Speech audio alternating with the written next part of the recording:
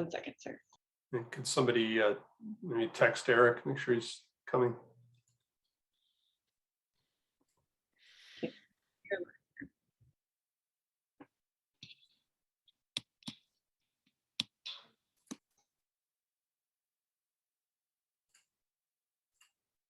Be on? Okay. Welcome to the council meeting for September 13th. Will the clerk please call the meeting to order? Vice Mayor Burt. Here. Councilmember Cormack. Here. Mayor Du Bois. Here. Councilmember Filsa. Here. Councilmember Koo. Here. Councilmember Stone. Here. Councilmember Tanaka. Here. 7 here. Great. Our first item tonight is a study session with our independent police auditor. I believe we have Stephen Connolly and Michael Janako on. Does staff want to go ahead and do an introduction, or are they going to pick it up? We'll let Mike and Steve handle their own introduction. I would just note for the council that this session tonight was pursuant to the council's desire in making revisions to the contract with the Office of Independent Review. So look forward to the discussion, and we'll start off with a brief presentation by OIR. Would you guys go ahead? Thank you, Mr. Mayor. Thank you, Mr. Shikata, and it's great to see council again. The way I envision this evening's presentation is we have a few opening comments, a very brief PowerPoint to sort of lead us through that discussion. And really, this is a progress report, more about what we have been doing and what is to come. And as you know, as a result of the past couple of years and the events that have caused a lot more conversation about police reform, accountability, and oversight. One of the actions that has been done was to increase our scope of work by council. And so we were going to go over what that increased scope of work will look like and what you can expect from us in the months to come. We did have a PowerPoint that we had put together that was part of the agenda item. And I hope that there's somebody in the city clerk's office that can pull that up for us.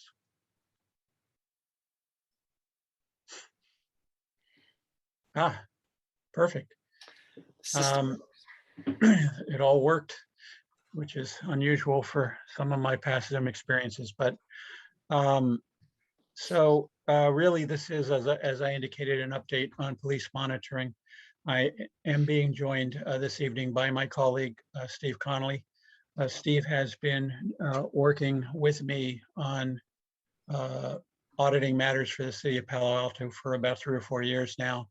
Prior to that, I had a colleague by the name of Rob Miller who worked with it, and I have probably been working as the independent police auditor for your city for about a dozen years now. So we can go to the next slide.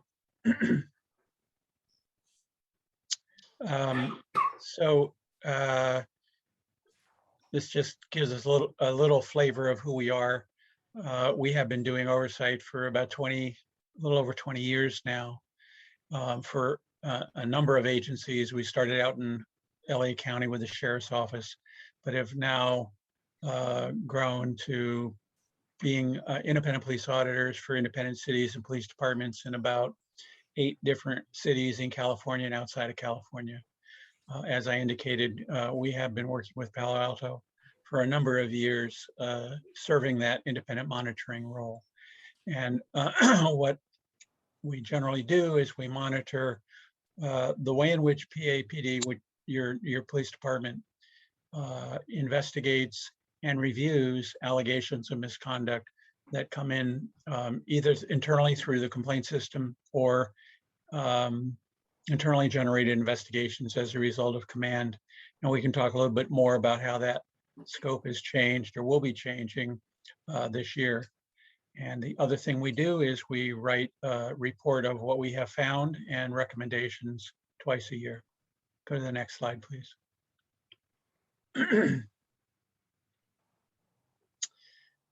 So the past year plus has been a busy one in a number of jurisdictions in which we are working.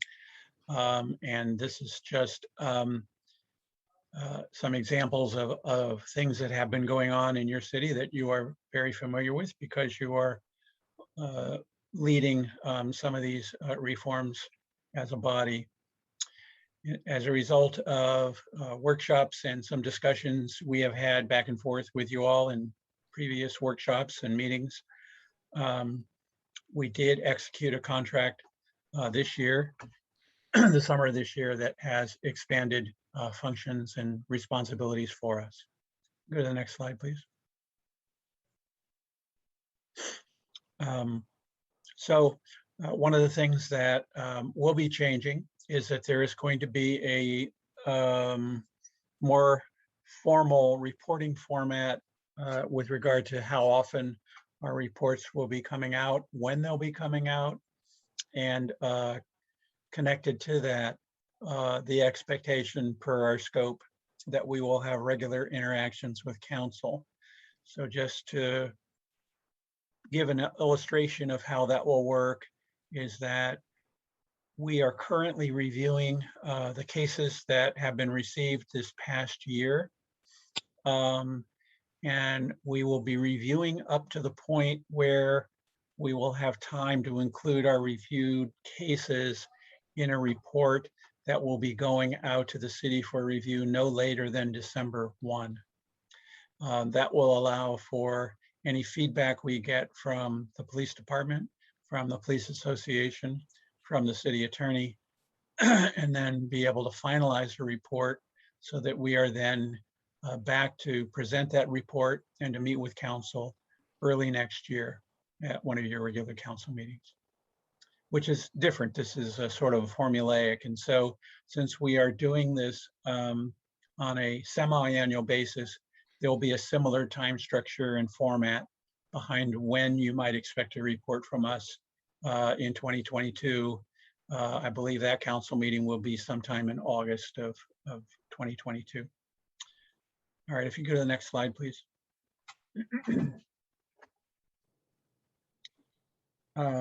This just talks a little bit about our review protocols. So when a complaint is received or when an investigation is completed, we will be notified by the police department. After that investigation is completed, a package of materials, which include the reports, the investigation, any additional documentary evidence, and if there is body camera footage, any body camera footage will come to us and be part of our review. We have unfettered access to police department records as a result of the contract that we have signed with your city. And so we pretty much have everything that the police department has used to formulate their conclusions about investigative outcomes, as well as any administrative action that they have taken in relation to a founded investigation. If we can go to the next slide.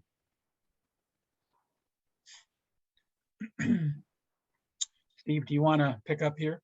Sure, thank you. So in terms of what's different and how our scope has expanded based on your council's interest in some specific issues and sort of addressing some of the concerns that have come up recently, as Mike was talking about, we are going to be looking at a subset of the HR related cases that arise from within the department. And there are specific topics that the city and various folks have gotten together and decided really are relevant to the overall functioning of the police department and its operations and sort of the public facing aspects of the police, as well as obviously the internal dynamics that any organization has. And so the idea is for us to focus on certain of the HR cases that do really have more of a direct bearing on things that the public would obviously be concerned about or interested in, and that really relate to the overall functioning of the agency. So that's one new category. There's also an increased scope for use of force cases, and I'll be talking about that in a little bit more detail with the next slide. because use of force is obviously such a significant aspect of police community relations, and it's such a sensitive area and the source oftentimes of controversy, council expressed an interest in having us take a look at how the department reviews these matters and see a greater range of incidents than what we were getting before. Previously, our arrangement with the city absolutely involved taser cases. That has long been a matter of sensitivity in Palo Alto and something that the public has expressed a lot of interest in over the years. And so for many years now, we have been looking at every taser deployment and doing a formal assessment of the department's review process. And as Mike was saying earlier, that includes getting access to all of the relevant evidence, the reports, and also, if it exists, the camera evidence and so forth that goes into one of those incidents. But beyond that, and beyond the other kind of critical incidents, the very, very occasional, very rare officer-involved shootings that would occur are things that we would look at. And we would also look at cases that became the subject of an internal affairs investigation.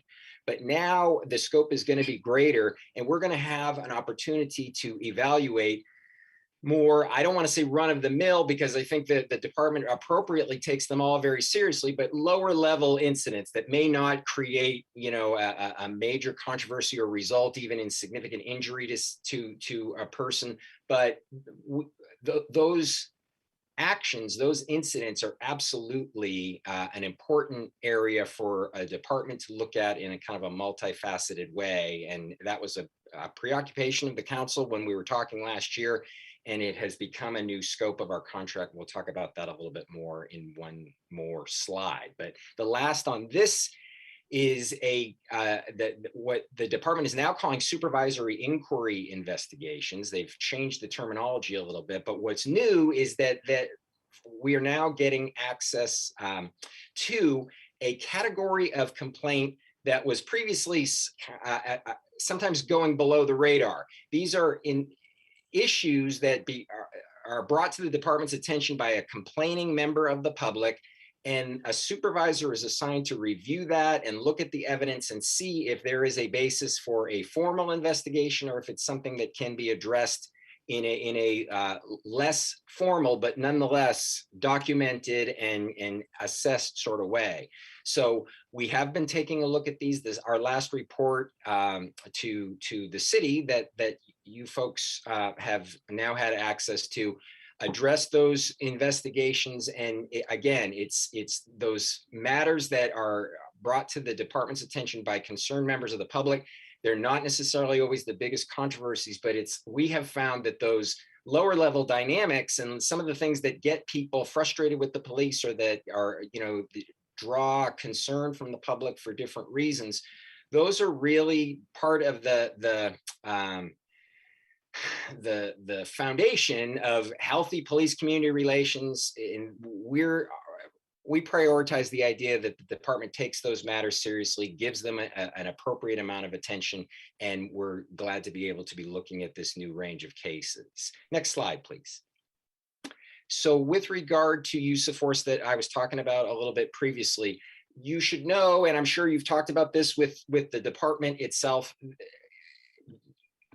under Chief Johnson in particular, the department has really developed a multi-level system for reviewing force incidents that reach a certain threshold of significance. And they are going to take a look at it beginning with a sergeant, and then it's going to go to a lieutenant, and a full workup is going to be done. Even when in the absence of a complaint, even in the absence of concern, oh my gosh, this wasn't handled the right way. The idea is every use of force is a significant event that deserves a certain amount of departmental attention and review and supervisory assessment and evaluation of the officers, not just for whether they were in policy or not, although that's a major component of it, but these can be learning opportunities and chances to improve performance through training or counseling, or, hey, why don't we look at this option instead? And I understand the use of force, but what about the communication, leading up to it? And could we have de-escalated that verbally a little bit better? All of these are potentially fertile areas for making individual officers better and making the department as a whole function more effectively. And we've been looking at force cases of all levels of severity for agencies all over the state for many years now. And again, we're happy to have a new category of these lower level uses of force, so we can get more insight into the thoroughness and effectiveness of the department's review processes. So what happens is when the department finishes its package, and it can take a while because to go through all the reports and to do an assessment and an evaluation and put the evidence together, it could take, as much as 2 to 4 weeks to really finalize one of it. By the time it goes to the lieutenant, and then a captain reviews it, and then the assistant chief, and so forth, all of those folks are going to be taking a look and assessing it, because the reality is these are not only significant events, but they happen relatively infrequently in the department. And so the resource and the prioritization of really looking at those things is absolutely there. And so when those packages are done, they're going to be sent to us, and we're going to be looking at it. Again, not so much, to say thumbs up or thumbs down as far as the individual event. We're really looking more at the process and trying to ensure that the department is taking an appropriate kind of 360-degree look at it, that it's not missing anything significant that we think, is a potential, again, learning opportunity or potential policy concern or a supervisory issue. Or a limitation in the investigation that we think could have been different or better. And so we're going to make recommendations that are designed systemically to give the department something to think about, maybe tweak their processes going forward. And again, the end goal is to make this stuff work better as we go along. And so that whole idea of the rigor of what the department is doing, the legitimacy of the findings, we provide an independent, and as Mike said, full access assessment of everything the department does, not only the officer who was involved in the incident, but also how did the sergeant handle it? And were we satisfied with the lieutenant's review and assessment and so forth? And that is, again, an opportunity to look at it from a process related standpoint. Next slide, please. So I want to just give you a sense of what the last report that we had, just as a matter of timing and some of the ways that these things shake out. We get the completed cases from the department, and based on the flow of stuff coming in and that how long an individual case takes to investigate and close out, there can be a range in terms of the volume that we have for a particular audit period. So we had a little bit of catch-up time that we needed to do for various reasons. As council knows, while there was a lot of discussion back and forth about some of these different issues, we had a little bit of backlog, and then the department has again, with the city, expanded our scope. So the next report that you're going to get is going to be much longer and have a lot more different elements than the one that you recently received within the last few weeks.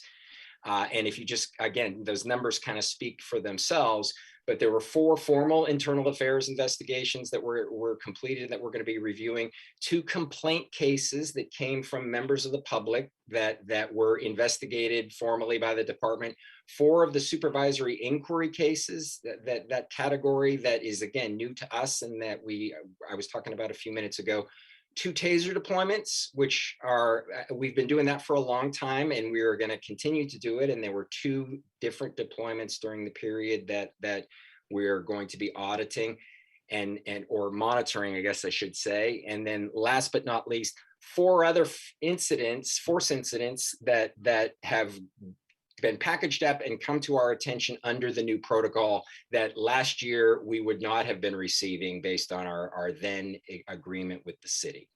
Next slide, please. So, Mike, I'm happy to turn this back over to you if you like, or I can take this slide, whichever you prefer. You're going well. Why don't you take this one and I'll pick it up on the next one. All right, fair enough. Thank you. So I want to just talk a little bit about our interactions with the department. And that is something that I think, the public and your council absolutely has a right to have some insight into. And I will tell you, and we have a very, I think, constructive relationship with the department. We get regular notifications from them about things that should be coming to our attention, and sort of when key moments arise in terms of the status of individual cases that have gotten onto our radar. They are very good about being in touch with us.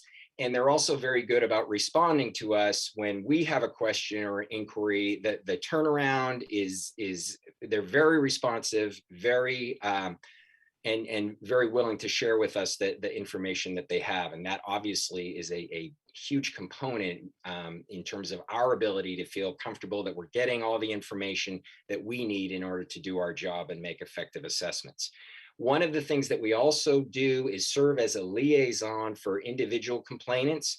As you may know, our contact information is listed on the website, and it's not a very high volume of interaction that we have, direct interaction with members of the public, but there are absolutely several times a year where someone will reach out to us, either because they're not sure of how to proceed, or they're leery about contacting the police department, or they want to understand the system a little bit better. And there are several occasions, I would say a handful of times at least a year, where we will serve as the go-between and explain to the complainant what their options are, and then kind of connect them up with the department and follow the process as it goes forward. We do not do our own investigations into these matters. And that's an important thing for the public to understand, and I'm sure your counsel understands it. We're there to monitor the department's process and provide that outside scrutiny to ensure its legitimacy. But it's really incumbent upon the department to do the investigation itself, to take it seriously, and to assess the evidence thoroughly, and gather the evidence, and make determinations that, again, are valid and reasonable in light of what the investigation has shown. When we are done with our process, after looking at completed cases and going back and forth with the department a little bit, as Mike was telling you earlier, we prepare a draft version of our report. It's obviously very polished, and we try to make sure there's no jelly stains or spelling mistakes on it or anything, but we distribute a formal draft to the department to give them an opportunity to assess it and to give us some feedback. And the point, and this is really significant to understand, the point is not for them to control the editorial content at all, and they are very respectful of that. The point is for us to make sure if we are getting something factually wrong, or if we've misunderstood something in the investigation, or haven't portrayed it accurately or fairly for whatever reason, the department is going to flag certain things for us in the report and just say, hey, you said this, but I want to turn your attention to this and see if that it completes the picture for you. It's a very constructive, again, respectful back and forth. And I want to emphasize, we really do maintain the final editorial control. And the department has never said, hey, we don't like being criticized about this, and we want you to take that out. That's not the nature of the interaction. And then importantly, and I think this is a step we didn't do at first in Palo Alto, and then we got some suggestions from then Chief Burns and outreach from the association itself. And a few years back, we agreed to share a draft with the association members themselves, so that they would have, in some ways, the same opportunity as the department's leadership to look at it and say, well, you got that wrong, or we want to question you about this or that. I want to say again, it started in Palo Alto, and it's a model that we've tried to imitate with the other jurisdictions that we work with, because we think it is a really productive thing. And again, that's because the association has been very respectful and thoughtful. They understand what our role is. They don't always love what we have to say. And I think they would tell you that too, but they have, the dialogue, I think, is very constructive, and it has made our reports better. All right, Mike, back to you. Next slide, please. Thank you. This, again, sort of reiterates what I said in my opening remarks. I just wanted to put a little bit of a finer point on something that Steve talked about, and that is the increased responsibility that you all have provided us with regard to expanding our scope of work and how that will play out in the real world. So the report I believe you received in August last month had 3 incidents. The whole report had 3 incidents, because those were the number of qualifying cases for that 6-month period. And 3 is a relatively low number. We have, I think, had as many as 5 or 6 in the past. There was one recent 6-month period where we had 0. So the numbers have been fairly low. But as you can see, as a result of the increased scope, this next 6-month period will have at least 16 cases. And there actually may be more, because there may be some in the pipeline that'll come in this month that we'll be able to review in time for that December cutoff. So there'll be at least 16 cases with discussion points, and you'll see a lot more fulsome report as a result of that increased responsibility. The other thing I wanted to mention, and it was included in our report, our last report, and that is that it's our perception and belief that the recommendations that we make, and we usually do have 3 or 4, half a dozen recommendations in every report, are being taken seriously by the police department. And a good example of that is something we wrote about in our last report.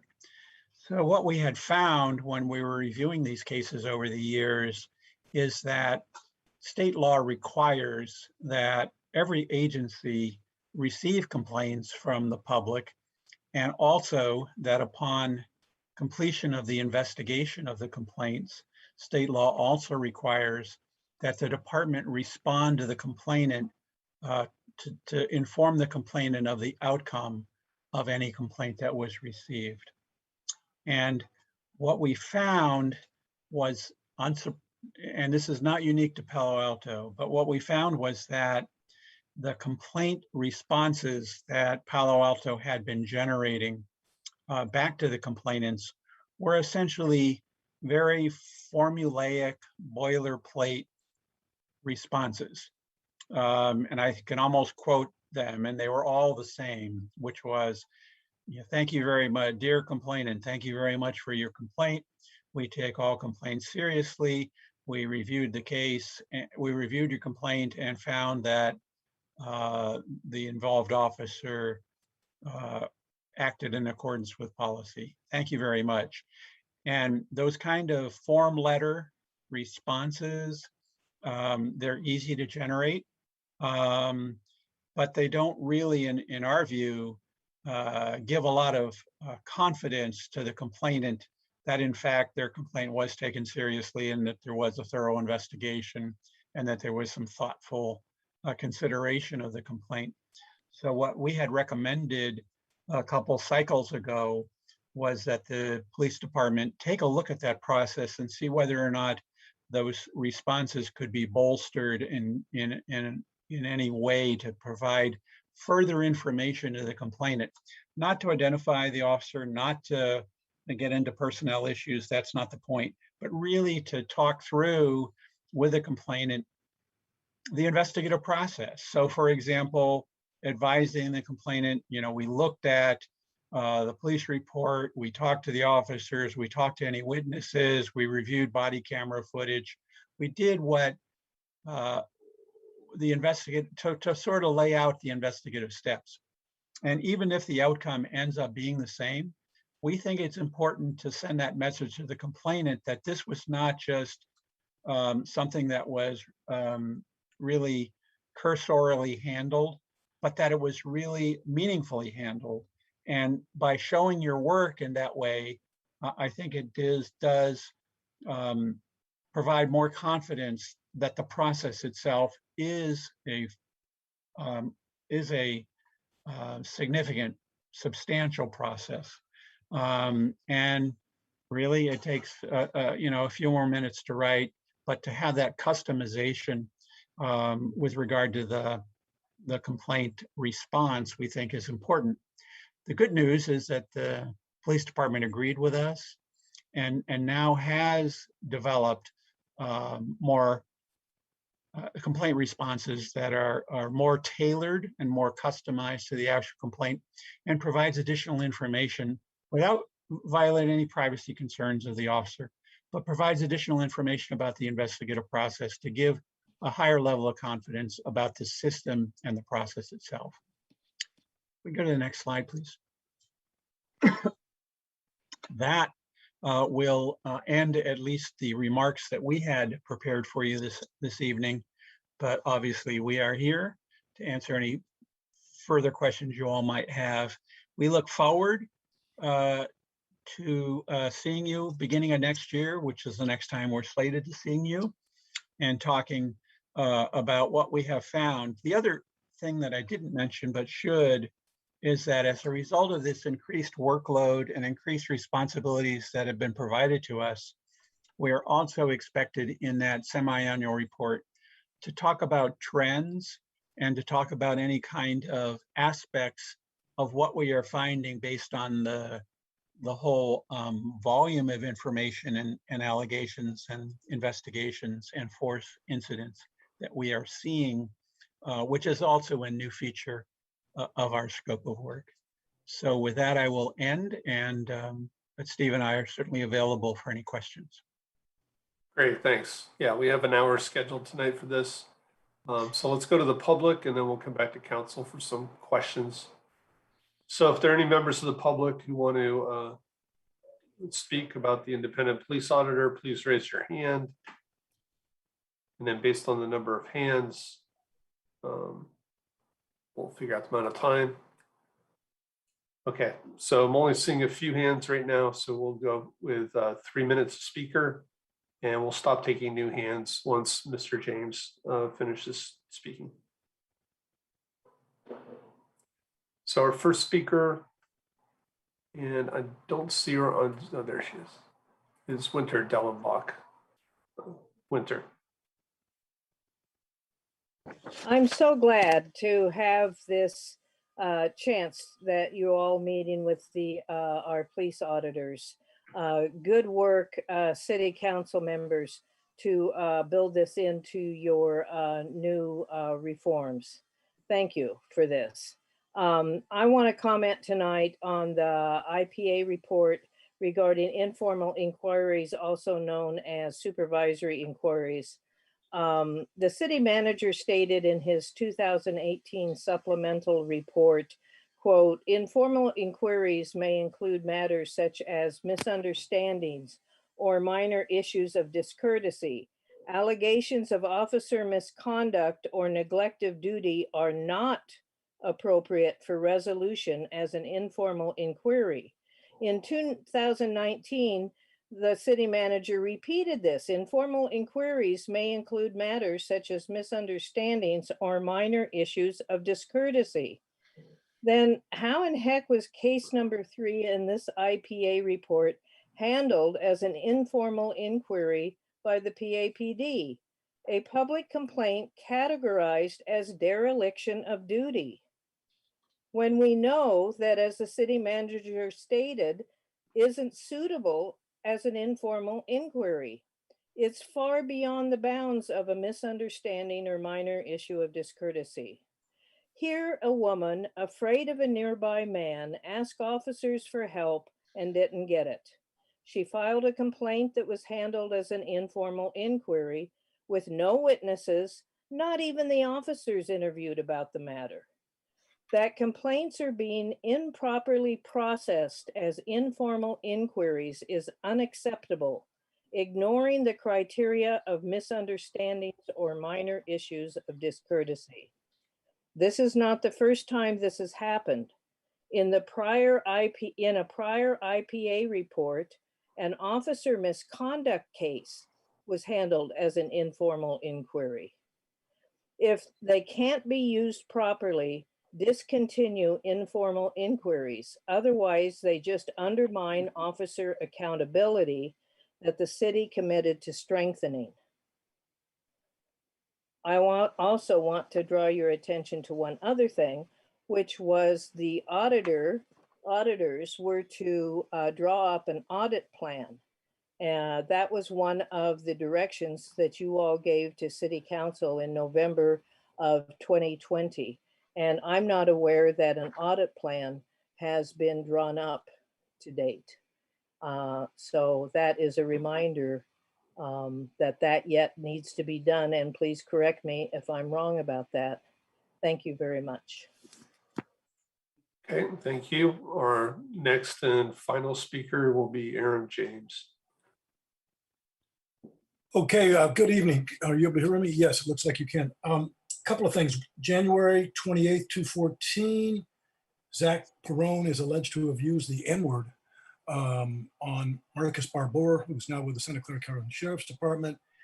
It was not until 2017 that a Palo Alto officer bravely leaked information on that incident. In December of 2019, Ed Chicato, the city manager, the city council, the city attorney all agreed that they weren't going to review internal complaints. And when I say internal complaints, police officer on police officer complaints. And then you all have reversed that and said, yes, that type of incident will be included in the scope of services. But the elephant in the room remains, if I understand correctly, OIR already did a report on that, but then in the release of that information was held up, and Ed Chicata did a very summary report that told us nothing about what actually took place. So I'm hopeful somebody will raise that question and see whether we're going to finally be able to review the Zach Perone matter. And when I say we, the public, and find out what the conclusion was in that matter and what kind of discipline, if any, was applied to Mr. Perone. Captain Perone. Now, I also wanted to discuss tasers. In the 2019 report that came before you all last time, there was a black man that was tased. And in that incident, it was for riding bicycle on the wrong side of the road. The taser was deployed. It didn't work. Okay, the deployment didn't work. Mike Jananko said that was an appropriate use. I disagree. For that kind of an incident, when you know that tasers are deadly, it shouldn't have been used at all. I do commend the department for having a low number. It's somewhere in the 30s still since 2007 when taser was first introduced. But that raises the question that the city council has to take on that I've been asking you to put on the agenda for years, is whether we should even have tasers when a large percentage of the time, during large periods of time, they're not even used at all. And secondly, when they are used, there's a good number that there's a failure rate. And it's a very expensive issue to continue to have tasers. So I'd like that to be reconsidered by the city council to look at the cost and the value of those in light of information that's come out since 2007 that changes the landscape of the risk and the cost to cities of tasers when something goes wrong. I think Mike Janako can speak to the issue of whether originally we had to vet these reports through the union and the department itself. I thought they went to the clerk and then they were released to the city council. I trust these gentlemen to write accurate and factually accurate reports. I don't see why the union and the police and the police department itself has to vet these before they go to you. Thank you. All right, thank you. Let's bring it back to the council. Again, this is a study session, so do a round of questions and comments. Who'd like to go first? Vice Mayor Burt. I'll kick it off. First, thanks very much for the report. That's a really informative upgrade and really appears to be a set of advancements in our process. Just a couple of comments and a question or two. First, I really appreciate kind of the framework that our auditors have always taken an approach, which is more oriented as a outside auditor, but the intention is twofold: to have full transparency and accountability, but also the dimension of supporting a continuous improvement process in the department. And ultimately, that's what we want. As much as we'd love it, we can't expect an entire department of police officers to perform very difficult jobs perfectly. And I'm more than willing to be critical when significant misconduct occurs, but we also need to recognize that this is a process of trying to improve our performance and have better and better standards, and basically to have our department embrace what I think is the predominant viewpoint of it, which is that it's a public safety department, and that their highest and best calling is to protect and serve the safety of the public. That includes all members of the public.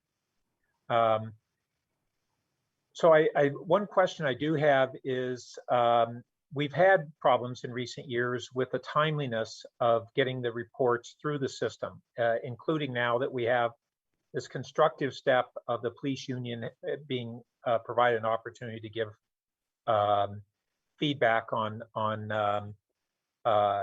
any factual elements. How do you see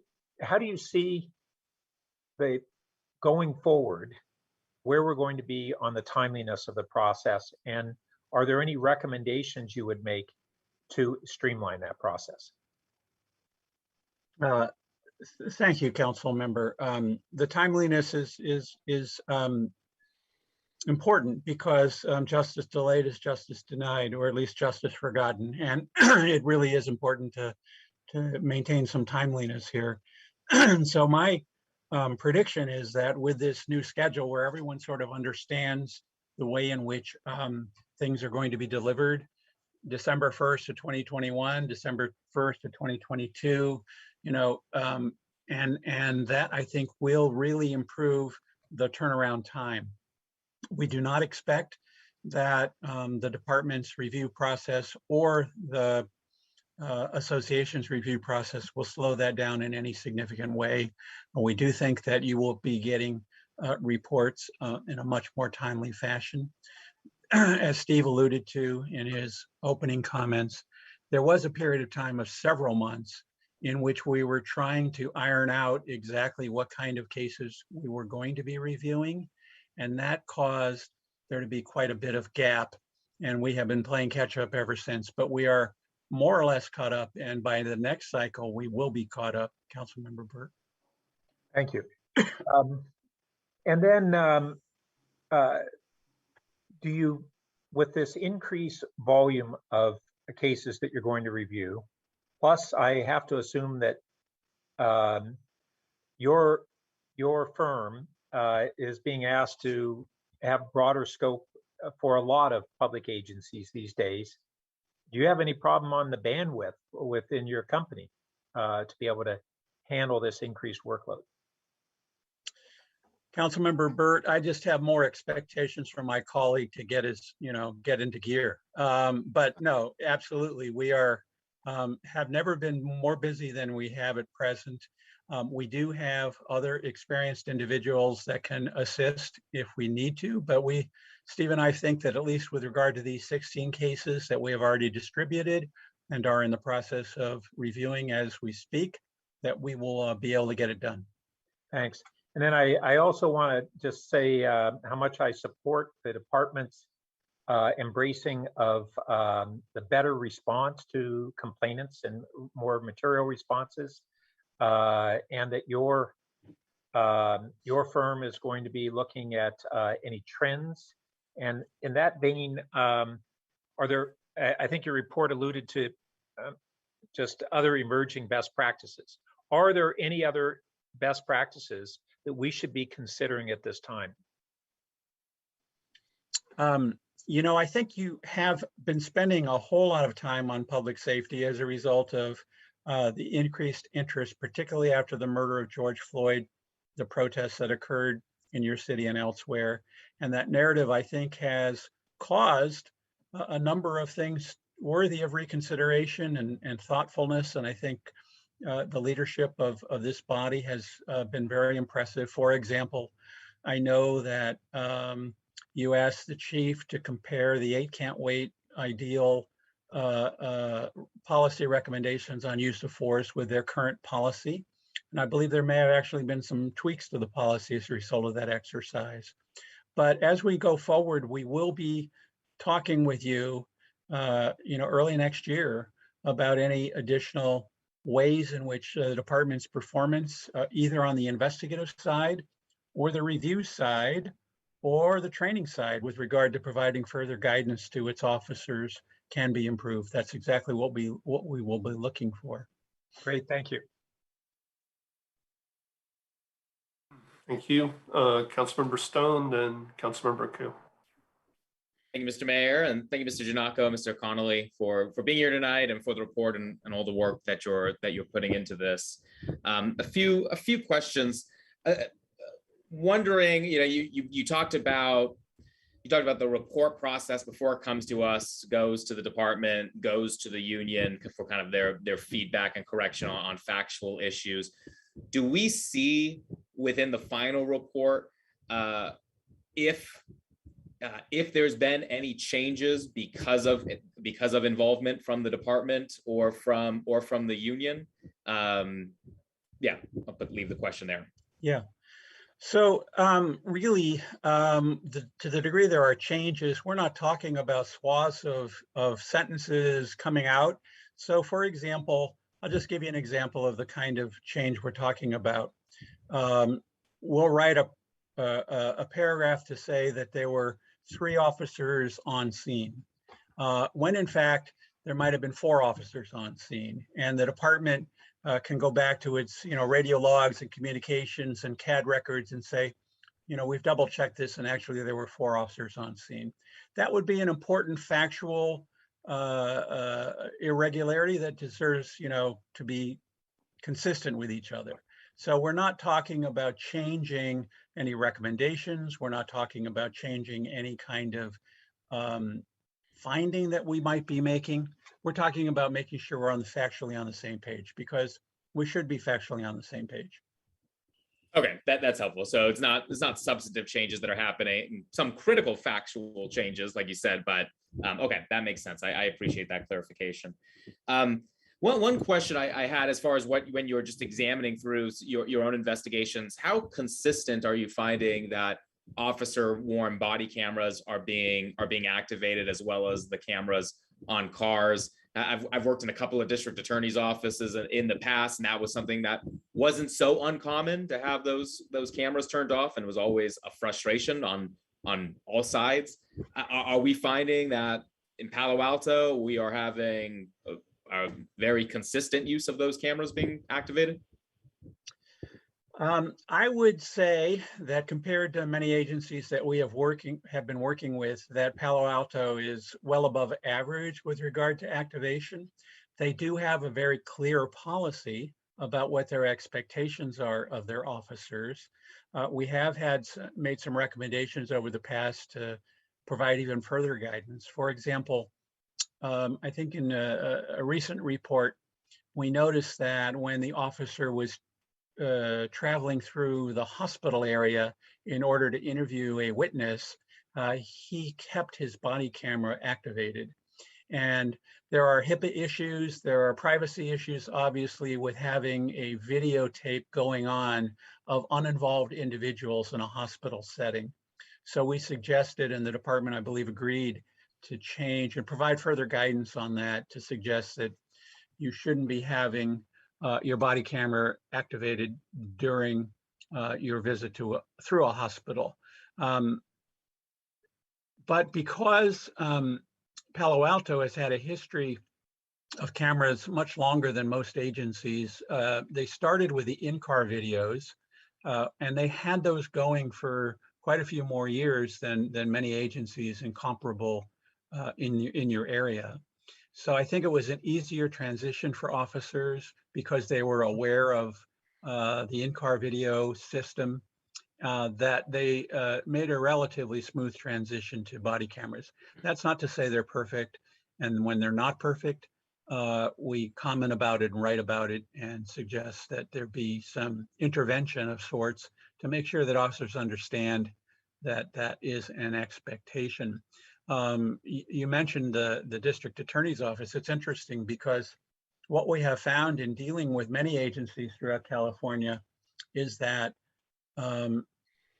district attorneys more and more will not file a case if the officer has failed to activate his or her body camera during the investigation of the case. So I think that's another incentive to activate body cameras, but an important one. And that's why it is really important that everyone is on the same page with regard to that. But we watch that very carefully Councilmember Stone. Thank you for that, and thank you for that recommendation on the body-worn cameras in the hospitals. Definitely agree with you. Good recommendation, and would be great for if it hasn't already been communicated to our own police officers on the district attorney's offices being less willing to make those charges. Yeah, what a great incentive that offers. So thank you. I see I'm out of time, and again, appreciate your work. You, Councilmember Coop. It's lovely to see both of you again, Mr. Janako and Mr. Connolly. And thank you for the presentation. It's really nice to see you. And I'm sure the public is also very happy that you're here, starting to establish that reconnection with the public.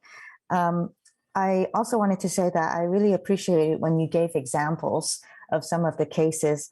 And the last case that we received in our report, where you spoke about and gave the example of the formal letter with formal writing on it, responding to a complaint. I actually do think that if we had a little bit more of a personal kind of touch, it's definitely more community policing. So it's not so distanced is the word I want to say. So thank you for bringing that up and for making that recommendation. I did want to ask, now you say that you receive complaints from the public. What is the process? Do they contact you directly or do they go through our police department? How does that work? Yeah, thank you for the question, Councilmember Koo. It can come a lot of different ways. Sometimes we'll get an email, but more often we'll just get a phone call from a member of the public. And as Steve indicated, they're uncertain about the process. They don't want necessarily to show up at the police station and file a formal complaint, or at least they're hesitant about doing that. So what we will do is we will explain to them their options. And certainly if they are hesitant to go to the police station and file that formal complaint or even go online, we can facilitate that process for them so that they're more comfortable. The other thing that we have found over our years of experience in working with your residents is that if we also tell them that if they file a complaint, we will then be following that complaint all the way through its process. And we will be evaluating how well the department responded to that complaint through the investigative and review process. I do think it makes certain individuals feel like there is some objectivity to the process that goes above and beyond just people in uniform taking a look at their complaint, and people not associated with the department or the city even other than through contract. I think it gives them a level of confidence that the process will be fairer. That doesn't mean that in every case, every resident is going to be happy with the result, but what it does mean is that there is going to be more confidence in that process, and that has been our experience. And what we try to do is talk them through the investigation. Certainly, a case or a complaint can be investigated without the complainant participating or being interviewed. It's not as effective, though, if they're not interviewed, and we tell them that and how important it is if they want the complaint to proceed in an effective way to participate in the process. Thank you. So in that case, I'm looking at the police website. So Mr. Shikata, does that also include putting the OIR's contact information there, or where is it located? Yes, actually, I believe we do have that there. We do also publish it with concurrent with the OIR reports, but let me ask staff to follow up and respond on that point on the website. Thank you. Also, a member of the public mentioned the audit plan. Can you remind me about that, please? Sure, Council Member Koo. Included in our scope of work is the option for council to ask us to perform performance audits, which we think is a nice feature. And so if there is something outside of our expanded scope of work that council would like us to do, take a look at, we could take a look at. And it gives some more flexibility. Instead of having you to redefine the scope of work, it gives you more flexibility with regard to doing so. Once that project has been identified, then our scope suggests that we work with the mayor and city manager to come up with a plan, if you will, to perform that audit. Thank you. Thank you. And Councilmember, I'm sorry, if I could respond to Councilmember Cruz's question about the information on the independent police auditor that is provided on the department webpage under accountability. So that's a broad topic that has a number of resources available for the public. Thank Great. you, Mr. Shikata. Yes. Councilmember Cormack and then Councilmember Philseth. Thank you, Mayor Du Bois. Good evening, Mr. Janako and Mr. Connolly. Welcome back. I find the written reports very informative. I read them carefully each time. And as our staff knows, they usually generate some questions for me that I work through with the city manager. I have found all of the answers to be helpful over time. And I did just want to emphasize the point you had made earlier about the written responses and the communication back, because it's just been a missed opportunity when the department has, gone above and beyond to investigate and perhaps has learned something and changed a policy or an interpretation. So I appreciate that. And I certainly appreciate the police department's willingness to answer, detailed questions when there are patterns, right? And whether it's in the letters or a few other things. I'm grateful for that. And I think being in a regular cadence will help us all feel more comfortable that we've got the right amount of assistance in evaluating the processes. So thanks for being here. Thank you. Councilmember Philseth. Yeah. So I add on to that. Thanks, folks, for being here tonight and for doing this, which I think is a step forward in terms of process, and I appreciate PAPD working with you folks to make that happen. So it's all good. I wanted to ask sort of the same direction that Councilmember Koo was going a minute ago, which had to do with the performance audit process, because so far most of what we talked about tonight is I don't know if reactive is the right word. It's more like responsive. Something comes up and we make a decision and so forth. But there was sort of this idea that we might have some proactive performance audits. Are we at a point where we can start doing some of those? And what's the process by which we would initiate something like that? Sure.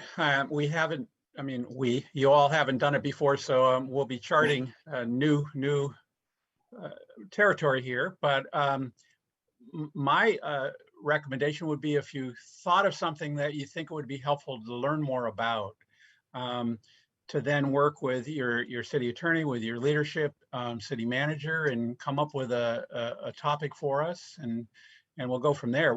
We can put it together. So we have done this with other agencies. So for example, and let me just start with this premise.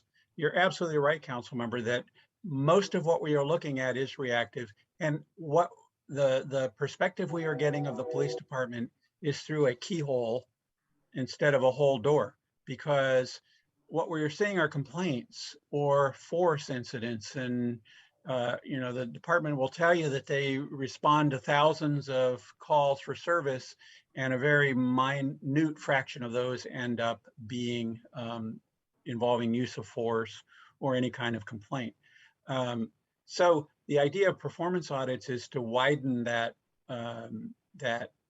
spectrum through which we examine the department. So whether that means taking a look at the way in which the department recruits future officers, or taking a look at the hiring process, the promotion process, the evaluation process. There are so many things that as auditors we don't look at because they don't come through that process, through our process. So this provides an opportunity for leadership of the city to use us as a tool to learn more about certain aspects of the police department's functions that we don't ordinarily look at.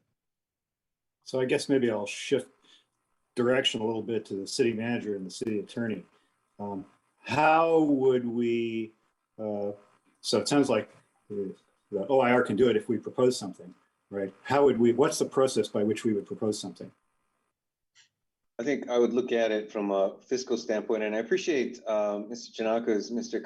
Connolly's, I'll say somewhat less than proactive approach to this, because quite frankly, we're talking about giving them more work. And Yeah. so there is perhaps a two-step process that's important to consider, both the nature of the work and then who does the work. And clearly we have an ongoing relationship with OIR.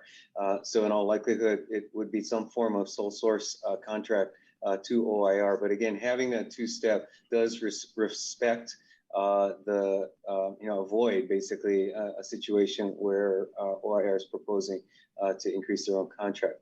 So with that, I think that to the extent that the council were to identify the areas of interest based on this type of conversation, then staff would follow up with OIR, get a proposal, and then bring it back to you with both fiscal impact as well as procurement process bases covered.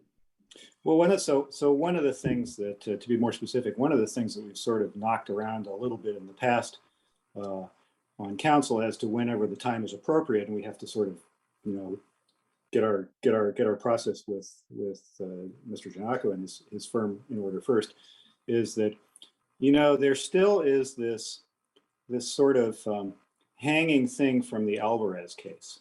And we're talking about an incident that, everybody agrees should not have happened. But in fact, nobody actually knew about that until some third-party video surfaced, a year later or something like that. And had that not happened, we wouldn't have known about it, and nobody would have known about it. And so, we're supposed to have some systems and processes in place. But one of the things we've sort of knocked around, and I think we ought to, take a look at it if possible, if there's interest on council, is sort of an outside view on our internal controls, that in the unfortunate event that an event like that does happen, that it doesn't slide by and we know about it. We've talked about things like duty to report, and there's some other, stuff like that. But to look at the internal controls to make sure that doesn't happen. I want to suggest that might be a good performance audit kind of project for whenever we get operationalized on that.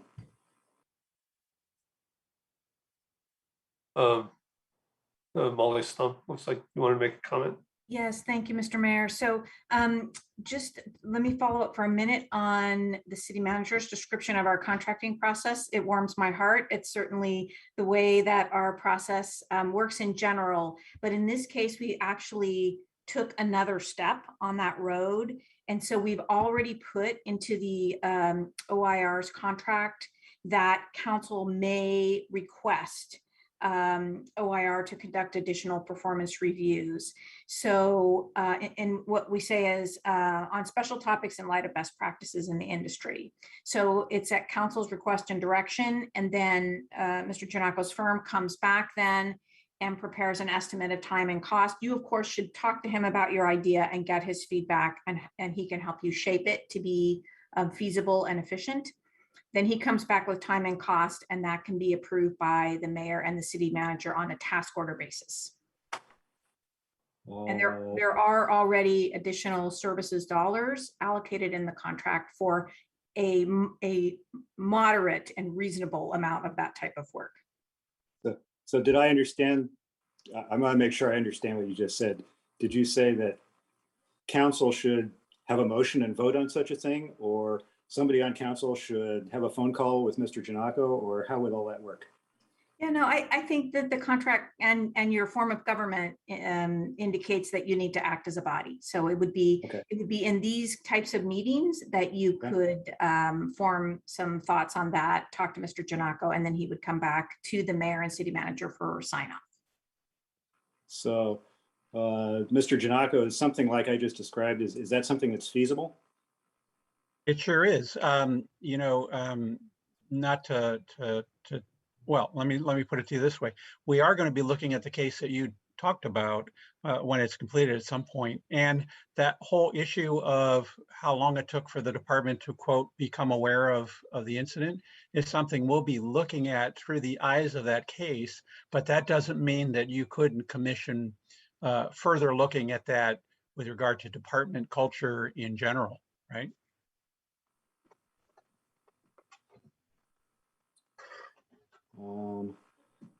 I guess, I guess looking at it through the eyes of that case makes a lot of sense.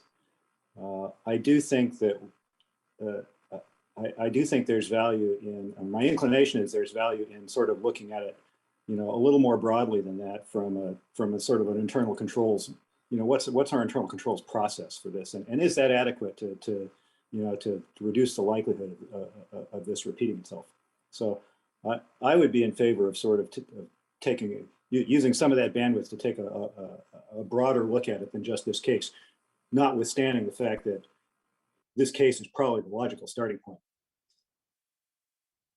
Right. So, and there are tools that the department has at its disposal that they didn't have 10 years ago, like the body camera footage, right? So, right. So if in fact, for example, I'm just making an example here, there were more regular audits of the body camera footage, that would be an example of an internal control that could be ramped up, right?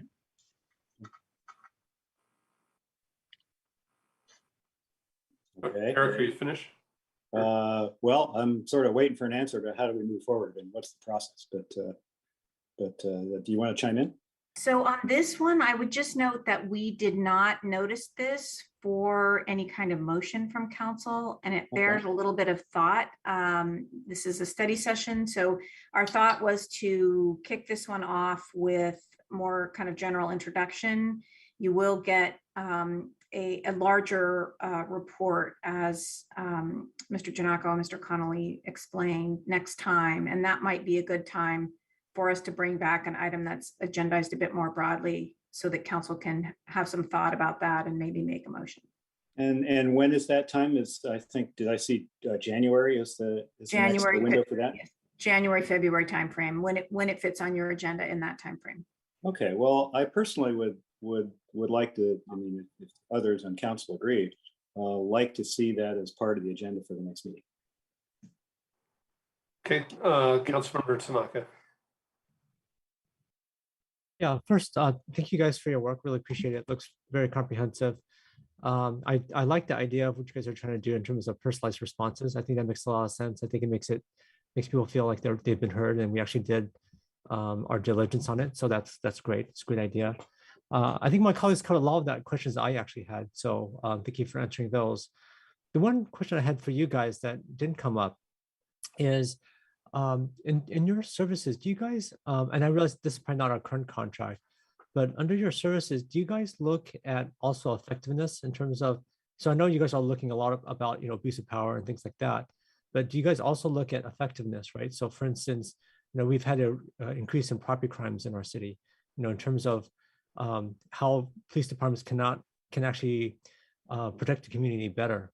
So I know we've been looking at just one side of this a lot, but I was wondering, does your firm also look at, what are things that we could do that would, help on the crime prevention aspect as well? So I don't know if you guys could talk a little bit about that, and but I would like to hear about it. Yeah, Councilmember Tanaka, certainly that is the expectation that your city residents have, is that the department do all it can to keep themselves safe, to keep their property, within their own ownership, and to try and do all they can to prevent that. And there are times in which those issues do come up through the cases that we look at. But our focus really is on accountability and making sure that people are held accountable, that when force is used, because it's such a power that we don't give to any other person except for a sworn officer to use, that when it's used, that it be used only when necessary and professionally and not excessively. So those really are our foci. Okay, understood. Okay, thank you. So most of my comments and questions have been covered already. It's the joy of going last. I do want to support Councilmember Phil Seth's comments. I really support the idea that we consider doing, one performance audit a year. I think we do need a process so that we aren't stuck kind of for 18 months figuring out the work plan and, nothing's happening. And, I'm also glad the city attorney clarified that that is in your scope of work. We don't have to go through an RFP, which would have, again, added a lot of time. So, at the meeting, when you come back early next year, I hope maybe we could have a couple of ideas fleshed out so that maybe council can make a decision. I like the idea about looking at kind of the internal processes around, duty to report and, I am curious how you would do that kind of audit and what we would do with the results of that audit. But I think it's a good area to think about. The other one I heard tonight might be on that list is the camera activation, also kind of around culture for doing that. But, it's a study session. You've heard from a couple of us. I do think, 16 items is going to be interesting. That's going to be a lot. But if we could get through your presentation fairly quickly and spend a little time next time talking about this audit, that'd be really useful. So. All right. Well, thank you both for being here tonight. Thanks for the update. Looks like a lot of good work. Thank you very much. And we look forward to seeing you again at the beginning of the year, and maybe we'll actually do it in person. Yeah, we can only hope. Thanks. Thank you for Bye-bye. having us. All right, we're going to move on. Next item on the agenda changes, additions, deletions. So staff has asked that we continue item 6 to a date uncertain. So we're going to be removing that item from the agenda tonight. And then we'll move on to oral communications. I'm sorry, if I could, Mr. Yep. Mayor, just to note that we did issue an at places memo. For members of the public to receive additional information on the basis for the deferral of item Okay. number 6. It has been now attached to the posted agenda on the website. Great, thanks for that. So we're at the part of the agenda where members of the public can speak about a topic that's not otherwise on the agenda. If you'd like to speak now, please raise your hand in Zoom. Okay, I'm seeing only one hand, so we'll do 3 minutes a speaker, and we will stop taking hands if there's a second speaker. Mr. James, you should be able to go. How you doing? I hope this doesn't ruin Assistant Chief Dinder's reputation, but the two of us did meet about 3 weeks ago over at the Midtown Coffee Shop for about an hour, and I had a series of questions for him, and so that was a very productive session. And I did send around an email the other day regarding my concerns with the issue of recruitment in the Palo Alto Police Department, lack of African Americans on the department, and the lack of, basically transparency regarding what the diversity makeup of the department is.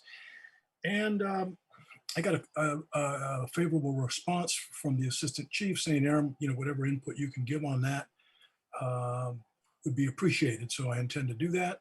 And that's it for tonight. Thank you. Okay, thank you. Seeing no other public speakers, we'll move on to the consent calendar. If council members want to register a no vote, pull an item, please raise your hand.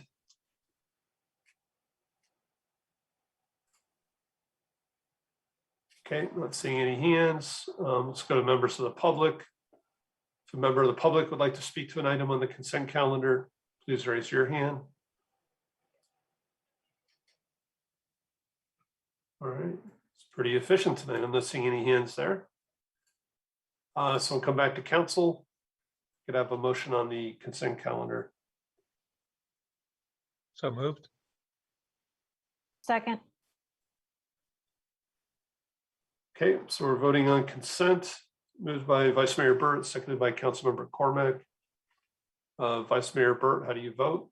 Yes. Councilmember Cormac, Yes. I vote yes. Councilmember Filseth, Yes. Councilmember Ku, Yes. Councilmember Stone, Yes. and Councilmember Tanaka. Yes. Okay, it passes 7-0. And I'm actually going to suggest, since we're a few minutes ahead of time, why don't we take our break here and come back at 6:30 for city manager comments.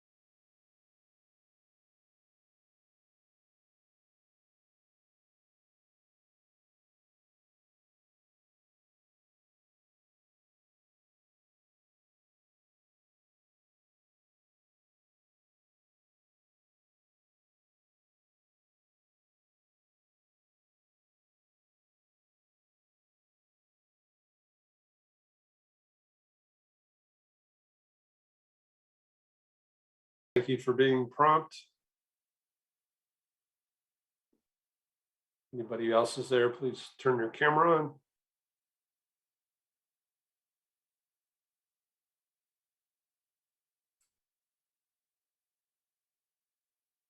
Okay, Ed, we have 6 at least. Why don't you go ahead and start city manager comments? Very good, Mayor. All right. Thank you to the clerk's office for bringing up the PowerPoint. Just a few things to note for the council and community this evening. Next slide, please.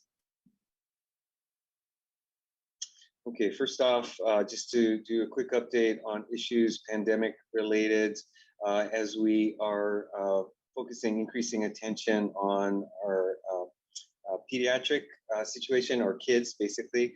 Our staff thought it might be helpful to provide a dashboard here, or provide a link to a dashboard, primarily nationwide, but also does drill down geographically information related to COVID related issues with children. A website is provided here. And then beyond that, really just want to provide ongoing reminders of the resources available for information on vaccinations locally, as well as for testing. Would note, so we've got specific dates and resources shown on this slide.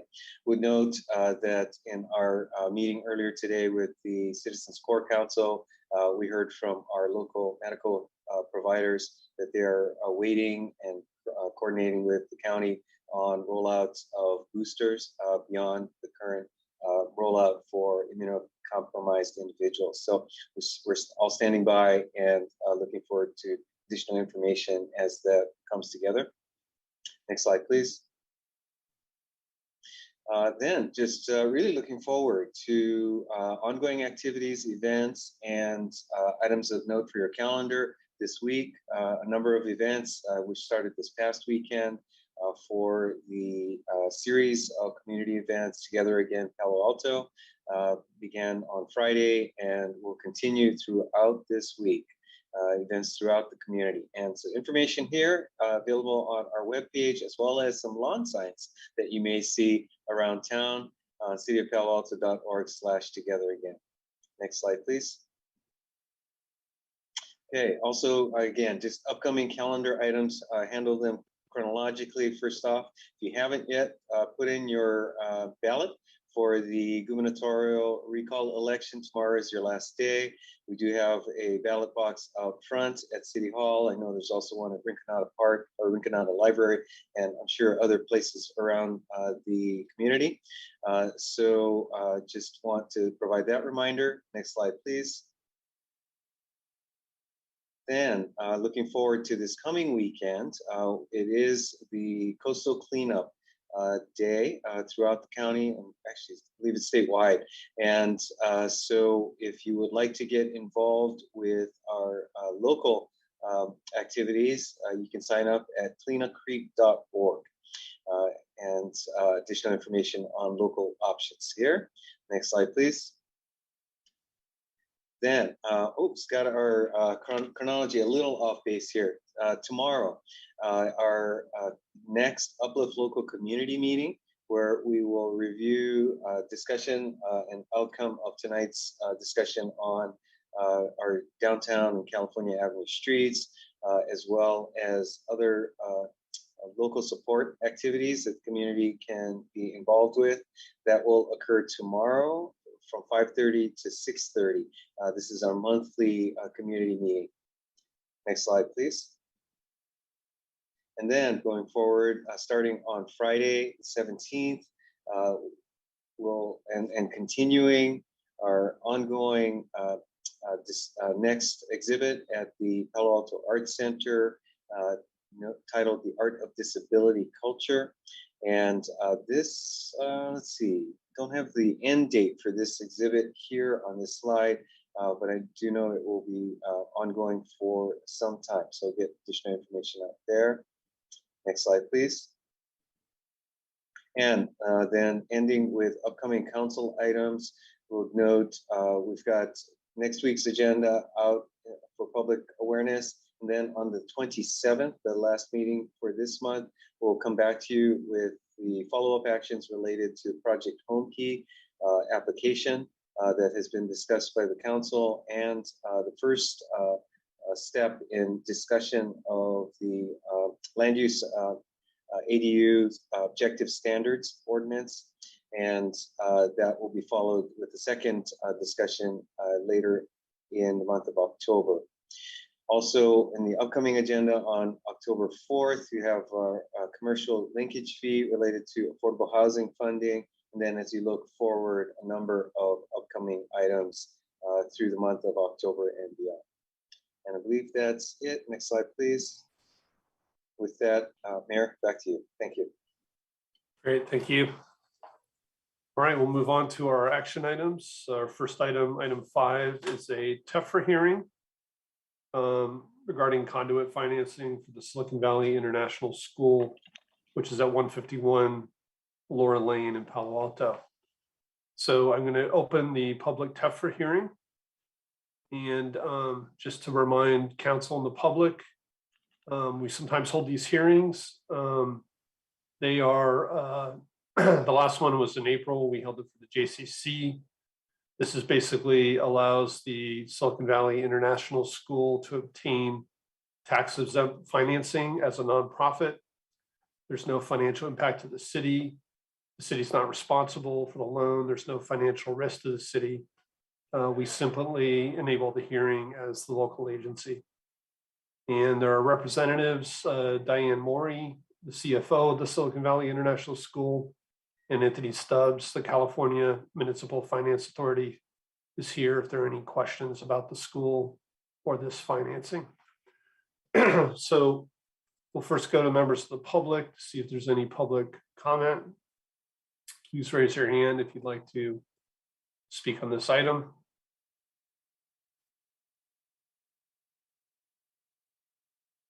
Okay, I'm not seeing anybody raise their hands.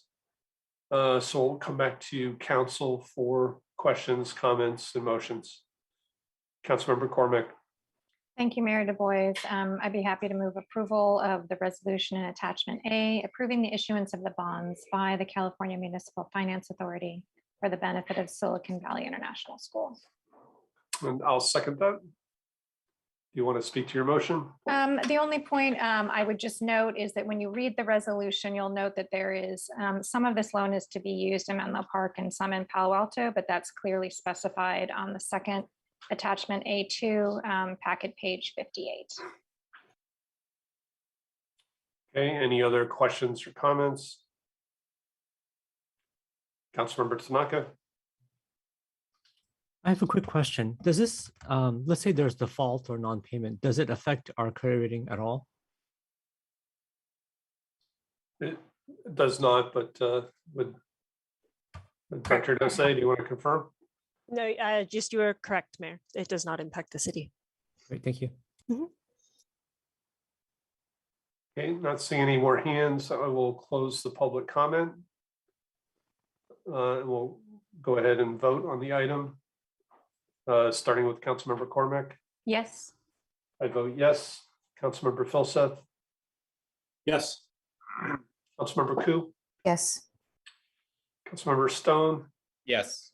Councilmember Tanaka. Yes. And Vice Mayor Burke. Yes.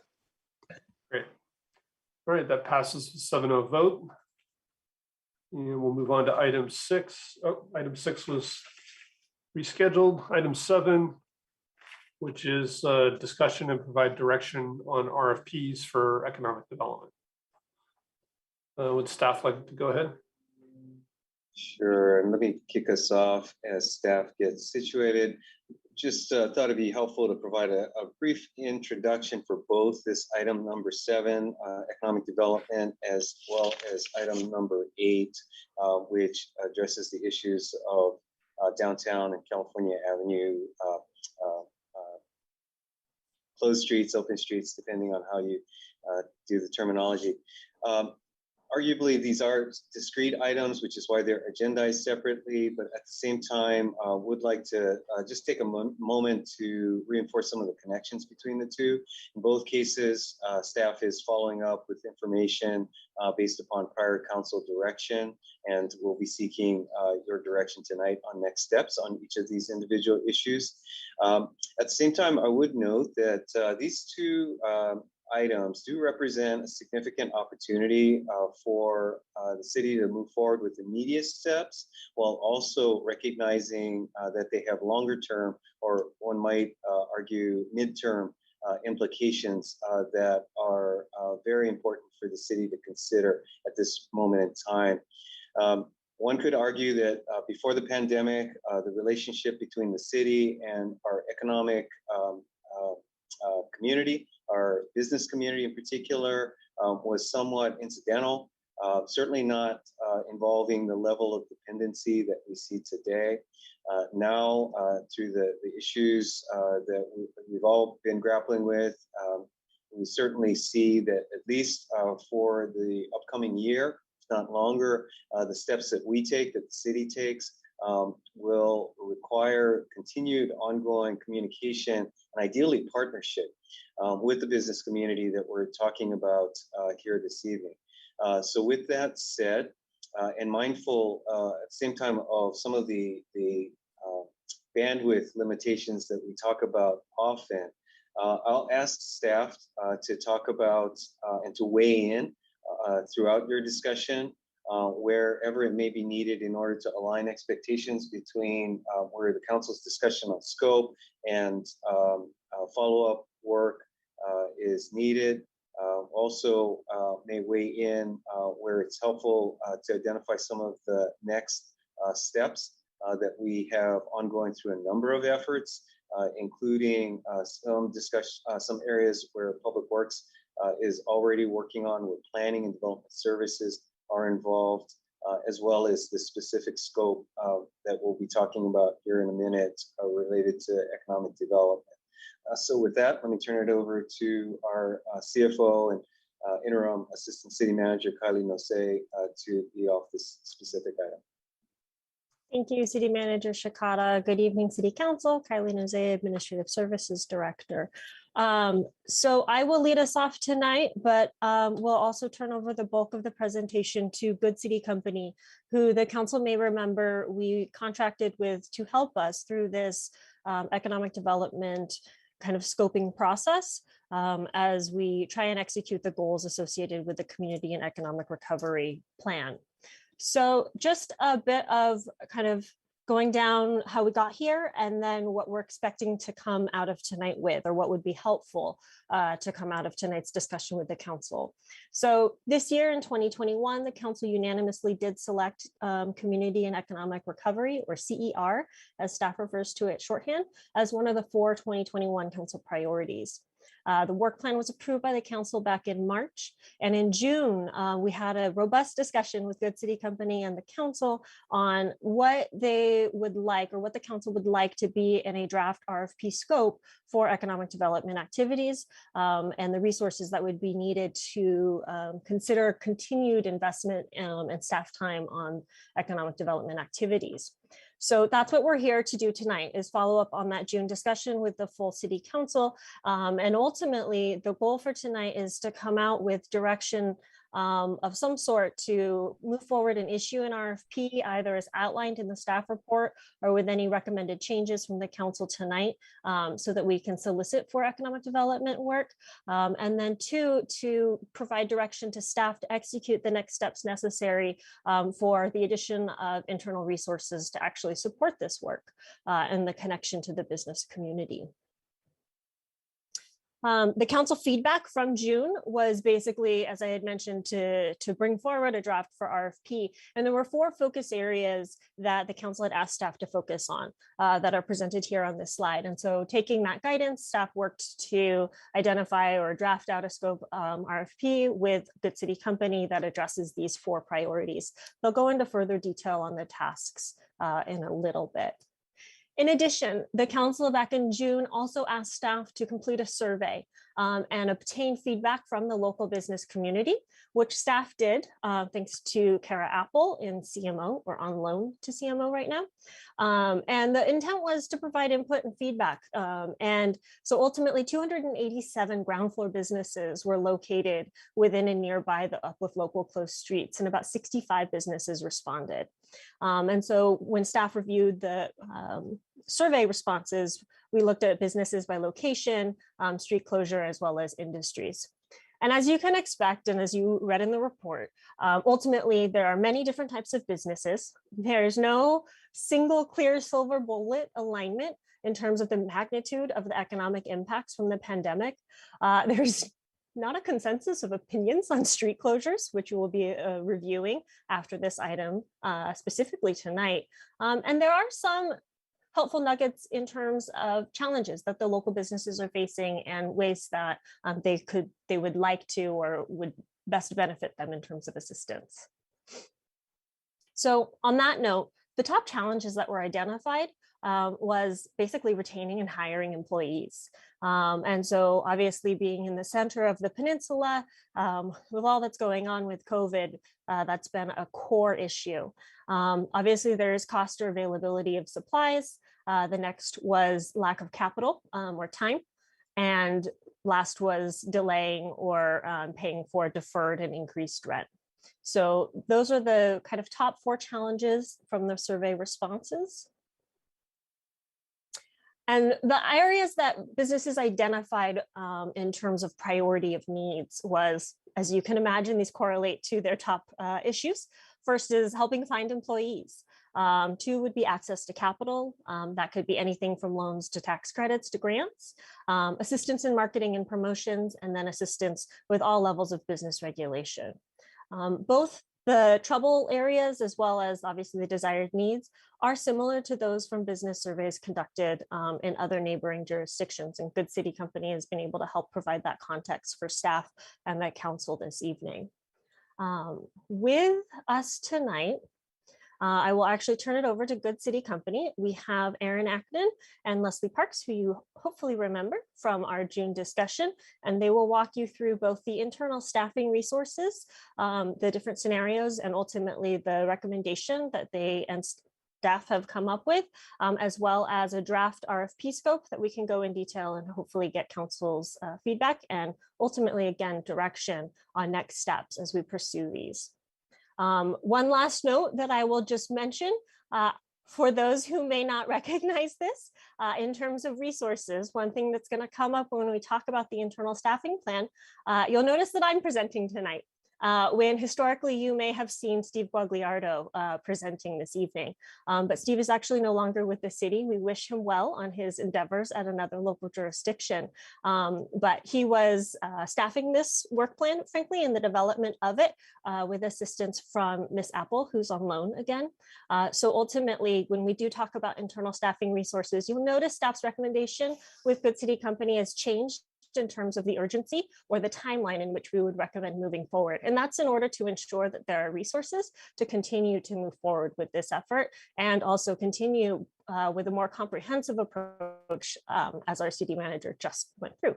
So with that, I will turn it over to Aaron Ackman and Leslie Parks. Thank you, Kylie, and thank you and good evening, Honorable Mayor and City Council. Aaron Ackman with Good City Company. Next slide, please. As Kylie mentioned, we were here back in June, so I won't dive into these slides, but I'm here tonight with my colleague, Leslie Parks. We've been around the Peninsula area and the Bay Area for a while doing community development work and economic development work, so we're happy to be in front of you this evening. Next slide. So tonight we're going to be going over 2 things as well as discussing next steps. The first is a recommendation for an internal staffing plan, as well as going over several options. The second is going over the draft RFP for request for proposal for an economic strategy, and then go over what the next steps will be, as well as cover when the council will see this again. Next slide. So as you may recall, there are several different positions that are available for economic development. We'll go over what current economic development staff, and we use the term interim here. As Kylie mentioned, there's people on loan. Stephen, who had been doing some of the economic development work, is now with another jurisdiction. So we will capture, though, what has been going on over the last year and a half or so, and how existing staff has been contributing to economic development activities. We'll also go over what these three different positions are. Economic development specialists, which I would say, if you're using a planning analogy, is analogous to like an assistant or associate planner. An economic development coordinator, which I would say is something around like a senior planner or principal planner. An economic development manager, which is like a planning manager or an assistant director level position with within the organization. Next slide, please. So what is staff doing now? As you can see, I won't go over every bullet point here, but the interim staff is doing a tremendous amount right now. Everything from being the primary responder to local businesses, to monitoring storefront vacancies in downtown and commercial districts, leveraging relationships with other stakeholders within the community, assisting with the Business Advantage program. And of course, this is in a time which is even much more difficult than normal to be an economic development person because of everything that residents are going through, but also what businesses are going through within the community. Next slide. So in essence, what can all these different positions do? So like most positions, all of these positions would have a technical base in economic development.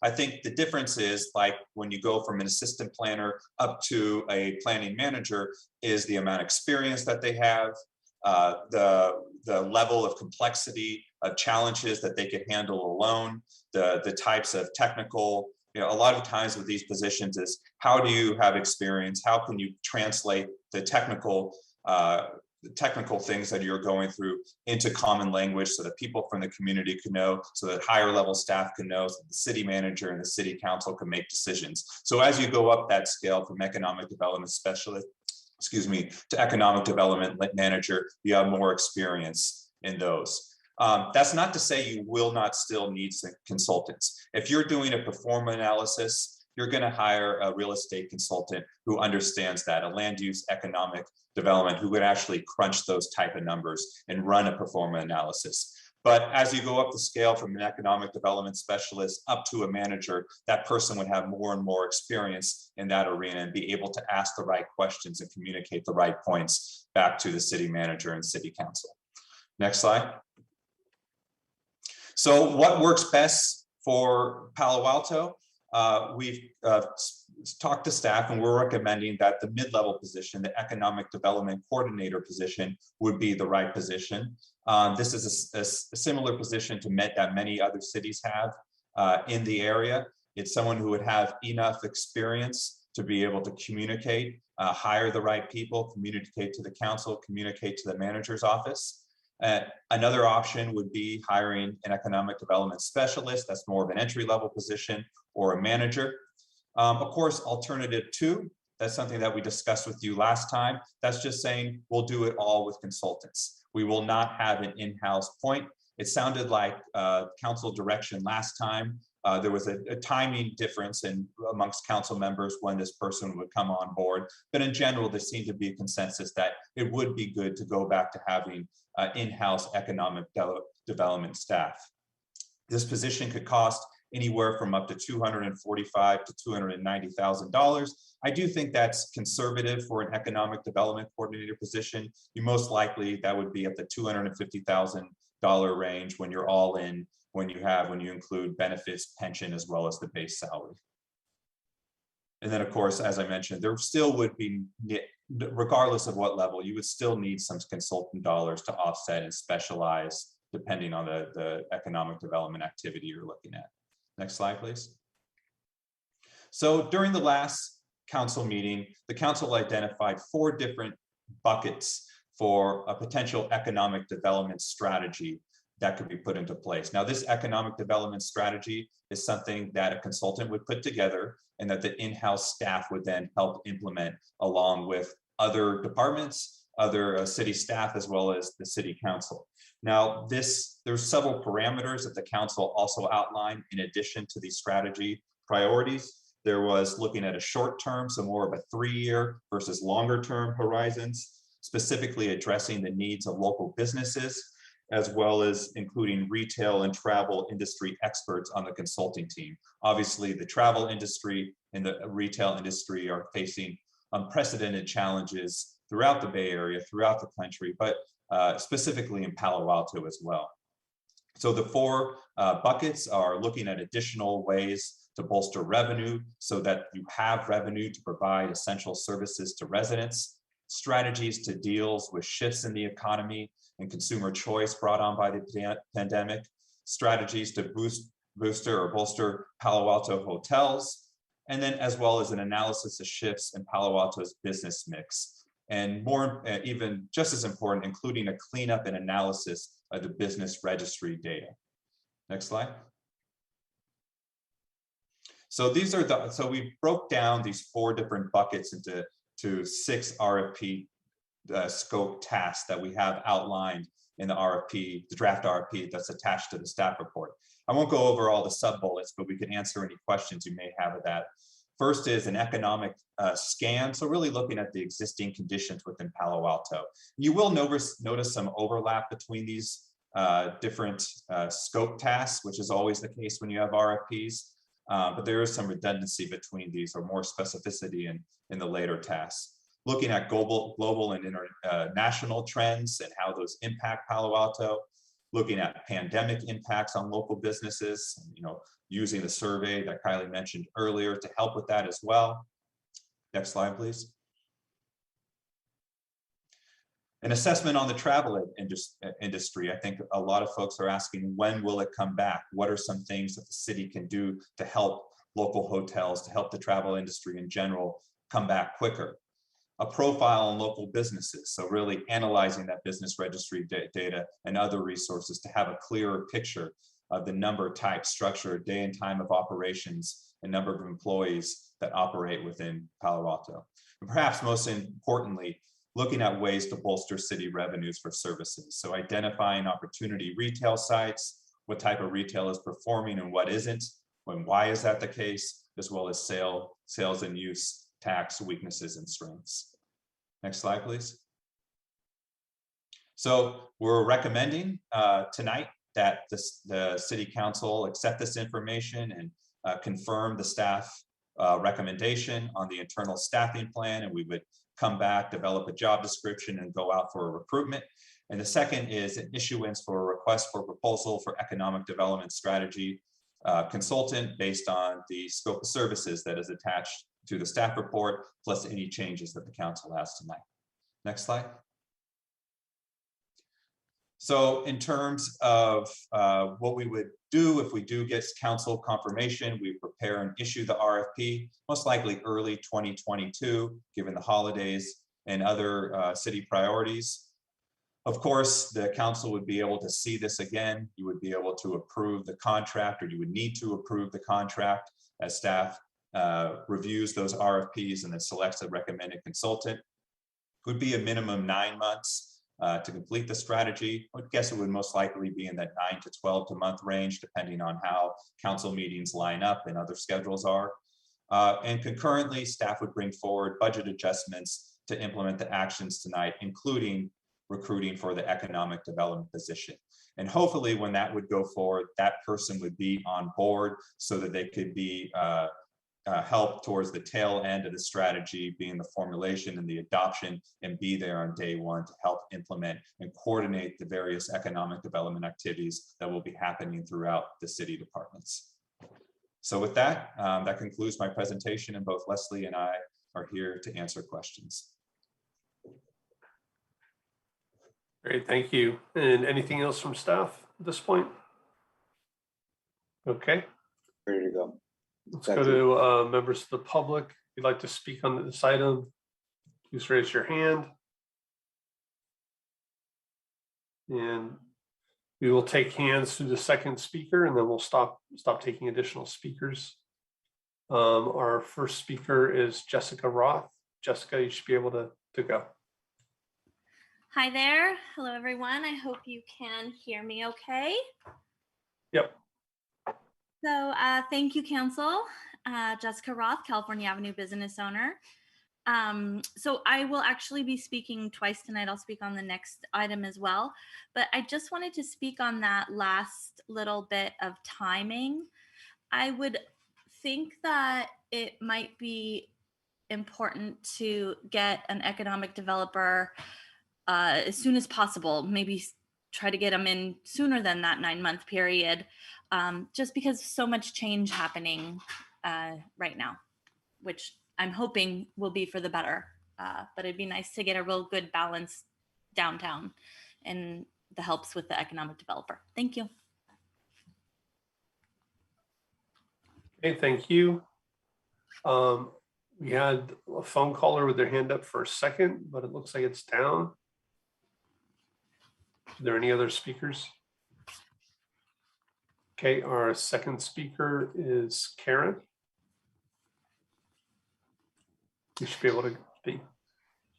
Yeah, hi, and thank you. I'm really glad that council is and staff is moving ahead with economic development planning. Whether it is, I agree with Jessica Ross, by the way, regarding traffic. I think this, regarding timing, I think this is something that actually should be prioritized. The economy is going to be making its own shifts, and I think having people on hand that can help navigate those shifts and provide their expertise, I think sooner is better than later. Also, whether, I mean, my preference is still with if staff would go with internal staff, council and staff go with internal staff at the management position. I don't really know what the value is long-term of the coordinator position without a senior economic development person on hand. This is a long-term investment, and it is just that. It is an investment. Retail and restaurant and these and other businesses shift with time and economies and trends with what businesses are doing and such. So it's a long-term investment. So why not get started with internal staff? Whether it's consultant or internal staff, there are still some minimum requirements that I don't see indicated in the staff report.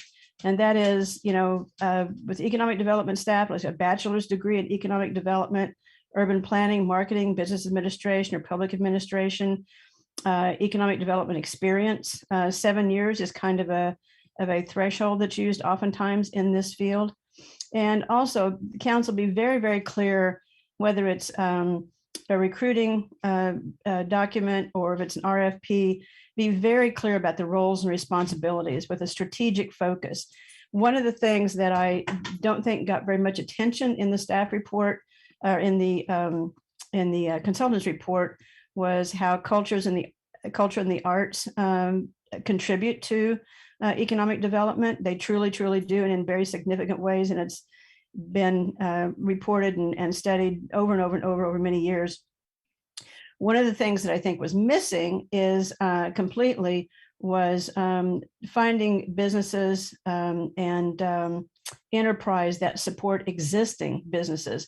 And that wasn't mentioned at all.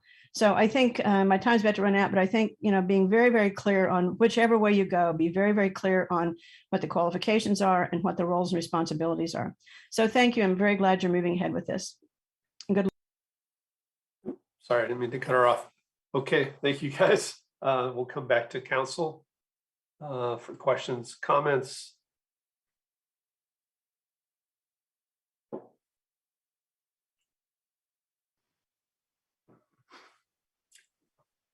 All right, a whole bunch of hands at once. Councilmember Cormack. Thank you, Mayor Du Bois. Good evening. Ms. Nozay, thanks for presenting tonight. I'll just say that certainly going to miss Mr. Guagliardo. He always did an exceptional job of explaining things, and so agree that we wish him well, but I consider that a loss for our community and for our council. Could I ask the staff to put back up slide 14 that had the 4 buckets? Great. And while you're doing that, one thing that I think is semi-implicit in part 1, but connecting to part 2, is we really need to focus services on the people who live here. So I'm just highlighting that in part one, where we talked about providing services to people who live here, that is one of the big shifts that's happened. Thanks so much. You can take that down. So I just want to be sure that that's an emphasis in the RFP and for the person who takes this role on. I appreciate Mr. Ackman and his team, Ms. Park, spending time on helping us figure out what level, because the last time we had this discussion, we were still like, not quite sure. And, you know, no surprise that it's the coordinator that's the recommended, the one right in the middle, with consultants for any specific surveys and services. And I'm comfortable with that. I'm also comfortable with using our strategic investment funding, as staff indicated that they might do if they come back. I think it's not surprising, but it's definitely noteworthy that 2/3 of the businesses that we surveyed said finding employees was the hardest thing that they had to do. And, you know, it doesn't matter where you walk or bike or drive throughout this community, you see signs that say help wanted. You see people who aren't able to open because they're understaffed. So that is, and that it's not a problem just here in Palo Alto. It's also not just a problem for our businesses that generate sales tax. And I don't know that we've talked about that very much. I guess the assumption for an economic development manager is that they're going to be working on things that generate revenue for the community. But I think that would be an interesting angle for us to reflect on, because some of the services that residents want won't necessarily generate that, right? They might be services that aren't taxed. I appreciate the emphasis on emerging industries. That I think would be a real benefit, both from the consultant and then eventually from the coordinator, to help us identify, I think we spoke about this before, things that are adjacent to what we're already, you know, businesses that are already here. Excellent, thank you very much for the timer. In the RFP, I just wanted to talk, I appreciate the specificity. I'm on packet page 103 of sections B, D, E, and F. That's exactly the level of specificity that I'd be looking for. One thing I think it is not called out here, and I don't know how much we spoke about it last time, is this person, and even the request for, you know, even the consultant perhaps, will need to be in partnership with the people who run the shopping center and the people who run Town and Country and the people who run the research park. Because these are, you know, we often talk about retail and we're thinking about things that are, you know, nearby that that people might use in their neighborhood. But these are our largest chunks, and it won't necessarily, and we'll really need to be working with them in partnership. So I will look forward to supporting these recommendations tonight. And I guess the one question is on timing. You know, we're in mid-September, so thinking of next year seems like it's a long ways away. What are staff's thoughts? I hesitate to ask about accelerating this process. I can take a crack at that, and we'll also ask others to please help join in, as I have a sliver of it. One aspect of how staff is attempting to address this is shoring up the staffing resources. So doing that concurrently instead of in a linear process, to ease that not only focus on getting that RFP done, but also on what is that day-to-day maintenance necessary to continue to manage through the pandemic and the fluxes that we continue to see as a society.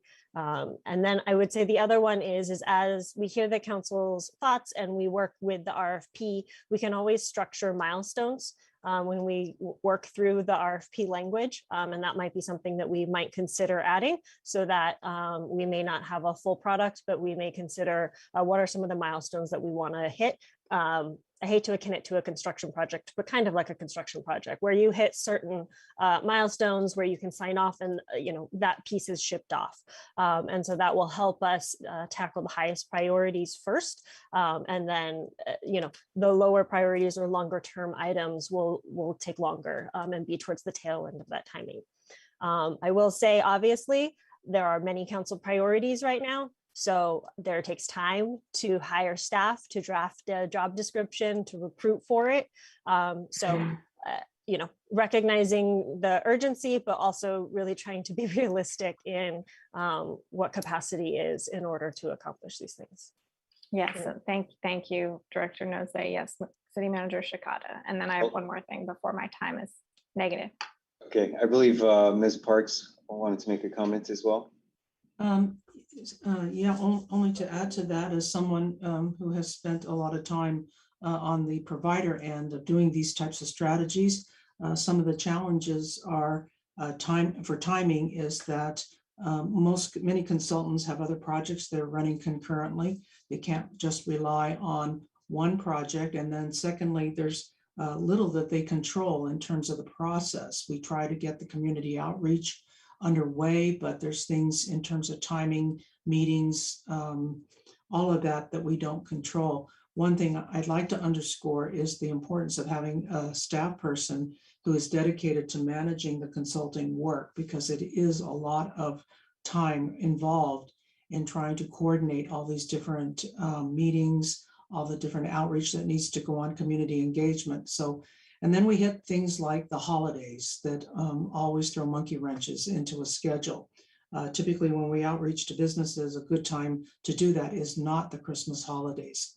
For most small businesses, 50 to 60% of their revenue is generated at the Christmas time. So they're really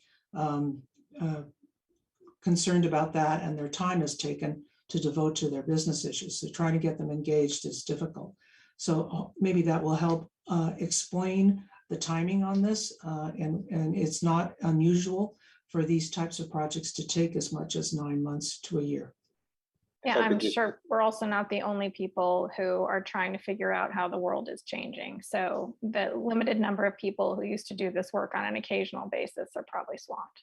And if I could just make one last comment on that point, that really on the hiring of the staff, but also recognizing this is a bit of a chicken and the egg issue in that I think it's fair to say, well, first off, let me note that I've actually got a pretty deep Rolodex when it comes to economic development professionals. So I have a good feel for the individuals that might be suitable for the position. That said, I believe this is actually a candidate's market. As Councilmember Cormack, you point out, many communities are going through very similar efforts to identify how best to position the city for success. That said, candidates will be looking for their own positioning for success as well. And so the clarity that the council can provide by allowing us to move forward on the strategy does help provide some indication of expectations, that the ability to meet those expectations for any candidate that's looking seriously at this position. And then finally, I would just note that to the extent that acceleration is a priority here, one area to consider that might provide some economy on the timeframe for the strategy itself would be to focus in a smaller geographic area and recognize that there is a great, as they call it, FOMO, fear of missing out. And we want to move the entire city together rather than on a smaller area in order to get the ball rolling. But there could be some value in looking at a smaller geographic area as a way to establish basically the plan, the way that we'd approach a retail strategy or economic strategy, and proceed from there. Okay, well, I will look forward. I'm hoping there'll be a second go round picking up on that. And before I cede the floor, I just was remiss in not thanking Miss Apple, who has filled this role admirably with all that list of things that someone's supposed to do. And so we're glad you're still with us doing that. Thanks. Okay, thank you. Vice Mayor Burt, I had you down next. Are you? I was letting others go first. Okay, Councilmember Koo. So I want to echo Councilmember Cormack's kudos to Ms. Apple for all the work that she has been doing. You've really pulled the community together by gathering so much information and also being the person where they are able to reach. Excuse me. So thank you, Ms. Apple, in a strategic manner. And it's all been focused by property owners and what rents they can get and the tenants that they wanted in those locations. And whether it works out for the location or not, whether they complement each other, that was something that was really not focused on. So I really think that moving forward, as Councilmember Cormack had said, is that we do need to look inwardly to our residents. What kind of retail and what types of personal businesses and what general businesses that our residents are and community is going to be frequenting. So I do support that. We do get somebody, and what the city manager had just said, that, you know, the Rolodex, and that there's going to be a lot of people, a lot of cities looking for this. So I think the position has to be meaningful. And, you know, we are serious about economic recovery, right? So we do want to find somebody and give them that position where there is that is higher up. So I actually would favor, instead of a coordinator, to be the director or manager. And, you know, while we need to develop a job description, Morgan Hill has a superb job description that is already there. And that's something that we can delve into, or perhaps staff could take a deep dive into and look at that. But many of the residents have forwarded to me, including Mountain Views, but I looked at Morgan Hills, and it is definitely a lot more robust, and it is for both a director and a manager. So that's one area. They also give the salary. Of course, you know, there needs to be adjustment, but their salary range for a director is at $135,000 to $217,000. And for the manager is $126,000 to $165,000. So there might be adjustments. You know, what I found in this report, staff report, there wasn't some comparisons to other cities, what different cities have salary ranges for their employees. The other thing I want to say is that, you know, the other thing this economics person can bring for the city is to ensure that we have some balance in the mix of our businesses, right? We have a lot of, you know, we have a lot of foodies in this community. They love food, so great, you know, and that certainly draws people here. But when I'm out talking to a lot of residents, a lot of them don't go to downtown anymore. They actually go over to California Avenue. So there needs to be a mix of other retail businesses, other personal services at California Avenue. And I know that there's the talk about looking small at certain areas, but oftentimes, you know, it's a piecemeal kind of working. And I think there needs to be some look at the community as a whole. When you're only looking at downtown, then we're missing out in South Palo Alto. And I think South Palo Alto also deserves some attention to its retail and personal services. I think that there's also opportunity for the staff person to look at rebranding or reframing what is Palo Alto. We used to be the birthplace of Silicon Valley. I don't know if we're still that. Maybe there's something else, and that person can rebrand and reframe Palo Alto to give it its new look or its new brand. But also, you know, I think that doing the RFP before hiring the person is putting the cart before the horse.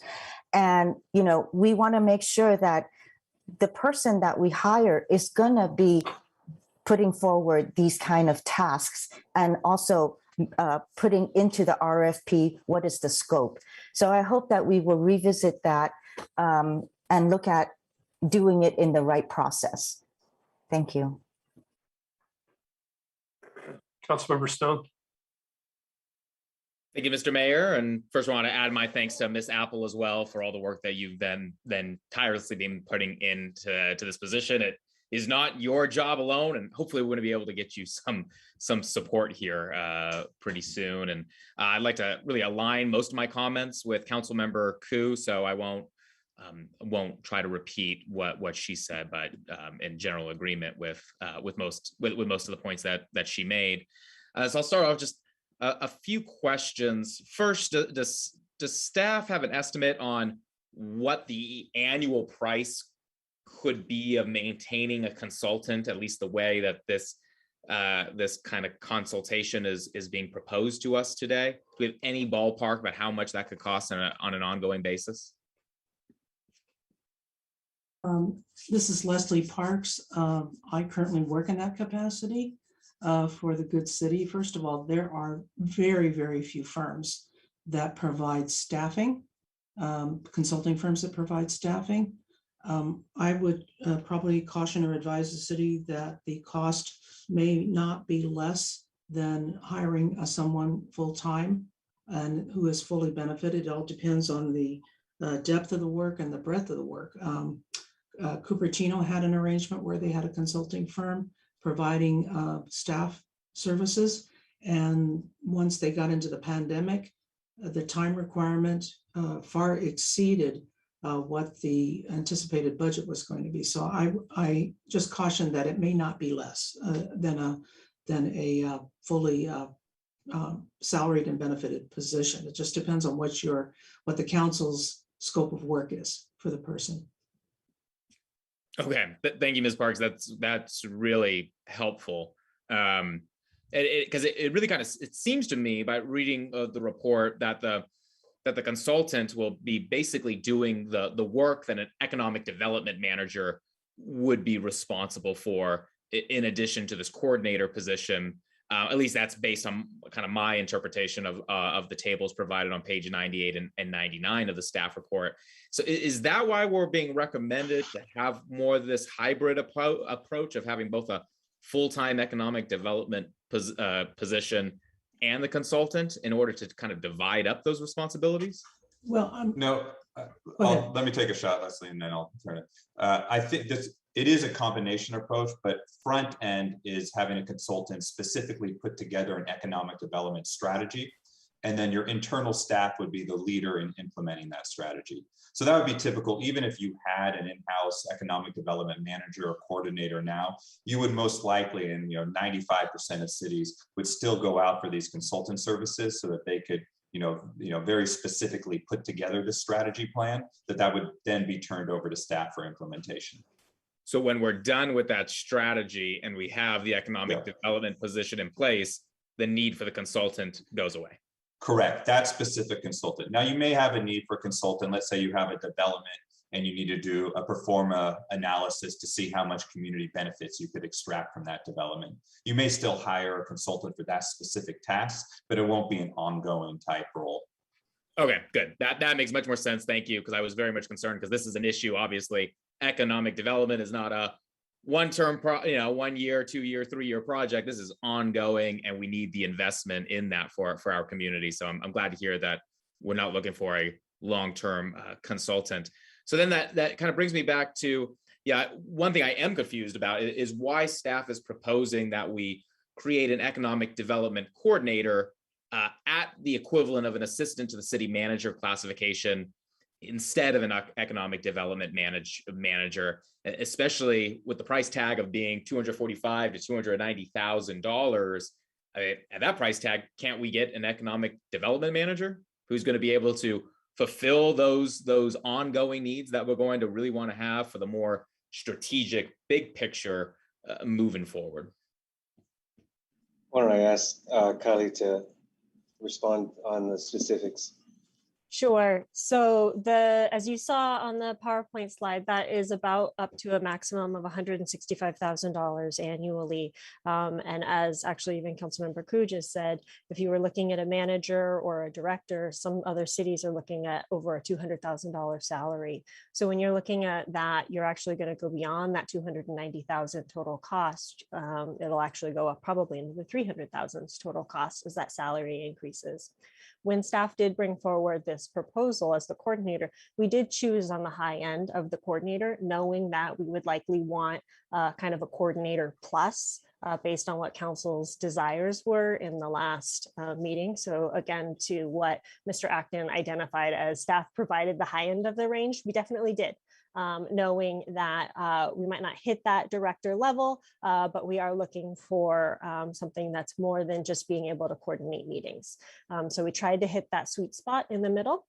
There is no perfect, but that was our best with our fiscal constraints, with the need for consultant services, and also frankly knowing where the market is and wanting to find someone who's hungry to work in this space with the city in executing this plan.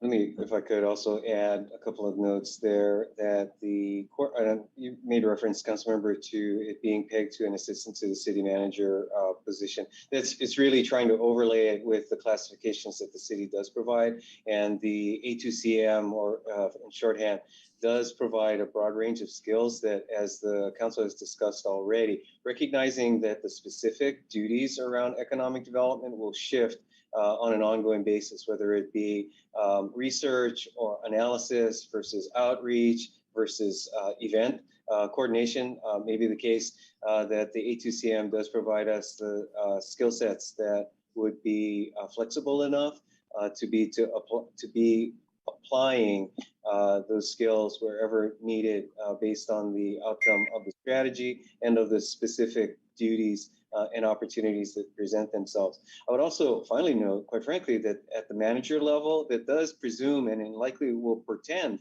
the likelihood of adding additional staff down the road, because the manager, while perhaps you might think at a higher level you get more productivity, the reality is that you often get leadership that needs followership, and that that perhaps is something that we could build up to over time. But for that reason, we're recommending really having more hands-on doer level position at this time.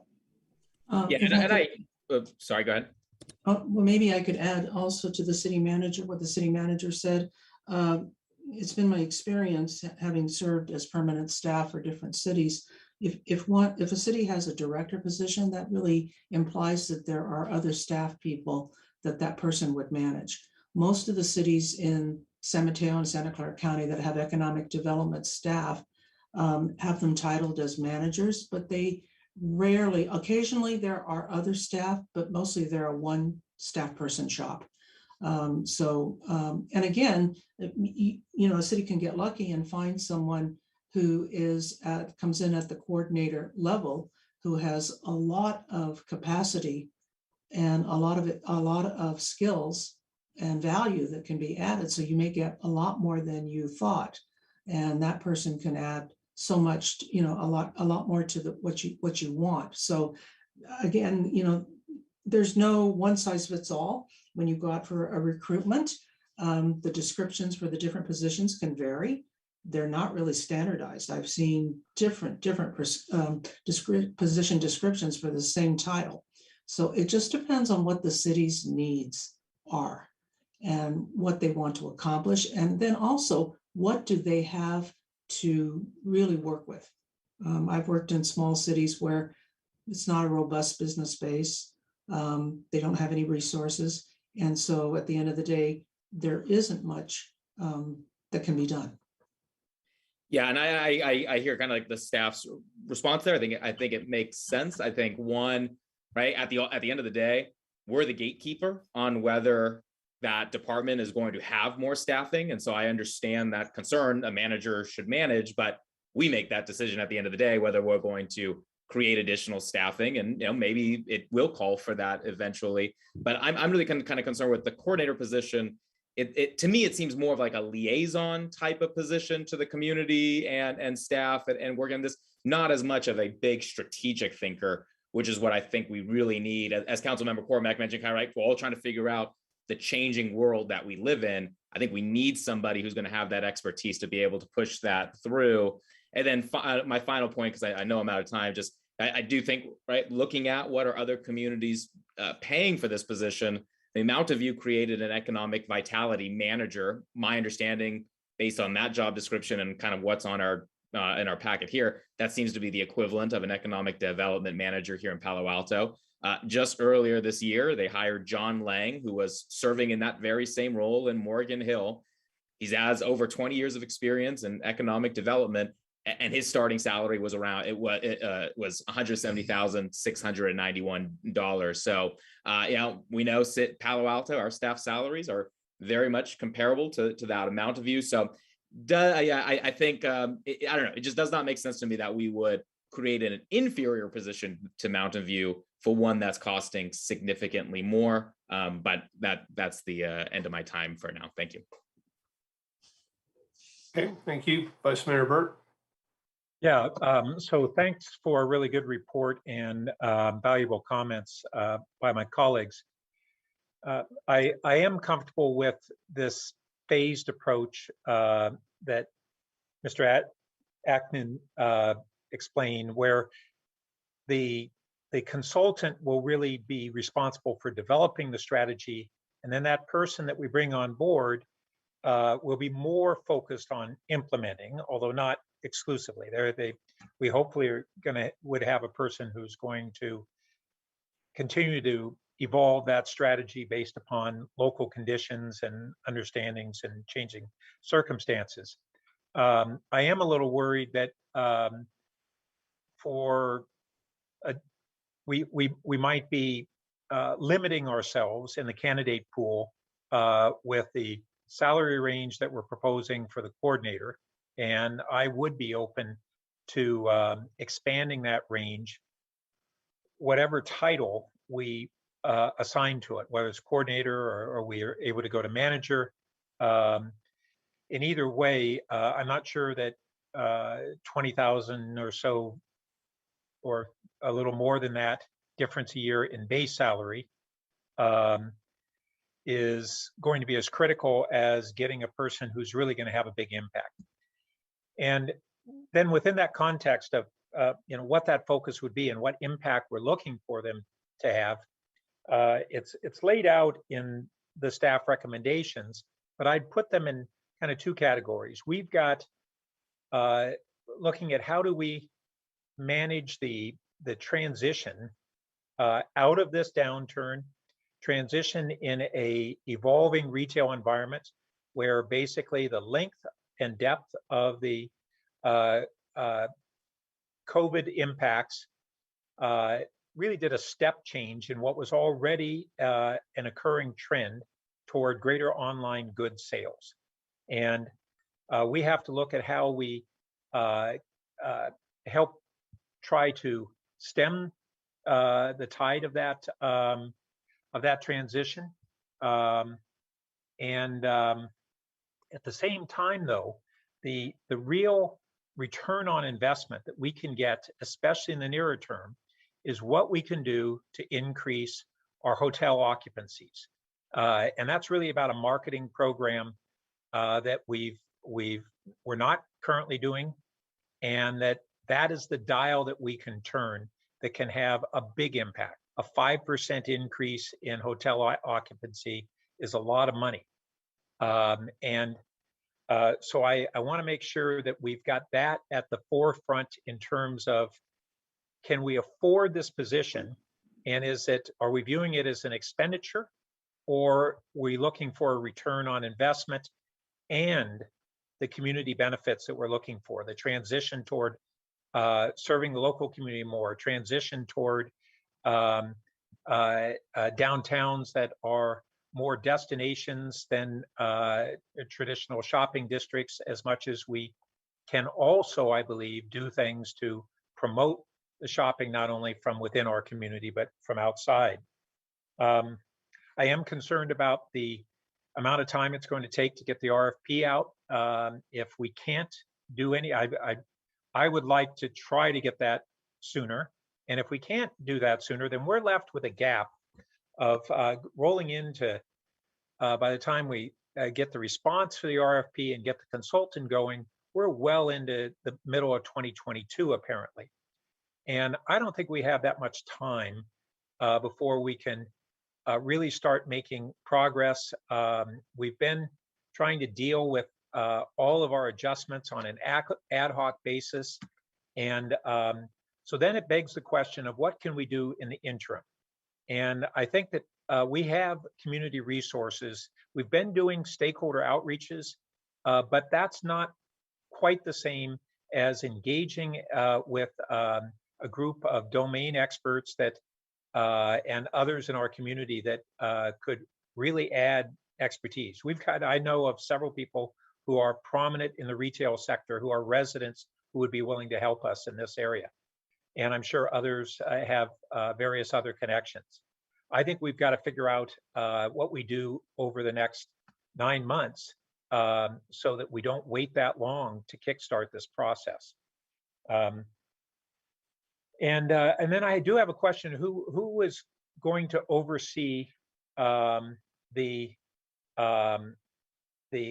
coordinator, and who is going to oversee the consultant before we have the coordinator or manager? So maybe Mr. Shikata, can you give some clarification on that? Sure, we haven't nailed that down specifically, but at this point, given the breadth of the issues, similar to Ms. Apple's assignment, it would presumably be run out of the city manager's office. Okay, and I've struggled with the role of what would be the best approach, but I certainly want to make sure that we are viewing this as having a very strong planning component, whether it reports to the city manager's office or the planning department. I'm not sure on. So that's it for now. That'd be a bit of a precursor to the discussion of your next item. We've had many debates among the departments and roles, so point well taken. Thanks. So I'll jump in. So again, thanks for the report tonight. And definitely my thinking's been evolving a little bit as I've been listening. You know, I do think it makes sense hearing this. I'm in the queue here too, so whenever you get a chance. Yeah, I saw. I put my hand up. Get to you next. Thanks. You know, I do think given Steve leaving, we should probably do the employee search and consultant search in parallel. That makes sense. Personally, I think the 165K salary range seems about right, though, you know, looking at some comps would be useful. Pre-pandemic, you know, we had regular downtown and CalAV meetings with a council liaison and a staff member. Who usually staffed those meetings? I'm sorry, Mary, could you repeat the type of meeting you were just describing? Yeah, just we've always had business meetings with a downtown business group and the CalAV business group. And there's been a council member attending and a staff member. Which department was that assigned to? City manager's office, typically. There may have been points at which we've had members of the police department, public works attend on a one-off basis, but it has typically been from the city manager's office for sustained. Okay. liaison. I mean, yeah, it just struck me. We've been covering kind of that function. So let me start with the report. I mean, I don't think we should lose sight that 78% of the businesses we surveyed did not respond to the survey. So, you know, that's a lot. Yeah, 22% response rate. As I read through all of this, my main feeling was that we should really reduce the scope. I don't think we should do all of these things listed here. Personally, I think we should really focus on independent and brand retail for downtown and CalAV. Packet page 99 had a good summary. It said, you know, proactive outreach to retail brokers, retail center developers, new retail stores and formats to fill vacant space and to boost sales tax revenue. So I thought that was a really good summary. I thought that should be the primary focus. Not sure it should be attending lots of meetings or being, you know, a lot of the other things described there. I just felt like that could potentially bog this position down, where, you know, the result would be kind of the status quo. So, you know, and I'd also say, I don't think we need to worry about the research park. We can let Stanford manage the research park and the mall. I think Town and Country is pretty well managed. And so by focusing down geographically and really in terms of the role, I hope maybe that would help us get started quicker and see some results quicker. I'd also like to make a point. This has been a tough place for restaurants. I mean, we've always seen, even pre-pandemic, we've seen a lot of restaurant turnover. And probably even more than retail turnover, I venture to say. So, and then one other comment that jumped out at me, it kind of referred to the business element of the comp plan. Again, that was all pre-pandemic. I'm not really sure. Again, that's really what we're looking at. So if I were to step back and say, what would I want to see in the RFP, rather than this kind of large laundry list, I'd really like us to focus on the strategy for coming out of the pandemic. None of us know what's going to happen. So I think some real active scenario planning that would envision maybe 2 or 3 different futures, and really get the strategies for what could the city do to be proactive. And then as we see things develop, we can come back to council and decide that we were going to execute on one of those strategies. And really, I think the big question is, how many commuters are going to come back? We've had kind of a commuting-based economy. And so if we did a scenario with commuters coming back as before, another scenario maybe with people coming to work 2 days a week, and then maybe a third scenario, people coming back to work a few days a month, and then say, what does that really look like? What would need to change in our current retail mix? What could the city do to encourage that change? I think if we really start to imagine those kinds of things, that's really going to help council, staff think through a more active strategy, more active policy, than just going to a lot of meetings with the chamber and that kind of thing. And ultimately, I think that's the question that's going to come back to us. Do we want to look more like Los Gatos or San Carlos, which is maybe more community serving retail, or something more like Santa Monica, which has a combination kind of regional retail and office space? And I think that strategy document is what we should really focus on. And curious to see what my colleagues think about trying to narrow the scope of this a bit. All right, Councilmember Filseth. Yeah, thanks. I'm kind of in the same frame of mind that the mayor is. I think this, as written, all this covers a huge amount of territory, and it's frankly pretty high level, almost to the point of vagueness. At least that's how I read it. And I think focusing in on something that's much more well-defined and actionable that makes a lot of sense to me. And I think retail is the primary one. I think there's a couple others which I'll get to in a minute. I think part of the reason that the RFP as written is so broad, that I think we still haven't really defined what this person is going to and this effort is going to do and accomplish, at least at an explicit level, as opposed to sort of very, very high level. Well, we need additional opportunities to provide services to residents, and shifts from the pandemic, and analysis of our business mix and stuff like that. That's pretty high level.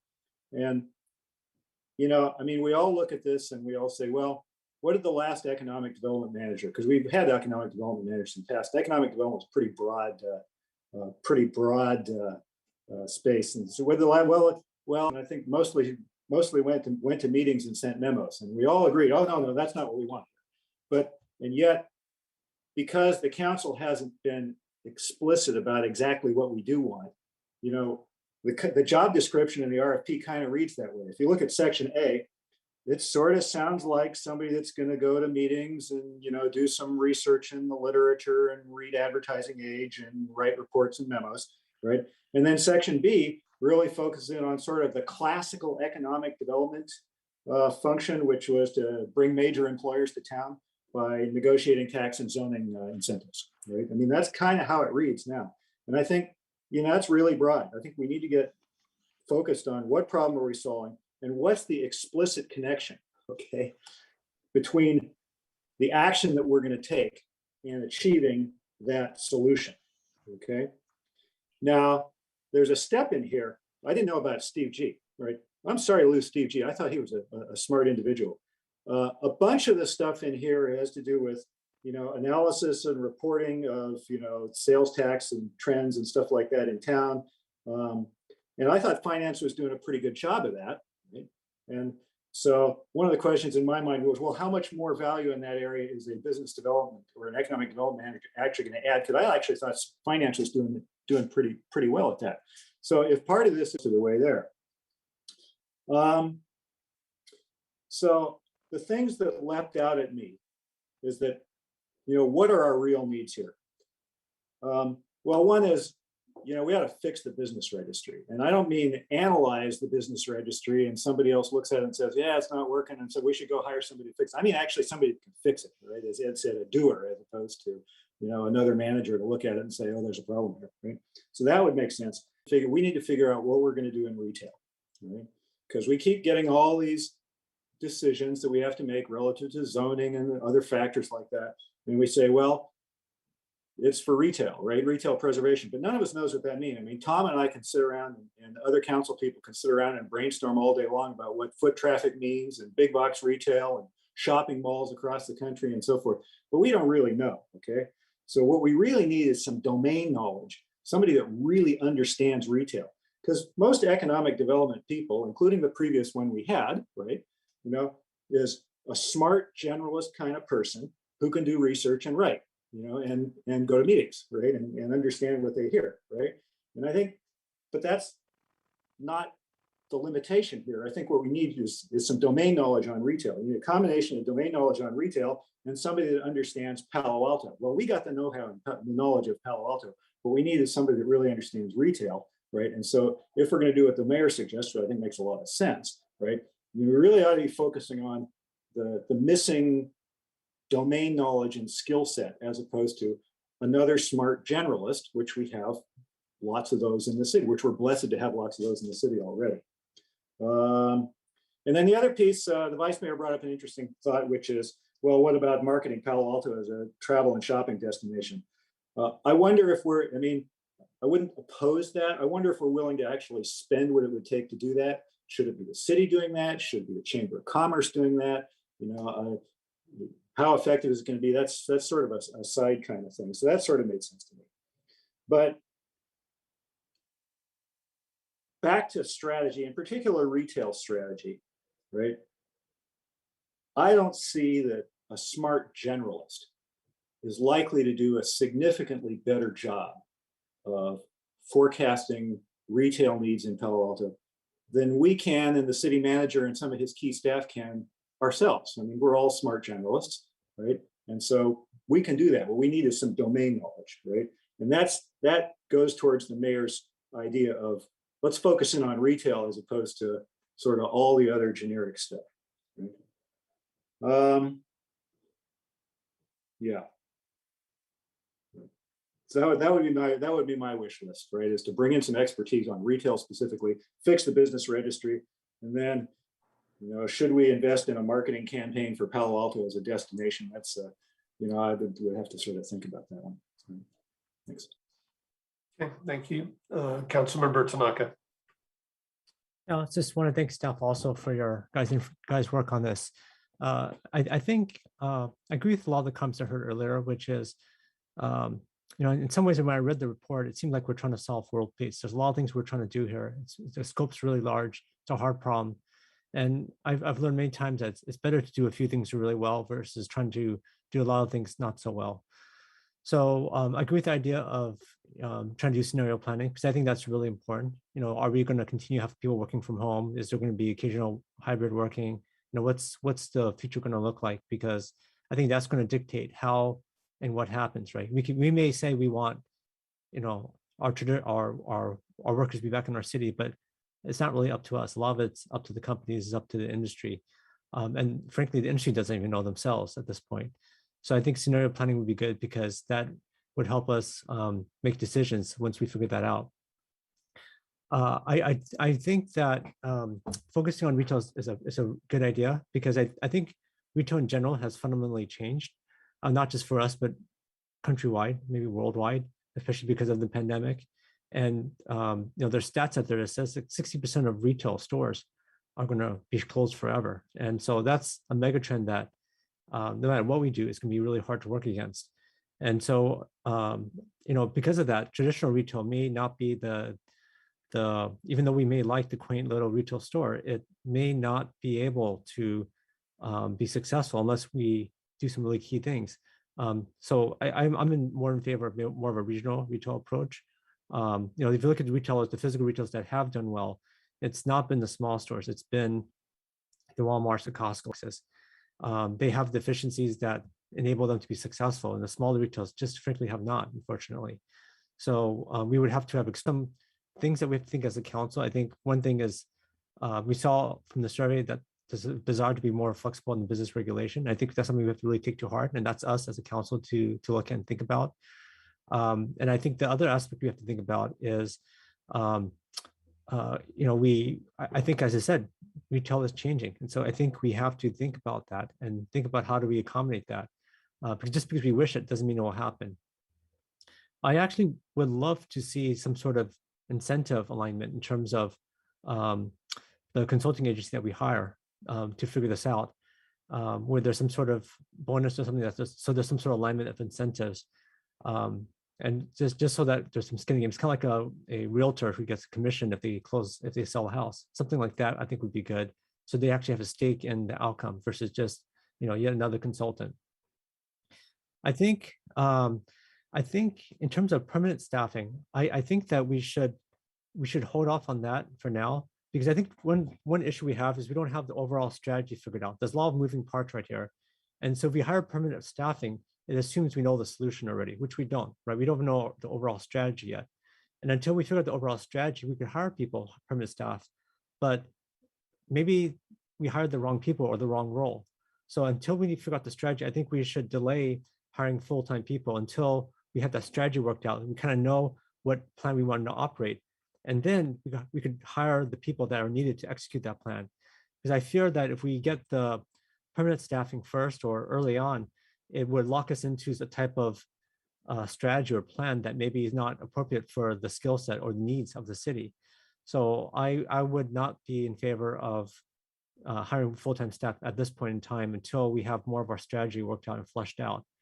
I do think that engaging with the business community is critically important because they're on the ground, they're living it every day.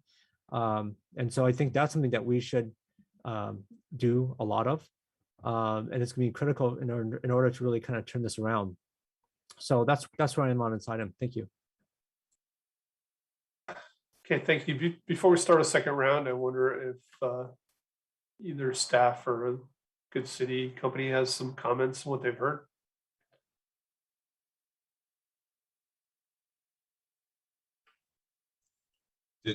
Kylie, did you want to kick it off, or do you? I was going to say, don't be shy, guys. Yeah. I think you're our domain expert to so step into the breach here. Yes.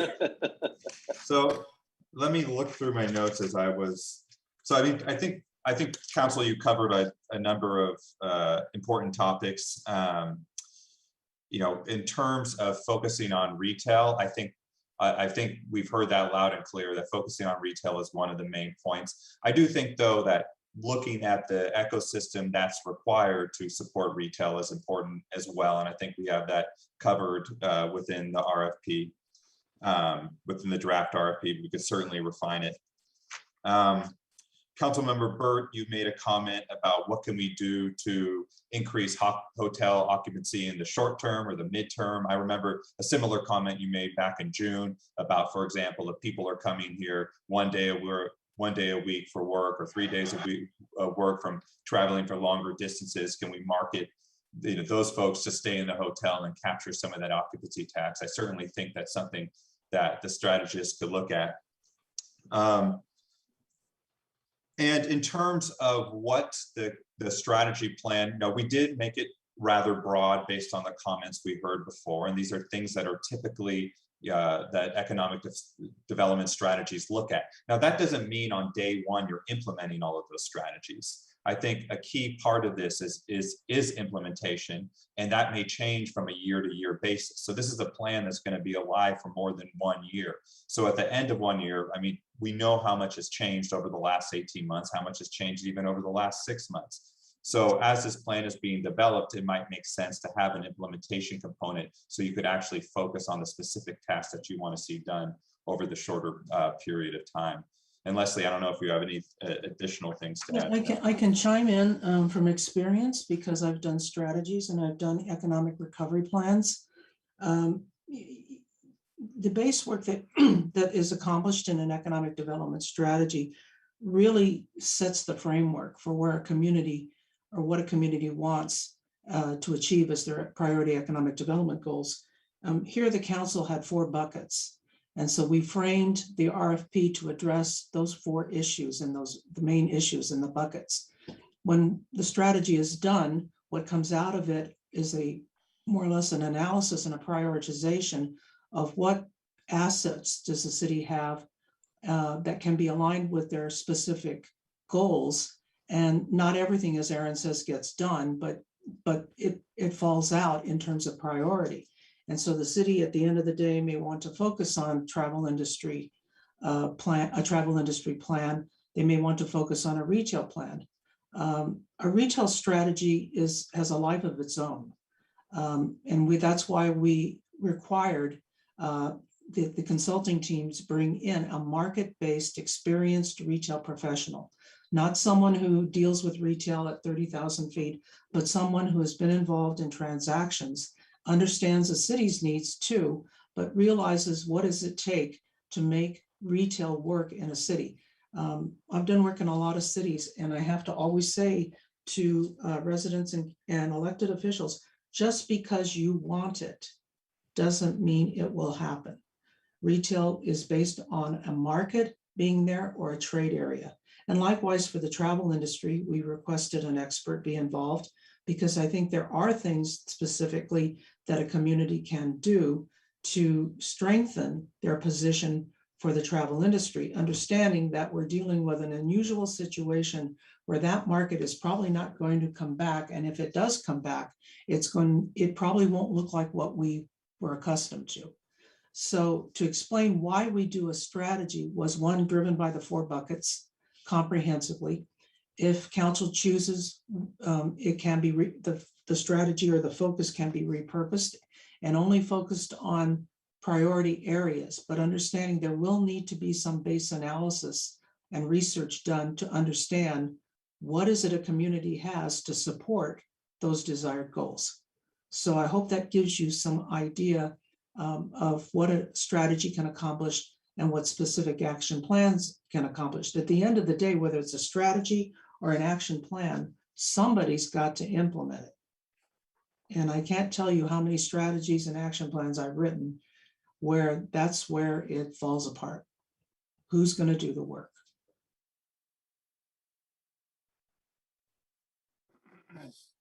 Okay, thank you for those comments. Let's go ahead and go to a second round. And we should try to get to motions. We do have some more time, but let's have a good discussion. Councilmember Koo.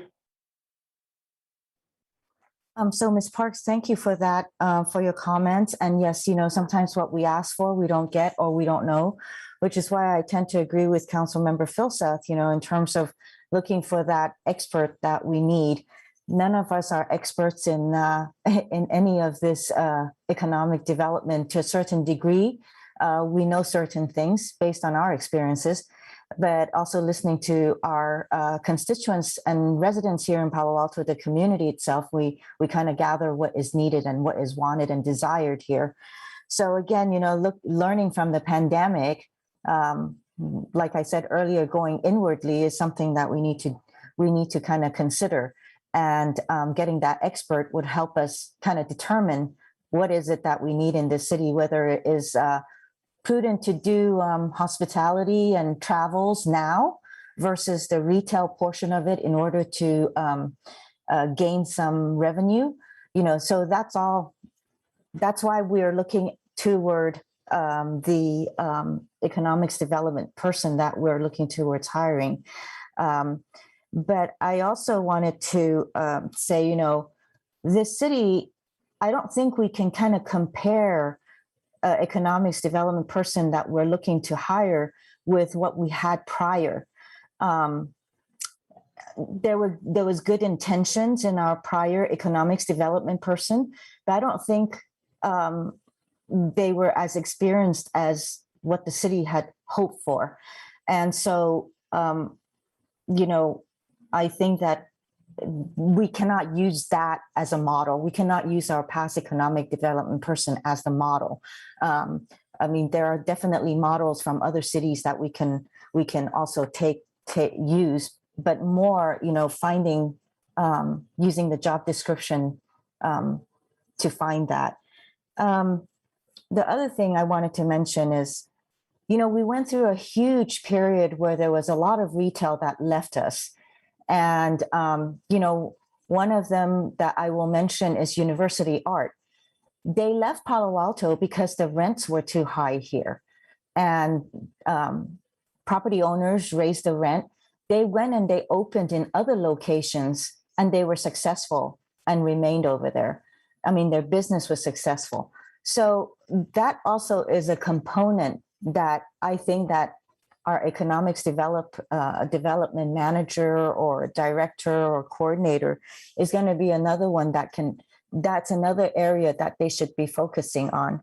I mean, you know, San Francisco has went as far as to implement the vacant storefront tax, but, you know, they suspended it just before the pandemic because everybody was going through hardships and vacating their spaces.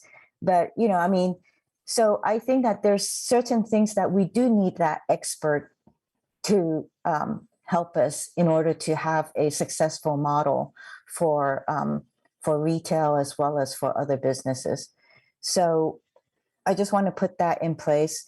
But also with the economics, why it's important to have that director position, I think they should be laser focused in ensuring that they are also working with the local existing businesses so that they're complementing. I mean, I think I said all of that, but I just want to re-emphasize. And I do agree with Mayor Du Bois, you know, that perhaps, you know, some of the scope is a little bit too broad and we want to kind of hone it in so that we don't overwhelm and have some things fall through the crack. Lastly, I just want to say, you know, with the RFP and developing the strategic plan, I just don't want us to have a strategic plan already formalized that the economics development person coming in now is pigeonholed in only in what we have developed for them. I think that, you know, obviously whomever we hire will have creative thoughts of their own, and they might reach out to, they might have other ideas. And I want to give them that freedom in order to do the best for the city. So I would love to hear more, because right now I'm thinking that it's a plan that is going to keep them from going big and doing successful things for this city. Thank you.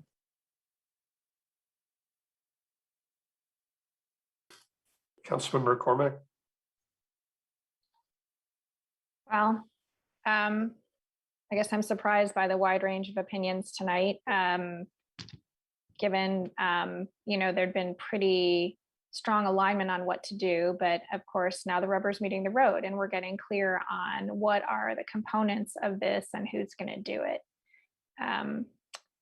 So we're talking about implementation. Let me just say that implementation will not just be the responsibility of whoever our staff or consultant is. It will probably require this or future councils to make changes to zoning, right? The implementation is not just going to be a question of, you know, executing a plan that a staffer will do. I'm finding the discussion really confusing between the RFP and the person who will work for us. Could staff take one more try at explaining who is doing what when? Because I think that might help us move along tonight. Sure, I could take first shot and then anyone add on after that, Leslie or anyone else. So we would start the process for both concurrently. But what we would do is send out an RFP, get a consultant on board. That consultant would start to draft the strategies that are the strategy template that's out, the strategy plan that's outlined within the staff report. The concurrent recruitment of the economic development professional would happen during the same time, and most likely that person would come on board sometime during the middle of that strategy plan being developed and would be able to be there towards the middle and during the adoption and then during the implementation phase. So the technical, the expertise work, there would be someone who's a travel industry expert on the team of consultants. There would be someone who's a retail expert who would be on that team of consultants that would go in, create this strategy plan. So we would have a city staff member on board that would then be able to be there during the adoption phase as well as the implementation phase. Councilmember Koo, I do understand as a former staff member, not wanting to be, having a narrowed, not being able to create your own vision for that. But I would say a lot of creativity that staff has is during the implementation phase to be able to take those strategies and implement them during different economies, during different, different council members who might have different priorities during that time. So I always found as a staff member, the creativity actually comes in the implementation phase and being able to take that policy document and actually make it real and be able to deliver services to residents and property owners and business owners. So I don't think that would be something that would be cap what the economic development professional could do. Okay, Mr. Ackman, let me test my understanding because I honestly don't think that's clear enough for people. Okay. The RFP will be consultants who have specialized expertise in all of these various areas, and they will create the plan.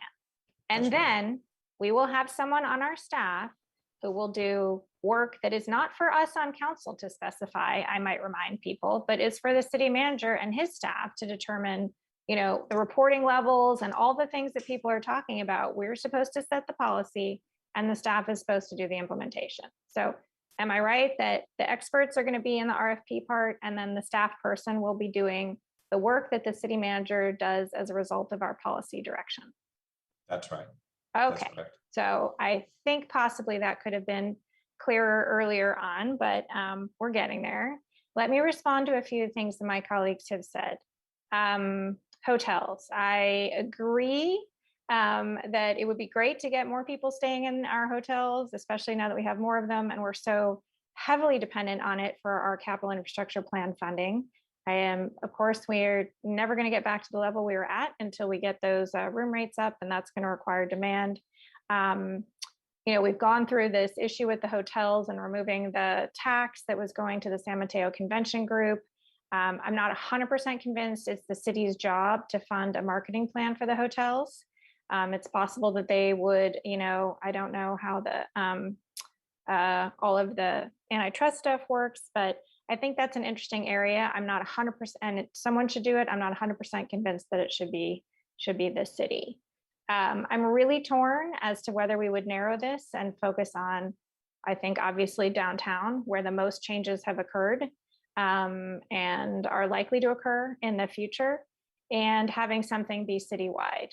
I don't think this should just focus on retail. I think if we do that, we will really miss the boat. Mr. Ackman referred to the ecosystem, and the ecosystem is pretty broad and connected. If we just do retail, I think we're gonna lose sight of the things that are changing. So it'll be very interesting to see how we work through this tonight. But I see my time is up, so I'll leave it there. Vice Mayor Burt. Yeah, thanks. So first, let me dive a little bit more into this hotel element, because I think that we have really two big areas. We need to figure out how we're going to transform our broad definition of retail, which includes the entire retail ecosystem of retail services, of restaurants and food and drink, and goods sales. So when we talk about retail, I don't think we're talking about just sale of goods and individual companies. We're talking about how do we revitalize those business districts in a transforming environment. But on the hotel side, one of the things that we really need to do is look at what are the changes going on, and a fundamental shift that seems to be universally accepted at this time, and not many things are, is we're going into some form of a hybrid work model. And it will probably be a range of different circumstances. Some folks coming to work for 3 days a week, others a week a month, or a week or two a quarter at their corporate headquarters. It's going to be a range there. And within that is an increase in all likelihood of demand for hotels, most likely not our highest end hotels, because that's not where, unless you're an executive in a company that's going to compensate at that rate, it's not likely that that's where the hotel stay demand, new demand will come from. But I really think that this is one of the few economic areas where we could see a shift that could backfill losses that we're having otherwise. We as a community and as residents value having the local services and the retail environment that we value as our community. And that is not an insignificant matter, but that's a little different from what is most narrowly focused as what we can do economically for the revenue for the city. I think both things are very important, and it can't be an either or choice. So I just add within that kind of ecosystem, the marketing needs to be for those districts and for the community, the real assets and vitality that we have and that we can nurture. I think our downtowns are going to be moving toward greater entertainment centers and social centers than they have been historically, if we nurture that well. And so we need to really look at how to do that effectively. It won't happen on its own. That's the sort of thing that needs a deliberate action to be successful on. We also have seen within the businesses in the survey a huge need for hiring. We have that in our city as well. And I haven't heard anything about how we help facilitate that with job fairs, of public and private job fairs. We I think could help on the margins by helping facilitate that, working with the Chamber of Commerce or whatever to really try to promote that. And then lastly, as we look at the staffing, I just want to have us be conscious that a week or two ago, we looked at adding back 2 members to our police force, specifically on what was formerly called the Special Enforcement Team. In one specific area, because we had a hot button issue that is valid, and we had a lot of interest in responding to that. But when we went through our budget in May and June, we didn't have a majority of the council who was willing to evaluate the possibility of adding back any of the cuts that we had from the previous year to staffing. And I think what we really need to do is look at this in a more thoughtful and comprehensive way, where we're looking at what are the most important add backs that we might consider if we have a certain amount of funding to be able to add back staffing in the coming months. We're certainly not going to be able to afford to bring back all or even most of the staffing cuts that were done in 2020. So we've got to decide which are the most important ones. Is it, who knows what, code enforcement, fire, libraries, youth services, or this position, or other police functions. So I think we've got to do this in a more deliberate manner. We're going to have that coming before us in October. with an update on our budget to see whether how many dollars we have that we could plan for and look at what are the most strategic add backs that we need to do. I'm concerned about us being too ad hoc, even though this one I would place as a priority, especially if we have a component that makes it a return on investment. We don't have many staffing additions that potentially can more than pay for themselves. This, I think, is one that can do that. Thank you, Councilmember Filsath. Yeah, so thanks. I think this is a good discussion, and a couple thoughts. I think we need to be, we got a tremendous amount of enthusiasm here to help our businesses in town, and I think we just have to make sure that we're pretty clear on sort of what's the role of government versus what's the role of the businesses themselves, because everybody's enthusiastic to help, right? But there's some structure here that's involved. That's one. Second is I thought Councilmember Tanaka's argument that let's figure out what we're doing first before we actually start staffing, right? I think that's a wise piece of a wise perspective. I guess what I wanted to ask at this point was, so first of all, on the RFP, I actually thought Section E was, I like Section E quite a bit, actually, right? And identify opportunities to bolster revenue, high quality services, retail, let's see, it's the retail section. So I like that, right? With the caveat that we got to get the right kind of domain knowledge to do it. And I thought Lydia's example of the University Arts Center was a really good one, right? University Arts Center moved out. Did they move out because the internet was destroying brick and mortar businesses, or did they move out because the rent was too high?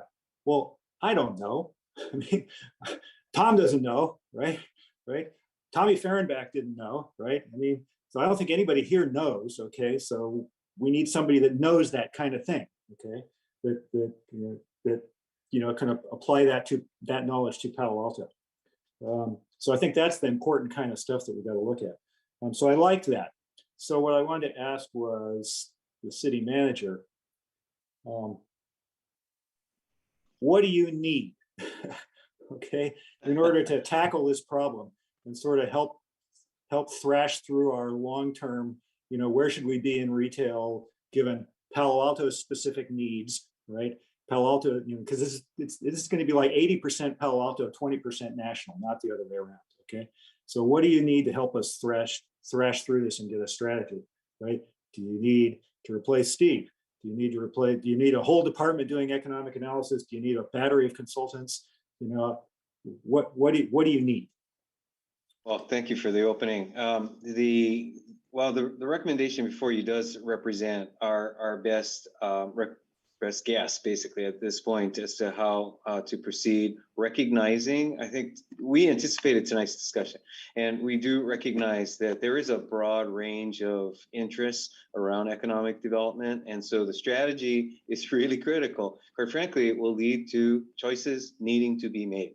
Choices among priorities, focus area, geographic to the extent that's applicable, sector for sure, and again, the role of the city versus the other partners that we have to work on this with. And so the economic development coordinator is what we need in order to deliver on that strategy. I think the examples that were pointed out are really relevant. There is a lot of legwork that will be required by this person in order to tee up in partnership within the city with ASD that's providing the sales tax analysis, with planning that will bring the applications forward, and a variety of other specific task leads that the economic development coordinator will be participating in. But again, it is largely a matrixed position. It's not going to have a team of people that are dedicated to the individual because it's just not the way that Palo Alto operates, and the flexibility is really key for us. I can weigh in on a plan and the implementation and how that works. and all the domain data that you talked about, council member. You know, even if the strategy is honed down to very specific issues such as retail or the travel industry, if a plan emanates from that study and analysis, a good professional economic development person, staff person, will know what to do to put it into play. That person will know who the major players are out there that influence decisions, that whether it's respect to vacant space or to retail location decisions, that person will know how to make all of that connect and then get an end result. And whether it's retail or the travel industry, that's the kind of plan you would want to get to come out of it. You can't expect, I don't think we can expect that the economic development staff person is the expert, but that person will get a roadmap, if you will, on how to make the best opportunities happen. Another part of that too, in terms of strategy implementation or action plan implementation, is the council has to be there to support the staff person and to support the plan. And that's what I was speaking to regarding residents and all of us cherry picking what kind of retail or what we want to happen in economic development. Because at the end of the day, we don't have that much influence because we have to deal with what the domain research tells us. What do we have as assets? What do we have as constraints? What do we have as a marketplace? What's the competition? If a city is surrounded by retail competition, stores proliferating everywhere, the same store, it's not likely a city is going to get one because retailers look at the trade area. There's also a huge difference between brand retail and independent retailers. You can't have independent retailers without the brands. If you go into a shopping center, what data comes out of looking at a shopping center is concerns the brands, because nobody pays attention to the independents. There's no data from that. So it is a complex scope. And with respect to the travel industry, a small town can leverage a lot from a travel industry plan because they find out things, assets that they didn't even know that they had, what the difference is between brand hotels and boutique hotels. What does the market prefer?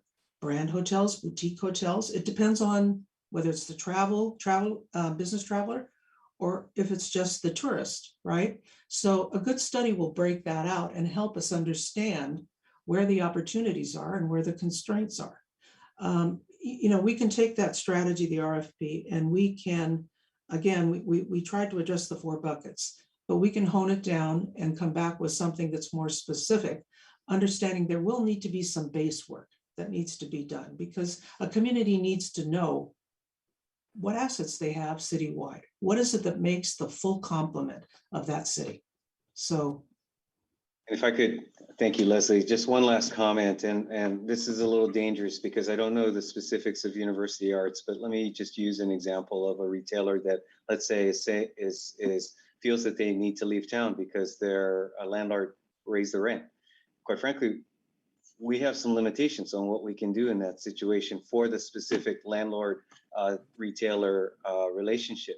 But that said, our economic development coordinator would have enough both knowledge of the immediate area, the contacts with other property owners, the knowledge of what's happening with rents to be able to both, if it is an unusual situation unique to the landlord, talk to other landlords. See if there are opportunities to make a connection there. If, on the other hand, it is not specific to the landlord, but it is, as Leslie pointed out, maybe a change in the sector that reflects, you know, this is just not the right place. And so, quite frankly, believe it or not, yeah, well, I'm not surprised.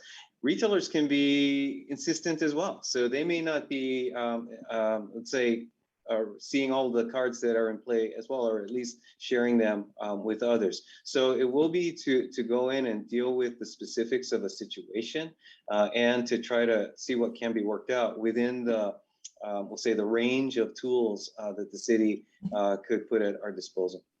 I understand.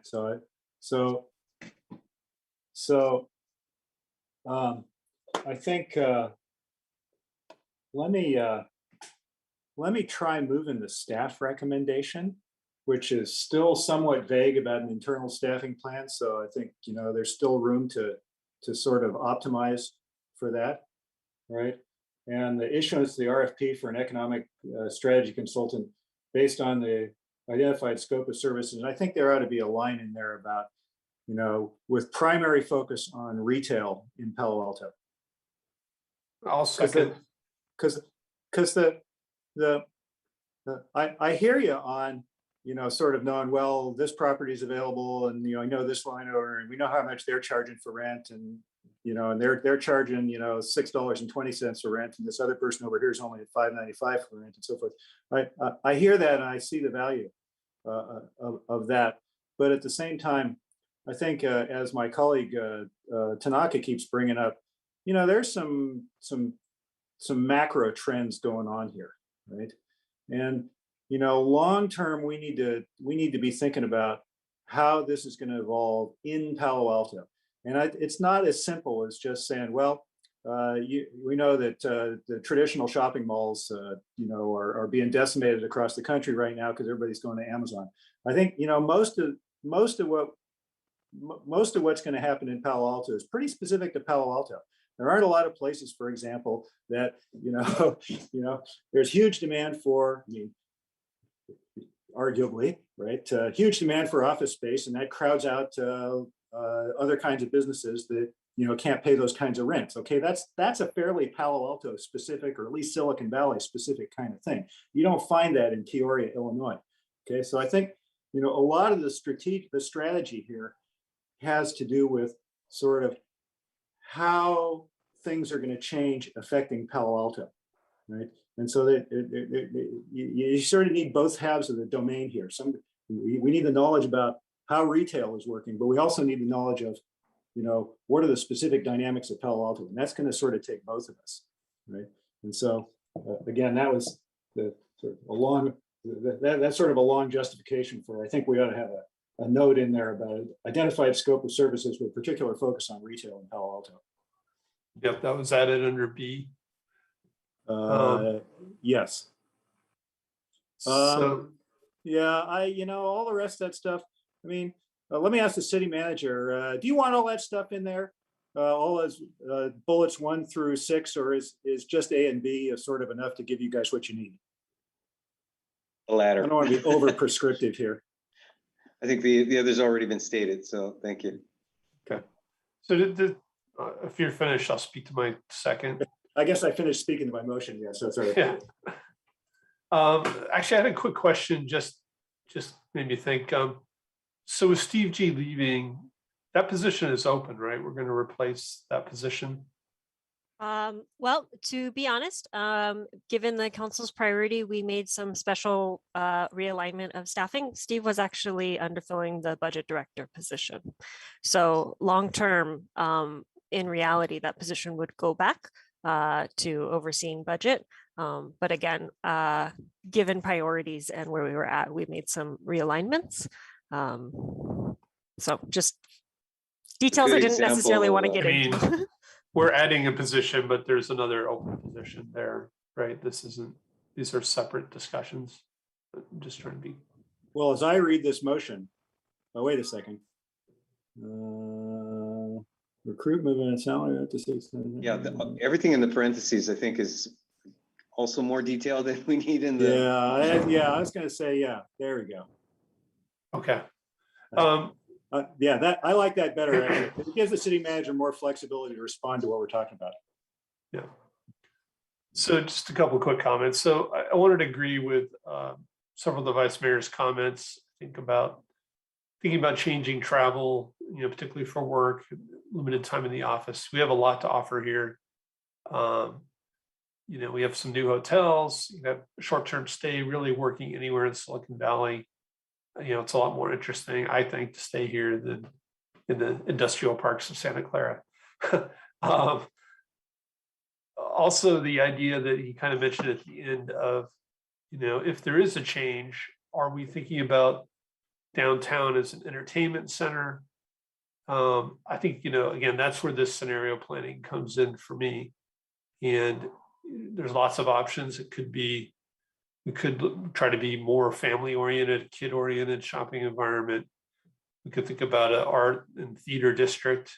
There's really a lot of different ways we could go, but that's the kind of thing that I'm thinking about. Is really, we kind of, again, actively have an active strategy for kind of reshaping downtown. And I also wanted to say, I agree that the role is to fix the business registry, not again, just tell us that it's broken again. So as I've been listening to people, I think what was bothering me most was looking at the staffing plan. There were 29 responsibilities listed. And I think that's really what was bothering me. And, if you look at packet page 95, there's a bunch of tasks for kind of existing business in town. And for me, at least, some of these items are lower priority than what we're talking about here. So there's like coordination and communication with other city departments, conflict resolution between building and fire codes. What was another one? Liaison with Table 22 and Restaurant Rescue. Liaison with the farmers market. To me, those are all lower priority items. Again, it started to feel like just a smorgasbord of items. And really, if you go on to Table 2, which is on page 97, this is about expansion. That's really where I wanted to see a lot of the focus of this position. And so Councilmember Philseth said, with a focus on retail. Again, it's those items in Table 2. And again, there are some in Table 2 that I don't think apply, like supporting our large retail centers or monitoring our industrial and office vacancies. Like, I really don't think that's something this person should be doing immediately, as a priority. Working closely with other departments for permit processing, maybe some of that, but again, some of the other items that are much more retail expansion or kind of downtown expansion, whether using retail loosely as retail-like experiences. So I was going to make a similar motion. I support this motion, hopefully with some of the tweaks you've heard from all of us tonight. I think there's too much for the council to try to write a motion that captures all of that stuff. And so I hope you're able to kind of distill the sense of what you've heard to really narrow the scope and focus to make it more of what I think a majority of us have said we're looking for. So, Councilmember Koo. I was wondering if I might ask for your consideration of a friendly amendment to item A. And this is actually also in the staff report as a recommendation. And it reads, proceed with the recruitment of an economic development manager / director / coordinator and contract with a recruitment firm with an expedited recruitment timeline. I think that if we're going to be doing this together, that we do need that person on board sooner than later. I think also it shows that, I think before I go delving into my reason, are you supposed to say okay or no?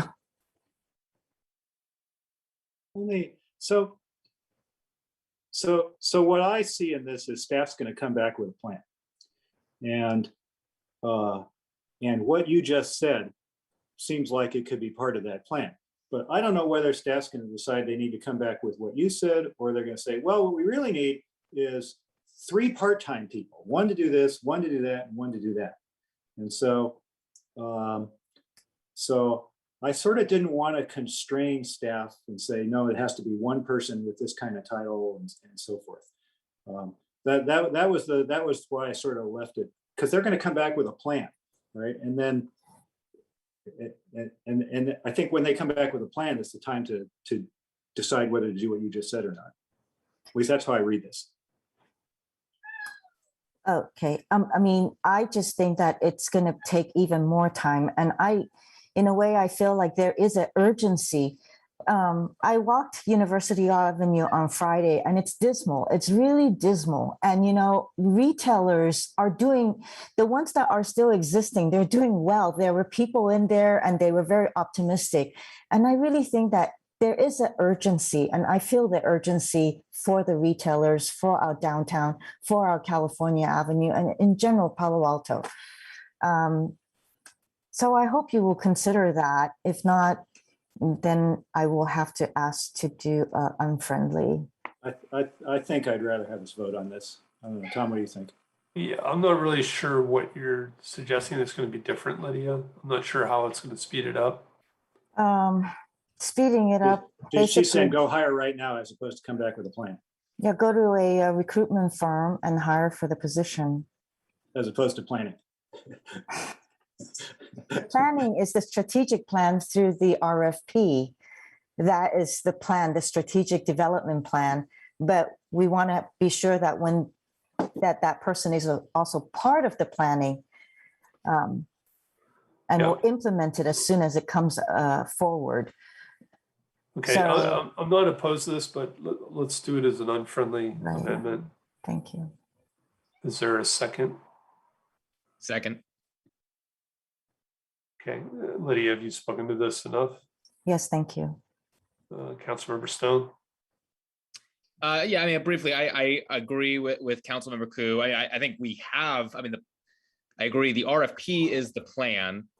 Staff has already proposed the plan of the internal staffing plan. I think we've had a pretty good debate tonight on the importance of having somebody in this position. And so I think it's time to move forward.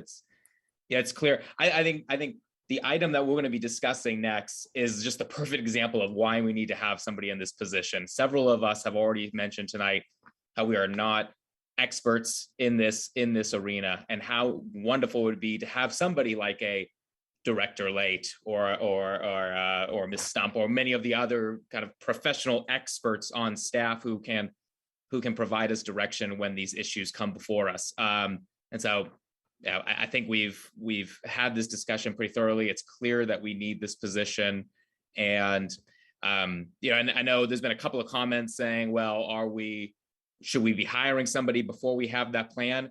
And it just indulge me on a little football analogy. We had our first game this weekend. The 49ers did very well yesterday. The end was a little scary, but the way I kind of see this is like we're trying to get our coach right now, our offensive coordinator, and this person who's going to be the economic development coordinator or manager is really our quarterback, who's going to drive that strategy forward. Wouldn't it be great to be able to have that person in position to be able to be a part of this higher level strategy that we're going to develop? I think it makes absolute sense to have the person who's going to be driving forward that strategy for the years to come to be a part of that process. And I don't think we need to delay that any further, given the conversation that we've had tonight and given the details that staff's already laid out on that staffing plan. So I'm willing to support this. I wasn't sure if Councilmember Koo, did you mean to provide any additional direction on, because right now we have coordinator / specialist / manager.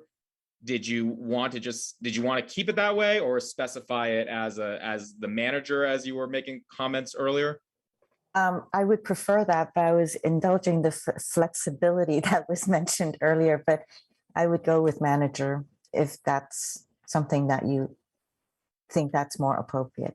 I think that makes more sense if we're giving direction to staff to say go ahead with hiring this position. I think it makes sense for council to provide the direction of exactly the level of that position we want. And last point on the manager, I think it's clear looking at the table on page 98 and 99, the real kind of special kind of expertise that we're looking for, and somebody who's going to be that strategic thinker that so many of us have talked about tonight, I think really lies within the economic development manager. I thought the really last point on table 2, where it said that the economic development manager would provide timely, well-documented studies, analyses, and reports that provide a sound foundation for policy decision recommendations by the economic development team and policy decision-making by the city council. I mean, that's exactly what we're looking for and exactly what we need for items like what the item that's going to come up right after this, being able to make those policy recommendations. And I don't see that with the coordinator position. So I think the economic development manager is the appropriate position for making that investment in Palo Alto and our business community. All right, thank you. So this is to speak to the amendment. I'm going to call them in the order I see them. Councilmember Tanaka.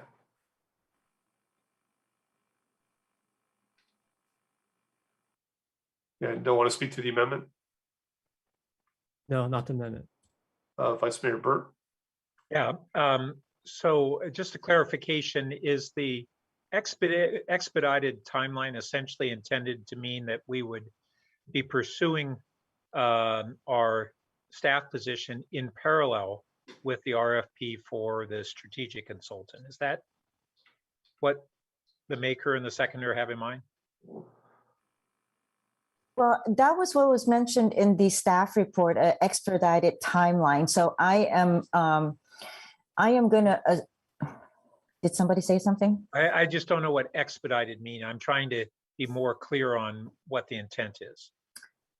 So whoever wrote the staff report, maybe they can help out with that. When they said expedited, is that to be at the same time with developing the scope or for the RFP, or is that going to be within the next couple of months by the end of the year before the RFP is completed? I can honestly say that the staff person that wrote that is no longer with us. However, I will say I do think that the intent behind those words were that concurrence that we were talking about in the staff report, is that we would look at instead of the linear process that the council had discussed in June, that we would look at doing both the internal resources and the RFP process concurrently. And where those two paths cross would be dependent on a number of factors: council's approval of the new position, the RFP timeline, the lead time and successfulness or not of the recruitment. So those would happen the concurrent together. clarification addresses what I was hoping for, and if with staff's clarification, I don't think we did change the wording. So I'm good with that, and I'll have a separate amendment after this one. That I'll Thank offer. you, Ms. Nosey. Actually, I think I need clarification at this point. The expedited timeline is part of the staff recommendation. So I'm getting lost as to why we would need an amendment to reflect that. Well, my understanding is that it's to clarify it's concurrent with the RFP and for the to recruit the staff position concurrently with the RFP for the consulting position rather than sequentially. And that is the staff recommendation. Exactly. Naili, please. That wasn't in our motion. It's being added back. So if we just amended the motion to say direct staff to complete actions as recommended or as outlined in the staff report necessary for, then perhaps that provides the clarity. Well, aren't there other staff recommendations that aren't in the motion? We need to vote it in the amendment, not in the main motion. Got it. Yeah. And aren't there other recommendations in the staff report besides that? I don't think so. The staff report, the two recommendations in the staff report are the proposed, internal staffing plan and giving us direction to proceed with execution of that, and to proceed with the issuance of the RFP as drafted with any amendments that the council so chooses. Okay, well, just for clarity, I'm good with keeping the amendment as stated, and with the staff having the understanding that that function would be that recruitment would be concurrent with the RFP. Okay, Councilmember Tanaka, do you want to speak to the amendment now? Yeah, I do now. Okay, first of all, I completely agree that we want to get help in this area immediately. So I'm totally with it in terms of trying to get people on board to help the struggling businesses in our city. I'm very down with that. The only concern I have with this approach, though, is that until we actually have a plan, we know what plan we want to do, it's really hard to staff against it. And so I think we need to understand our strategy and plan, and then staff according to the plan. If we try to hire staff before we actually have the plan, the problem is we may have the wrong staff. We may have the wrong job description. And so I think it's important that we kind of figure out, we kind of solidify the strategy and plan. And I'm not saying taking, you know, next 2 years to do that. I'm talking about doing this, the plan and strategy should be expedited because, you know, the fuse is very short here for a lot of the businesses. But I think that has to be sketched out first. And then we can figure out the job description, who we need to hire, what the roles and responsibilities are, and how we build the organization around to support the plan. But to have the organization and then try to come up with the plan, I think is hard, and it loses flexibility. It makes people's roles very confusing. It's hard to hire, right? You kind of change direction on people once on board. I think it's far better to kind of set the strategy and then hire to the strategy so that there's a lot of clarity and purpose in this role, which I think is what we need.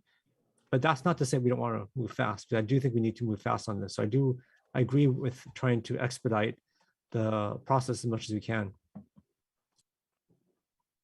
Okay, and Councilmember Cormac. So I can't support this amendment because it specifies manager, and what I heard from our experts here this evening who've served in that role, that a manager is a director level who usually has staff working for them. I don't think we're in a position to staff more than one person in this department. So unfortunately, I won't be able to support this amendment. So I'll jump in real quick. I kind of had the same reaction. I would support this motion if it was coordinator / manager, and staff, you know, again, took our feedback and kind of went and revised the job posting. So I don't know if the maker and seconder of the amendment are willing to change that. You know, I don't mind adding the coordinator back. I do think it's important that we do move forward. Yes, Ms. Parks. Go ahead and finish. I was just going to say that it's important to start the recruitment, you know, at the same time and be ready for when the plan is there that the coordinator or manager can go. I think I mentioned earlier, the economic development manager position is one that is prevalent in many communities in San Mateo and Santa Clara County. And many of those positions have no staff reporting to them at the even though it's a management level position. It's kind of a misnomer, if you will. Redwood City has an economic development manager. So does San Mateo. So there isn't really a rule of thumb that denotes that the manager must have staff. A director position is different. I actually look at the manager position where what Mr. Shikata said was that they work with many different department heads and many other departments to collaborate and to get information and so forth. So that's how I look at the manager. But if it's important for you to keep the coordinator / manager in there, I would be okay with that. Mr. Stone, Councilmember Stone? Yeah, I mean, I can unfortunately do the math and see that as the motion's written now, it won't pass. So I'm fine with that. I just think it's unfortunate given I think we're restricting the level of strategic thinking and investment that we really should be having in this position, but I'll accept that. Okay, so we got a lot to go left in the meeting tonight. So if I don't see any more hands, we'll vote on the amendment. Starting with myself, I will vote yes. Councilmember Filsa? No. Councilmember Koo? Yes. Councilmember Stone? Yes. Councilmember Tanaka? No. Vice Mayor Burt? Yes. And Councilmember Cormac? Yes. Okay, so that passed on a 5-2, so we can incorporate that back into the main motion. And okay, so we're now speaking to the main motion. Vice Mayor Burt. Yes, on the B where it says focus on retail, my amendment that I would like to ask to be incorporated would be retail and hotel occupancy. I'm okay with that. Councilmember Filson. I am too, but I want to ask the Vice Mayor a question. Based on what we learned from examining hotel occupancy, what action do you anticipate the city might take? Oh, there might be a range of them. We're not attempting here to prescribe the strategies on any of these areas tonight. So I think it's a little bit off to try to go down that path. But I can see several ones. I can see where there's going to be a need or an increased focus on what existed before, but where outreach to businesses where they start doing block contracts with hotels, for instance. And we have smaller businesses maybe that don't have their own resources to really arrange that in an economic development manager, or who knows who would actually provide that function. We have, I frankly, like the mayor had talked about, I think that Palo Alto has been a far better hotel destination than almost anything south of San Francisco in our region, and we've only sporadically promoted that. And I think we have a lot of assets and coming up with a stronger marketing approach, whether that's done through returning the hotel bid or through some other mechanism. I don't know the answer, but I think that promotion of our assets and that facilitation of a new emerging or growth market in hybrid workers are a couple of examples.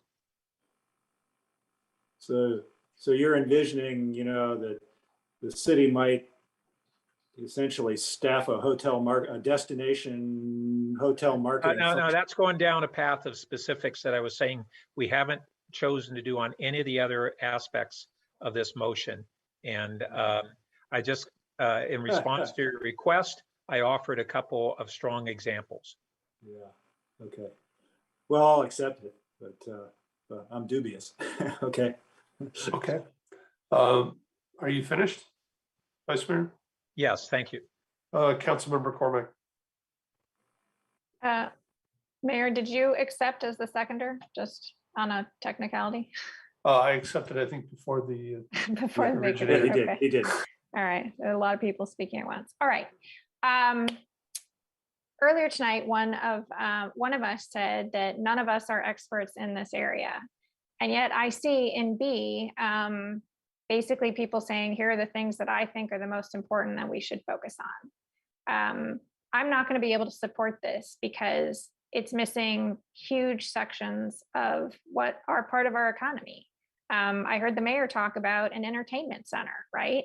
What's that going to be? That's going to be a performance space. That is not retail, right? That's going to be a nonprofit. It's not a hotel. We have a developing area of expertise in this community in autonomous vehicles.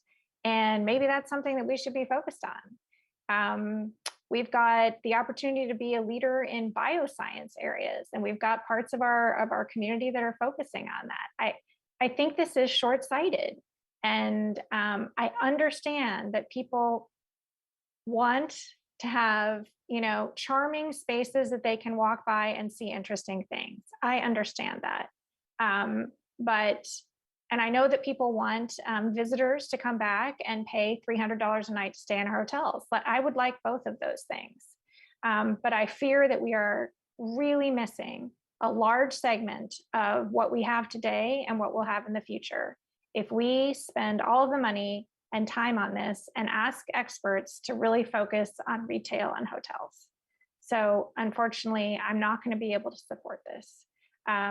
One other thing I was thinking as we were going through all of this is that with this level of interest, and frankly, the need to better understand it, it's possible we should be considering referring the RFP to finance to review and refine it, think about locations and sectors. I just throw that out. Looks like that won't be necessary, but given the interest in it and the sort of early stage conversations we're having, it's possible that would make sense since we're going to have a couple months, it sounds like, before the RFP goes out. Also, I'm sorry, I thought that the amendment we were voting for was a C and not a replacement of A. Did I misunderstand something? It was a replacement of a. Oh, I thought it was sort of an addition. Okay. So again, I don't see any point in asking for an amendment on B, but I'm troubled that we're going to do this work and only look at what are essentially retail is a pretty small sector of our economy. Vice Mayor Burt. Yeah, just briefly to clarify, as I read the motion B, it doesn't say to exclusively focus on retail and hotel occupancy. It says primarily, and I think that's an important distinction. Councilmember Cormack kept referring to it having essentially an exclusive focus. That's not how I read this. Okay. Let's see any other hands. Let's go ahead and vote on the motion. Councilmember Filseth. No. Gonna vote against your own motion. Councilmember Koo. Yes. Councilmember Stone. Yes. Councilmember Tanaka. Yes. Vice Mayor Burt. Yes. Councilmember Cormack. No. I will vote yes. Okay, so we completed that item. We're at 9 o'clock. I suggest we take a 10-minute break and then we'll come back for item number 8. Thank you.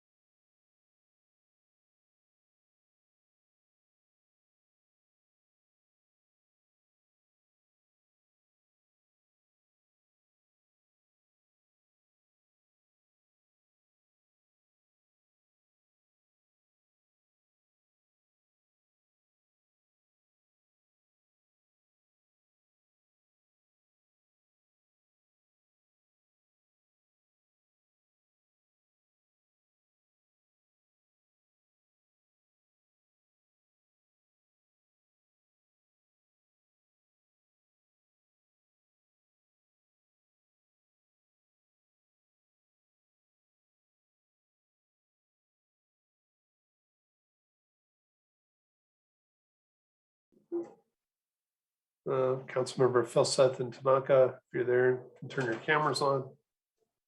Great. Okay, so we're going to move on to item number 8, which is a discussion about University in California Avenue. Does staff have a presentation? Yes, let me ask Assistant Planning Director Rachel Tanner to lead off for staff. Great. Can everyone hear me? Yes. Excellent.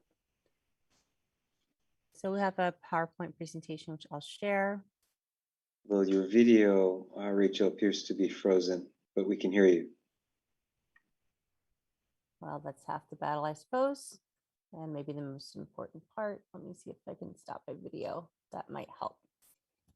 All right. Am I still with you all? Yes. Excellent. Good evening, Mayor, council members. Glad to be with you this evening to talk about the street closures and also our parklet program, which has been an important part of our economic recovery as the pandemic continues on. So just a refresher of kind of where we left off. In June, before the council recess, council directed the street closure program to end at the end of September, so on September 30th, 2021. We also ended the proclamation of local emergency on July 1st, and we were asked to come back after the summer recess to discuss this topic, and so we're here today. And since that time, unfortunately, COVID-19 transmission rates have spiked due to the highly contagious Delta variant. And so though we have very high vaccination rates in the county with 82% of county residents age 12 and over fully vaccinated, we still have seen the reissuance of indoor mask mandates and other kind of precautionary measures to help slow the spread of COVID-19. So staff is recommending 3 things today: that council adopt the attached resolution authorizing the city manager to close University Avenue and California Avenue and intersecting streets until a date that council determines, and provide direction regarding associated fees or charges for the street closure program. We're also asking to have direction on the duration of the temporary parklet program, with a recommendation to have the temporary parklet program in place until June 30th, 2022, with giving time to create the permanent program and also to receive updates regarding the permanent parklet program, downtown and California Avenue streetscape designs. So first, we'll be talking a bit about the street closures. So just as a reminder for council and the public, the areas that are in yellow here on the screen are University Avenue and the intersecting streets, and 1 block either direction. The areas that are in red are the areas where the streets actually close to vehicular traffic, which is University. You can see kind of between Kipling and Caliper on University, it's 1 lane that's closed to traffic, and then 1 part of Ramona Street is closed to vehicular traffic. In California Avenue, you can also see the authority of the closure area that's in the resolution in the yellow color, and then the red outlining the area where the streets are actually closed, which is on California Avenue from Birch up to El Camino Real. So these are the 4 options that we are looking for direction from council regarding. One is just to continue on the path that we had been on, which is to have the closures continue until September 30th, but then to reopen the streets to vehicle traffic. The second option is to say, well, let's think about some other dates that might be the best to have streets be closed and possibly reopen. The first under there is November 1st or 22nd, and that is really thinking about the holiday shopping season. Do we want to open the streets to vehicle traffic as the holidays approach, but also as the weather begins to change? The days are getting shorter. We hopefully will have some rain, and it may not be as advantageous or desirable to dine outdoors. And so perhaps reopening the streets to traffic can kind of coincide with the changing of the weather. Also looking possibly till next year, January 30th, 2022, or another date that council might give direction to. I will note with the January 31st date of 2022, council might also say, yes, kind of marry the two. Let's keep the streets open longer, but let's open the road to traffic during the holiday shopping season and see how things are next year. Do we want to have the roads open or closed? Let's see kind of how things go with the rest of 2021. Number 3 is to fund personnel to facilitate opening and closing downtown streets weekly. This would be possible downtown, I think, with the configuration of the streets, although some of the dining areas are rather elaborate and it could be challenging for the restaurateurs to put those up and take them down every week. And this would also require staffing and funding, about $27,000 to $37,000 monthly. That's what our Public Works Director has estimated, and he's available, I believe, to answer any questions about that. And lastly, would authorize the city manager to suspend closures based on weather conditions. So this again would be maybe choosing a date in the future where it would be the streets would remain closed, but kind of saying if the weather gets rainy or if we see certain types of weather, that the city manager would be authorized to say we're going to suspend the closure until the weather takes a turn. So those are kind of the four options that we are wanting to offer to council for your consideration tonight. We have some data and information to try to help assist council in the decision making. This table here shows the traffic counts in downtown Palo Alto. And again, you can kind of see from left to right going the counts that we've had over really the last year plus. So it starts in the second column with the pre-pandemic levels. And you can see in the leftmost column the different intersections that are where the traffic's counted. And this is the average daily trips that are counted at those locations. And so we're comparing to 2016 as our pre-COVID traffic volume, noting that that is several years before the pandemic began, but the best information we have available. Then you see July 2020, October 2020, April 2021, and then our most recent, which is August 2021. And so you can see some intersections have more traffic more daily trips rather than the 2016 levels, and some are still a little bit less. And of course, it's gone up and down throughout the pandemic. We also completed a sales tax analysis to really understand, to see if sales tax could help us understand the impact of the closures on the local businesses. And so what staff did is compared sales tax remittance from January to June of 2021 to the same time period of 2020, and then compared 2020 to 2019. Staff also performed case studies where staff benchmarked a single business against itself and then compared it to similar businesses in different geographic locations. And generally what we saw is that sales tax increased in 2021 compared to 2020. So we saw that things started to improve for these businesses, but we also saw, no surprise, from 2019 to 2020, large decreases in sales tax activity. Overall, the findings of this analysis are mixed and do not clearly indicate whether the closures alone are the contributing factor driving increasing or decreasing sales tax activity. There are other contributing factors and variables that we couldn't measure, like what's the impact of remote work, increased online sales, reluctance of patrons perhaps to shop or to dine, and seasonal trends all impact demand and sales activity, but are beyond the scope of the analysis. And this information was provided in the At Places memo that was published last Thursday. We're taking a little bit closer look at one of the categories, retail. And so we can see that retail activity in Cal Ave, downtown, and citywide saw large drops from 2019 to 2020 and increases from 2020 to 2021. So if you look at the first table on the right, retail overall in the geographic area there is in that left column. University Avenue, 2019 to 2020, 33% decrease in sales tax remittance. In 2020 compared to 2021, or sorry, 2021 compared to 2020, only 1.5% decrease. So still not maybe great, but certainly less than the previous year. And likewise for California Avenue, you see a big drop in 2019 to 2020, and then things are kind of improving and also improving the remainder of the city.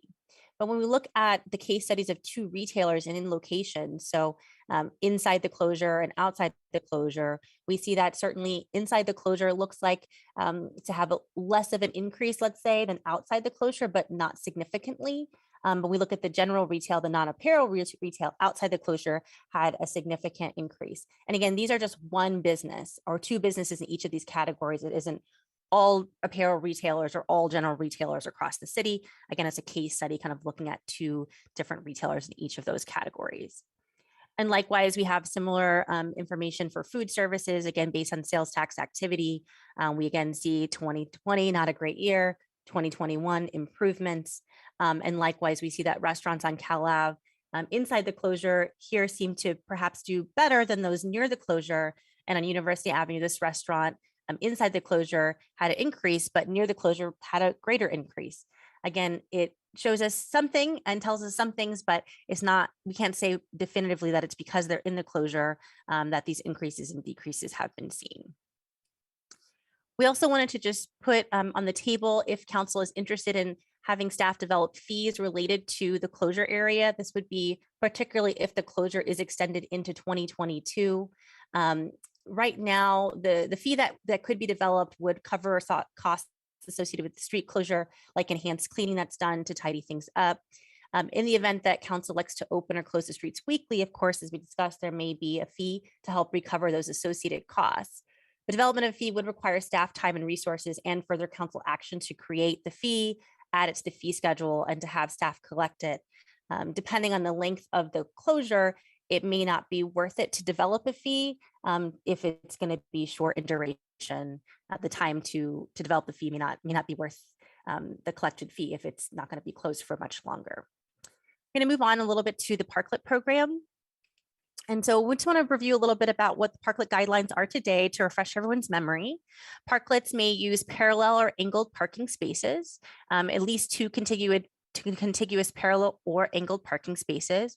There are safety requirements, and this is just some of the safety requirements, such as 4 feet of active parking spaces and driveways kind of set back so that if there's any vehicle that's trying to parallel park or there's a corner or something, trying to make sure we can avoid any conflicts, having wheel stops, delineators, also wind loading in the design to make sure that the parklet is stable and that, you know, if a gust of wind comes, that it will still be safe for patrons to be there. No utility access points can be covered. So if there's utility access point on the roadway, a parklet can't be located there. And finally, neighboring businesses are encouraged to cooperate with each other, but a business not wanting its own parklet may not prevent placement of a parklet by another business. So we really want folks to collaborate and be neighborly, and at the same time, make sure that the city is ultimately managing the use of the public roadway, even if it is for a private entity in this case. So that's where we are today with the temporary parklet guidelines, and we can go into more detail if you are interested. With the parklet, staff again recommend extending the temporary parklet program through June of next year to allow for full development and adoption of the permanent parklet program. And you can see the summarized schedule here. We're learning from other cities even right now. One of the organizations, FIDA, is having an event to gather cities together to learn more about what we are all doing related to parklets and sidewalk dining and outdoor dining and things. So we hope that this winter and into early next year to prepare the draft parklet guidelines, ordinance and permit costs, including working with the ARB to understand what kind of architectural and aesthetic guidelines we want to create and how to make sure that that can be approved appropriately by staff or the ARB. The ARB, we look to them to review and recommend the guidelines, ordinance, and lease costs. And finally, to bring into council for review of the guidelines, adoption of ordinance and the lease or other charge rates. And then, of course, environmental review as necessary as part of that process. Again, with the parklet fees, council last year waived encroachment permit fees for temporary parklets, again, as a measure to try to help support local businesses who were trying to figure out, how to stay afloat during the last year that has turned into a year and a half and soon to be more than that. Staff will develop certainly a parklet fee or charge for the permit program, but we are looking for council direction to, if we want to continue the waiving of the encroachment fees, which may be appropriate as this is a temporary program, and again, focusing the efforts on the permanent program versus on collecting fees during this temporary time. So staff is not recommending fees for the temporary parklets, but wanted to bring that forward for council's discussion. And lastly, the streetscape update.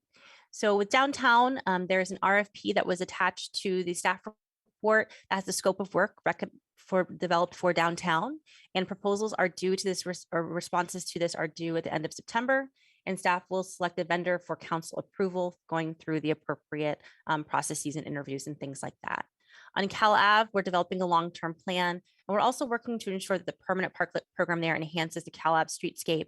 And I know we have direction from council to work with the AIA and others to really ensure that the aesthetics there on Cal Ave are enhancing what's there and making it an even more vibrant place. So we're going to just close out with a few slides about discussion and recommendation. With downtown, it's downtown specific questions, discussion, and direction. I'm specifically thinking about University Avenue and Ramona Street, which is where the street closures are there, as well as California Avenue. If there's any specific direction or question discussion that you want to discuss related to California Avenue that might differ from downtown. And then again, this is just a slide showing the recommendation that was part of the staff report. So I'm going to close it there, and that will conclude the staff presentation. Okay, thank you, Ms. Tanner. So we're going to go to members of the public for public comment. If you want to speak to this item, please raise your hand. And so right now I'm only seeing 6 people. Okay, a few more. Okay, so given the number of people, we're going to go with 2 minutes a speaker.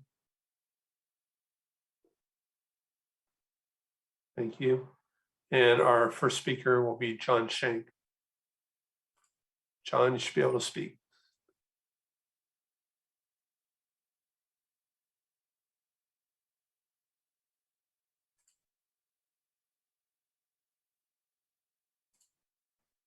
John, are you there?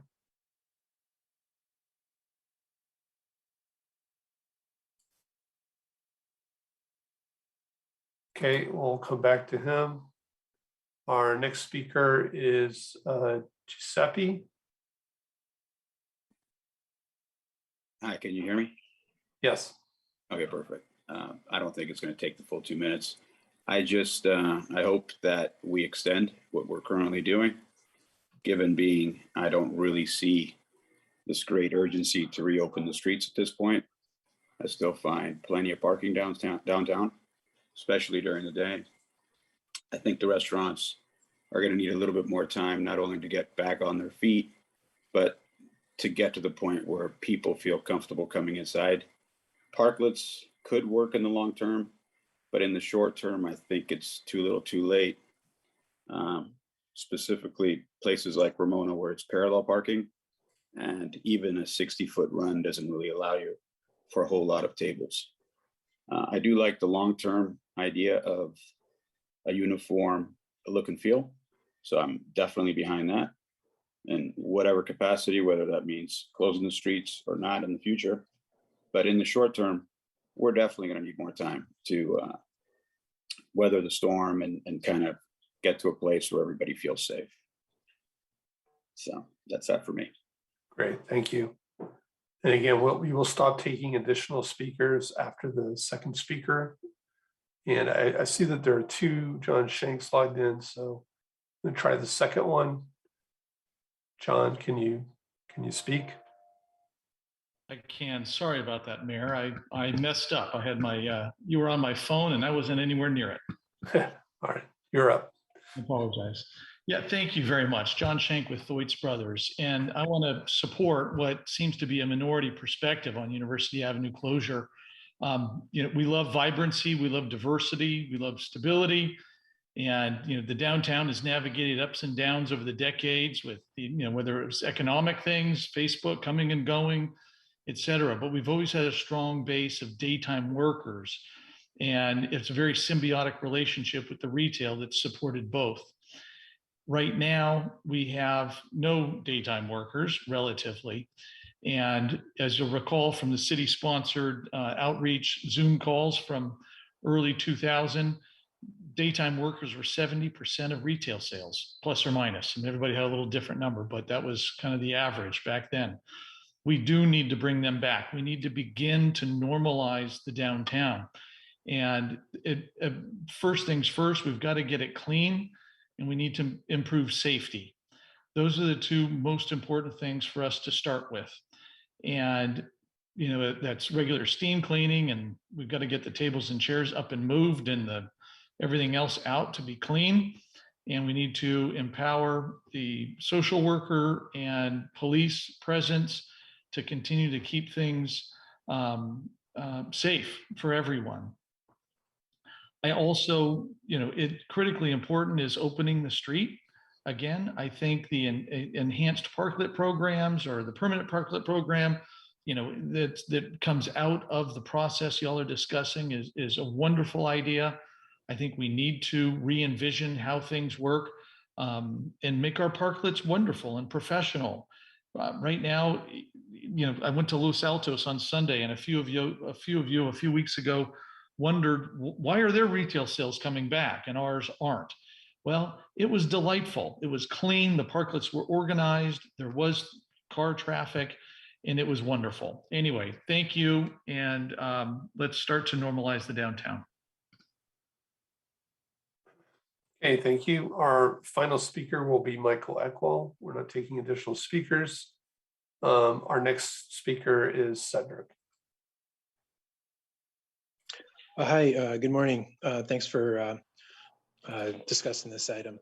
I would ask you to keep the closures long-term, like for instance, until June, the same date as the parklets would potentially be ending.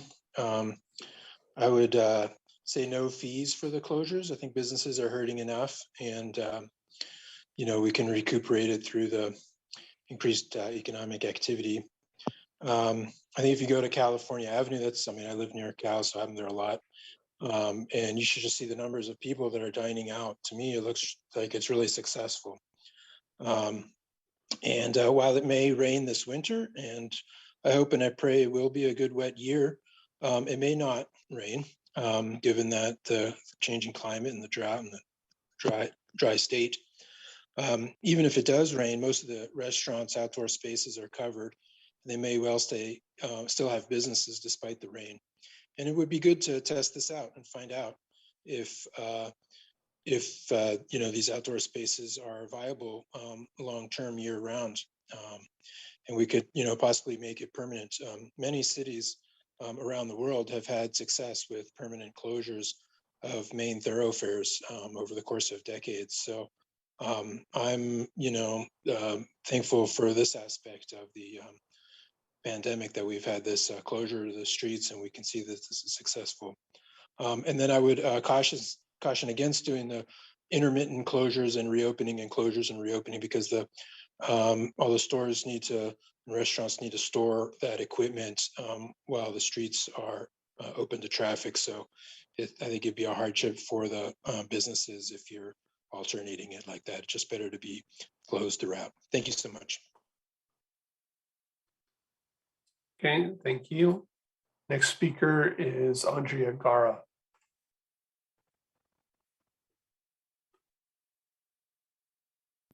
Thank you for taking my comment. One of the staff options that was mentioned was opening the streets back up in November for holiday shopping. And a thought I had was that maybe it's worth finding out if having this atmosphere where we have a street closed will actually make this a more attractive destination for holiday shoppers.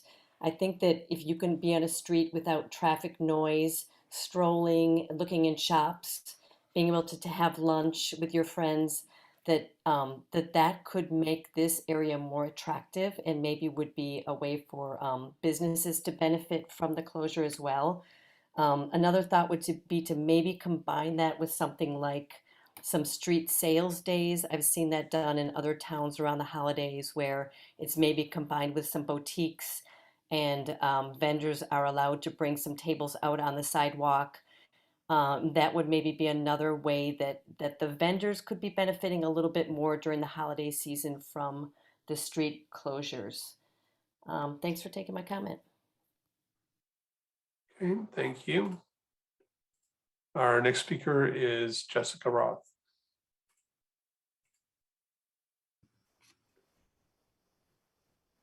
Hello again. So I believe that the street is currently not functioning to its fullest capabilities. Clearly, our community loves the outdoor dining. Other than the farmers market, it's so few hours a week that they're actually on the street enjoying it. It's a ghost town most of the week. Generally Wednesday through Saturday, 5:30 to 9 o'clock is when everyone is there. That's less than 15 hours a week.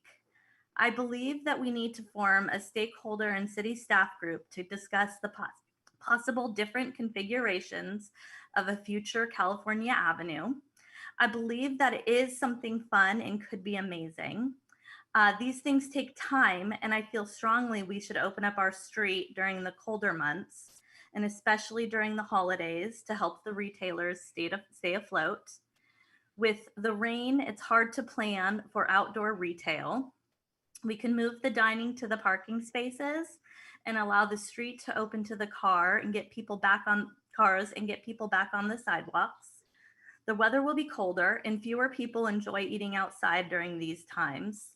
Let's take this time to come up with the best plan for the future and not settle on our shanty town that we have right now.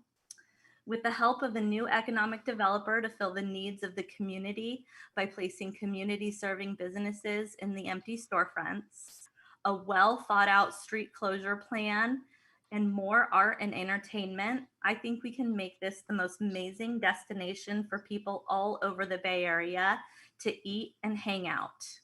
Entertainers might not bring the dollars to the city, but the people that come to see them definitely do. Thank you. Thank you. Our next speaker is either Caro Karen or Victor Cesarin.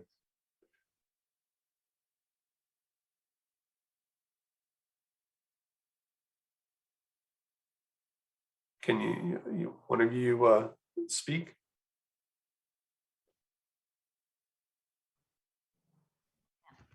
Hello? Yep. Can you? Okay, great. Thank you. Hi, this is Victor and this is Caro.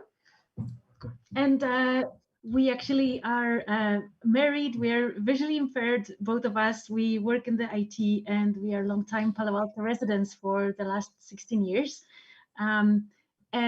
So actually the reason we moved to Palo Alto specifically was because when Victor was offered a job many years ago in the Bay Area, a friend told us that if we want to lead a healthy and enjoyable lifestyle, we should move to Palo Alto because it's the most walkable city after San Francisco.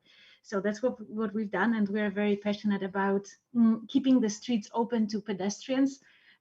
Since the pandemic started, obviously we don't go to the office anymore, so we started paying more attention to what's going on the streets, and we hear the birds, we hear the conversations that people have, and we feel so much safer when there are no cars on the streets. And it really feels like a European world-class city. I hope we can keep it that way. Yeah, you get to enjoy California finally, because you sit in the car, all you hear is just engine sound. I also think that you can fit many more people than cars onto the same street, right? Because we're just smaller in size. So we obviously are very much for keeping the streets closed, and rather than going back to so-called normal, I would like to propose to normalize our streets. Basically, think of the new normal rather than going back to the way things were before, because clearly the world has changed, the world has moved on, and Palo Alto could be the pearl of the Bay Area, but we need to think out of the box, how to move forward rather than how to move backward. Absolutely. And, just want to add one thing that, parklets are not the same as fully closed streets because you can still then hear the cars and it's not as safe. So just a thought out there. So thank you for letting us express our views, and we hope that the council will take the right decision to keep the streets closed. Thank you. Yeah, thank you. Thank you. Our next speaker is Charlie Widens. Charlie? Yes, good evening, Mr. Mayor and City Council and City staff. The Chamber of Commerce is continuing to listen to all of our members and their concerns for economic recovery as they manage through the current business environment. Your discussion tonight to decide on the street closure program on University and California Avenue is critical to the success of all of our businesses and the overall economic recovery of the city. During the closure of the streets over the past 15 months, some businesses have been successful in attracting customers, specifically our restaurants, where they have been able to utilize the parklets for outdoor dining. And we know that outdoor dining is being well accepted and diners are still choosing to dine outdoors. However, our non-food retail businesses have not been as successful and have seen continued and significant decline in their revenues. We recently had a conference call that included council members and more than 30 businesses who are suffering during the University Avenue street closure. This included restaurants and retailers are experiencing continued declines in sales, and these are businesses that cannot utilize the parklets for revenue generating opportunities. We have heard of sales decreases as high as 40%. And retailers on University Avenue have dropped 33% in 2020 and another 1.5% this year. This is not only devastating to the businesses itself, but also creates significant drop in city tax revenues. As you are considering the options to manage the street closures for tonight, we'd like you to think about two areas. One is weekend traffic. It's critically important that retailers have traffic over the weekends. And we also encourage you not to put a fee on parklets as businesses are continuing to struggle with revenues.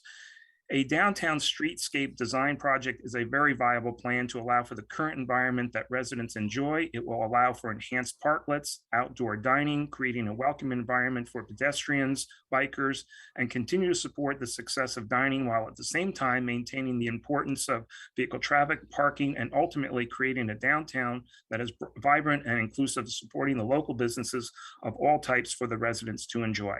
Thank you. Okay, thank you. Our next speaker is Nancy Kupal. Nancy, you should be able to speak.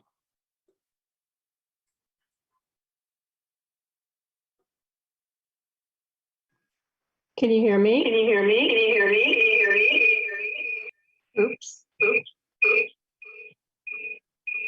Yeah, if you have another device, you should lower the volume. Okay. Okay. Sorry. Can you hear me now?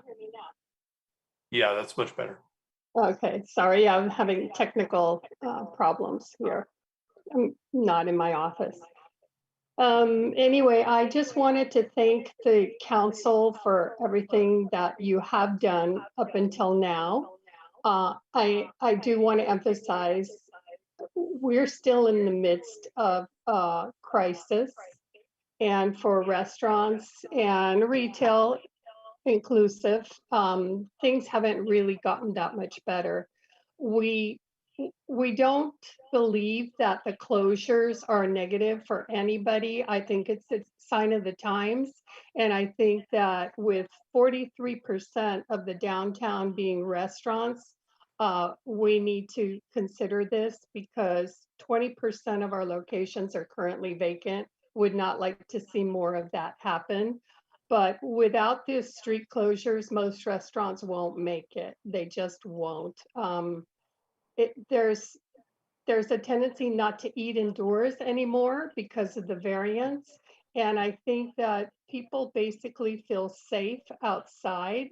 Luckily, a lot of people that are on streets without closures have very large parklets and are able to see people outside. But parklets with parallel parking, you don't get much seating, so that won't help. And you can't survive on a couple of seats for people to be at. So I think that's very important to consider, and people choose where they want to go. I don't think you need to park in front of a space to visit a store or a restaurant. And the proof of that is Stanford Shopping Center and the fact that our new addition in town, Etam, is in an alleyway in between streets, and people can find it between Ramona and Bryant. And also Avia, luckily, continues to be extremely successful, even being on an open street. So that's my 2 cents. Thank you. Okay, thank you. Our next speaker is Megan Quacob.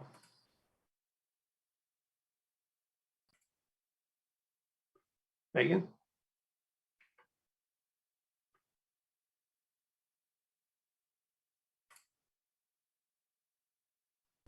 Oh, there we go.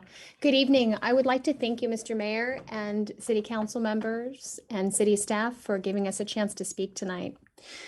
I own the patio with my husband on Lytton, and we have not had a closed street. We have had a parklet.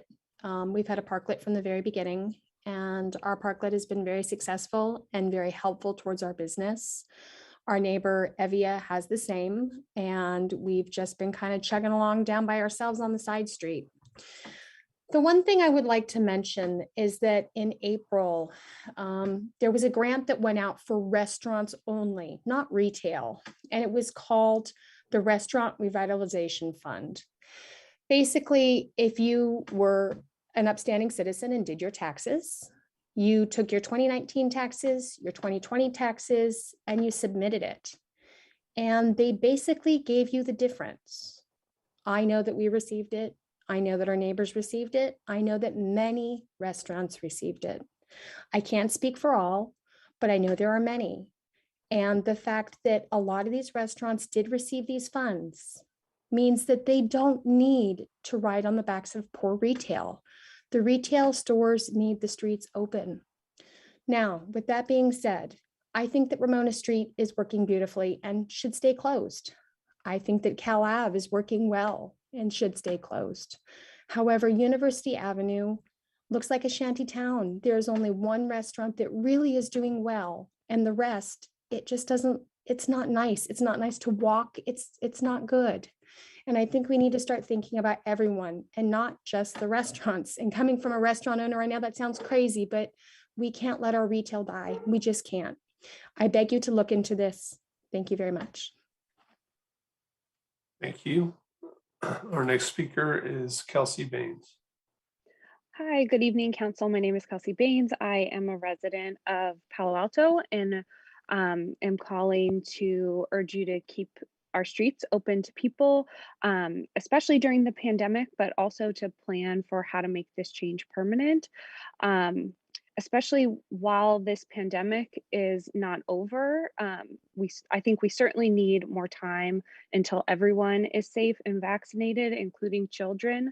And but the other thing I think is that now that we have all been able to see the huge public benefit of using our public spaces for people instead of cars. And it's really been amazing to see how popular taking away parking has been for parklets. But I think the lesson is that people really do like getting out of their cars. Residents really enjoy that experience. And I think the downtown property owners are misguided on the issue of cars as they are on the issue of homelessness. Opening up our streets to cars is not going to bring back tech workers. It's not going to stop people from shopping online. But if we think about what would bring people back, we should look to Stanford, which has thriving retail. And when you go to the Stanford Shopping Center, if you drive there, you don't have the expectation that you're going to park right in front of your destination. You park on the periphery and you walk. And when you're walking, you have a lovely pedestrian experience. There's seating, there's flowers, there's interesting things to look at. So I think if we think about improving that experience downtown, it would involve better wayfinding to the garages, instead of doing things like caution tape, enhancing the spaces with benches or art or plants and making it permanently, rather than having spaces where you have to pick it up and bring it back in. And I would also encourage the council to look at AB 773. It's a new law to do these open streets. Thank you. Okay, our next speaker is Mike Stone. Hi, it's Mike Stone from Molly Stone's Market. Thank you, Mr. Mayor and members of the City Council for allowing me to speak. Sales are way down compared to 2019, but what a segue between this economic development and this topic. You talked about balance, and the closing of the street is no balance. It's absolutely no balance.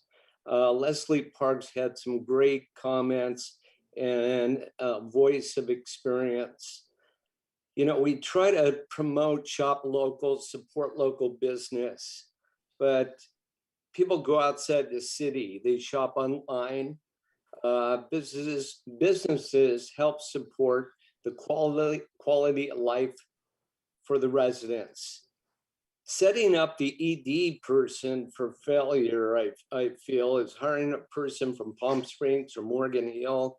That person is not going to be a miracle worker. Expectations are too high. The economy will dictate what is going to be successful. What I would do tomorrow is form an economic development committee made up of retailers, landlords, residents, and 2 members of the city council. Open the streets. Thank you.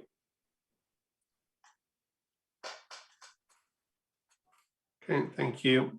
Our next speaker is John McDowell. Can you hear me? Yep. Hi, everybody. I'd like to thank everybody for the tremendous work on this issue first. I know it's been a major effort from so many people. I just want to make sure that I continue to bring more resident perspective to the discussion, because I know there's a ton of activity from the restaurants, from the retail segment, which is so important to our city as well. And at the same time, you know, the residents are the people that live here. I live close to downtown, and I've gotten so much value out of the University Avenue street closure specifically, just because it's close, it's fun, it's brings community that we didn't really have, and we haven't had for a long time in Palo Alto. I think it's better for a young family that lives in Palo Alto to be able to walk down the street and have our kids play in the street and not worry about cars. And it brings a sense of vibrancy and social interaction to Palo Alto that I think is wonderful. And I think that if we continued to invest in how do we improve that design rather than thinking about how do we roll it back, we'd be in a lot better space. So I urge the council to continue to listen to the residents as well as the businesses, and certainly include the voice of the residents, because it's well over 95% of the residents, whenever anybody polls anybody about this, they want the streets to be pedestrian.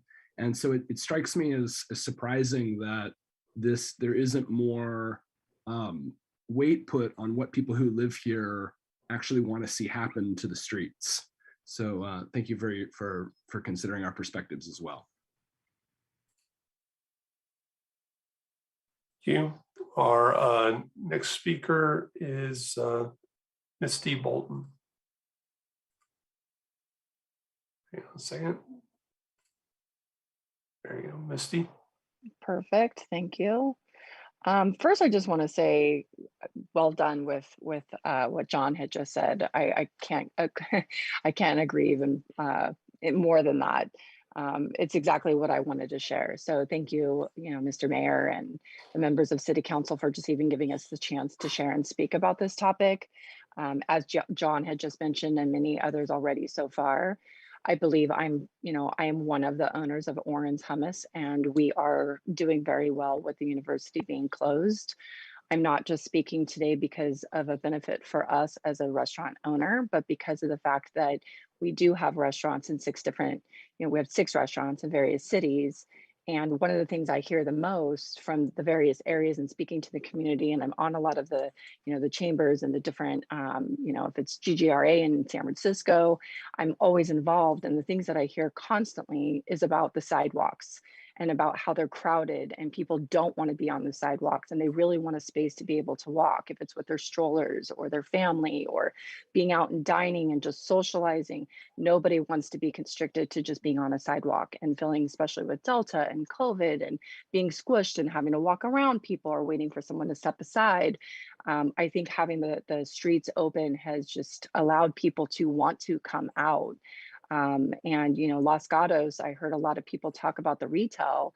There are so many places in Los Gatos where when the streets are closed, the retail will bring out, clothing and different items, and they're doing well. They're very busy. There's activity. They're bringing in life and different, Mountain View just did one this weekend that was a wine and art festival, and it was packed and people want to be in the streets. I think that this is something that not just about today's topic as you know, Victor and had said, you know, previously, let's look forward. How do we make Palo Alto a place that people want to come and visit, not just for the restaurants, but restaurants, retail, walking, community, bringing families out, little children feel safe to be able to come out, and being able to also bring activity, if that's music or something that's special to Palo Alto, to really drive the people to say, let's go to Palo Alto tonight, or let's go there this weekend. I've spoken to the park rec director in Los Gatos and in Mountain View, and they say people just don't even think about Palo Alto anymore. They always are looking for other activities that are happening throughout the Bay Area, but Palo Alto hasn't done anything. We're not doing anything, and if we are doing it, we're not marketing it well.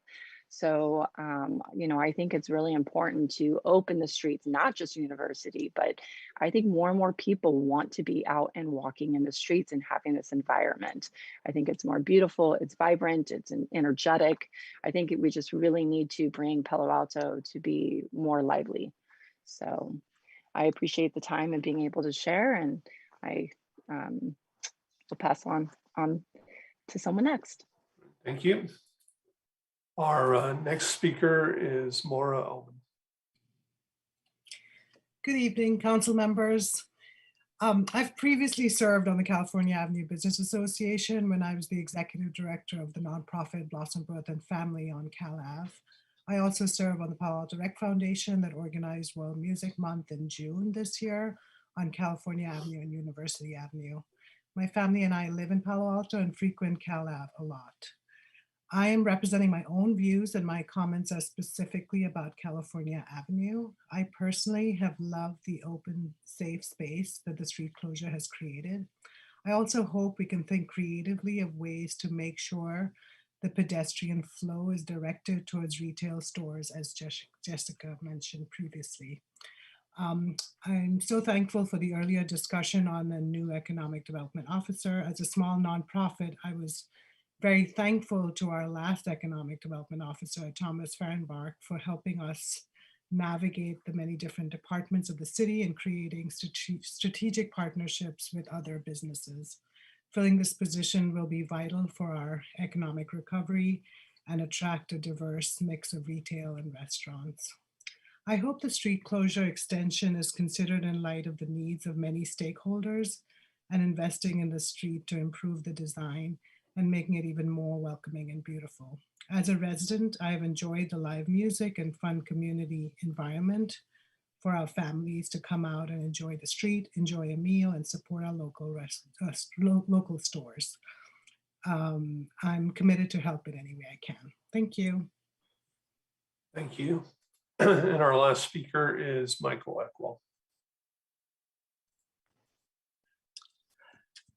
Good evening, Mr. Mayor and City Council. I appreciate the opportunity to speak to you tonight about specifically California Avenue's street closure. And my wife and I own La Bodeguita at the top of California Avenue. And, you know, we've been thankful to the city that has allowed us to have outdoor dining. I think that realistically we can say without a doubt that has saved our business.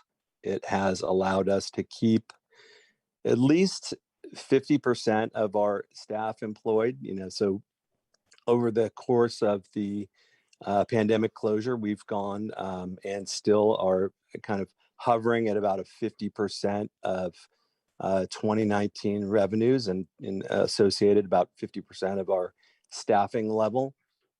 The street closure has allowed us to have a large area outdoors that we provide dining. Our staff, I would say, is very reluctant to actually reopen indoors. I think we're probably one of the few places that hasn't done so. And I think it's important that we keep in mind we are supportive of our retail neighbors.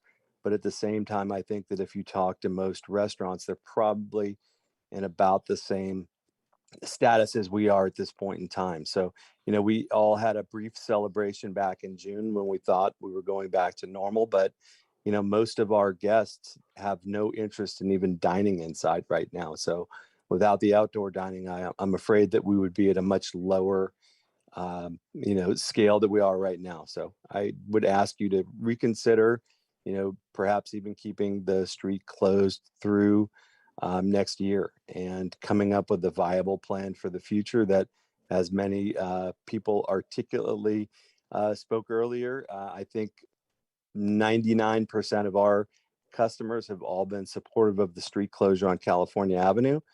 And, it has been a lifesaver for us. I know for our restaurant colleagues on the street, I appreciate the fact that our retail neighbors are struggling, but I'm not certain how much of that has to do with the street closure.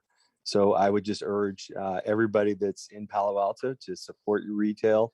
Make sure that you go into Molly Stone's, make sure that you go into the Cobblery, make sure that you go to Vinvino and Leaf Bell. Thank you very much. Thank you. Okay, we're going to bring it back to council. I'm going to suggest a little bit of a structure for the discussion tonight. So we have these two different areas. I'm going to suggest we do one or two rounds on downtown, and we talk about street closure, the parklets, feedback on the streetscape RFP, and then we'll switch to Cal Ave and do one or two rounds on Cal Ave. So let's go ahead and start our discussion with the downtown area.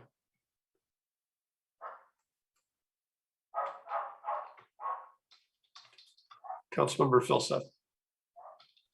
Yeah, thanks. I had a question actually, which is, I thought the notion of, well, they could be opened and closed, on weekends and stuff like that. I hadn't heard that before, because I know that we'd sort of speculated about that, months ago.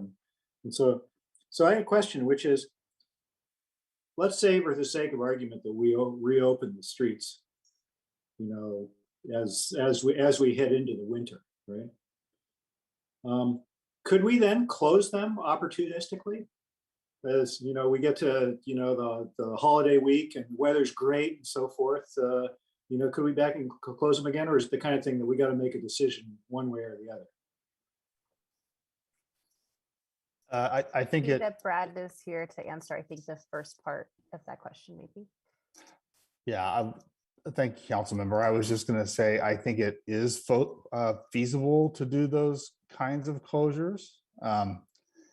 It's certainly difficult in terms of staffing and planning and having equipment ready. But on the staff side, it's possible to do.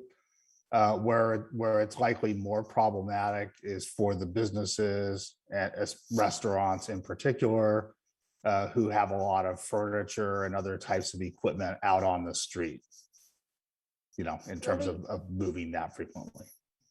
The only other thing I may add, and Ms. Stump may have more to add to this, but just the way that we've structured the closure program at this point is through the resolution. And so we would certainly want to make sure that the end date of the resolution includes whatever date kind of is captured there. So I think if the resolution, for example, expired, we would need a new resolution, if this on and off again was after that expiration date. That probably goes without saying, but just to remind us of the structure of our closure program. If I could add just one more dimension, Director Eggleston mentioned the issue with the businesses needing to move furniture in and out, which is certainly a logistical issue. The other, I think, prospect that comes up when thinking about it as opportunistically, as Councilmember Philseth described it, would be the lead time that businesses would want in order to be able to staff appropriately for whatever scenario we're playing out. Certainly providing that lead time has been an issue in all of the options we've been discussing to this point. Thanks. Councilmember Cormack. Thanks. So the question I have about University Avenue, is it 3.5 blocks, 3 blocks, and then or is it 4 and it's 3.5? Okay. How many restaurants are using this street right now? Do we know? On University? I am not sure of the exact number. I would guesstimate it's at least 10, I would say. Okay. Would be my guess, just trying to add up in my head. Yeah, I mean, I didn't count, but yeah, that seems about right. Okay. And And how are we cleaning University Avenue now?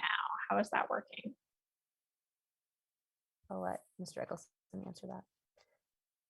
We bring street sweepers in 3 times a week to the extent we can. But with the furniture that's in place in some areas, that's difficult to get to.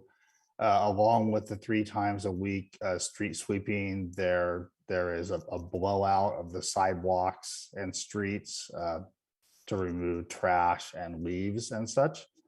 And we have a monthly steam cleaning of sidewalks. Okay, when you said blowout, I was like, what, somebody's getting their hair done? No, okay. All right, well, hopefully those aren't gas-powered leaf blowers. That's all I'm gonna say. Okay, so University Avenue, I think is the biggest dilemma for me. And I think doing the streetscape analysis definitely makes sense. I think one of the things that makes it less of an experiment is that we allowed, and I'm not saying we shouldn't have allowed people to drive through University at the various blocks. So it isn't really the pedestrian mall that other people experience other places where you can ride your bike down, et cetera. So I think that's more of a dilemma. And frankly, it's a dilemma because we have some really strong opinions on both sides as well. So setting University Avenue aside for a moment, I'll just say with respect to parklets, you know, I think we should absolutely do them, and we can sort out whether or not we need to, how to, or if to charge for that. But I do want to talk about Ramona. Presumably, Mr. Mayor, Ramona is included in the downtown part. Okay. Based on the density and the way that whole street is set up, I think we should seriously consider making the closure on Ramona permanent. So I'd be interested in understanding from staff what we would need to do that, what kind of motions you would need tonight.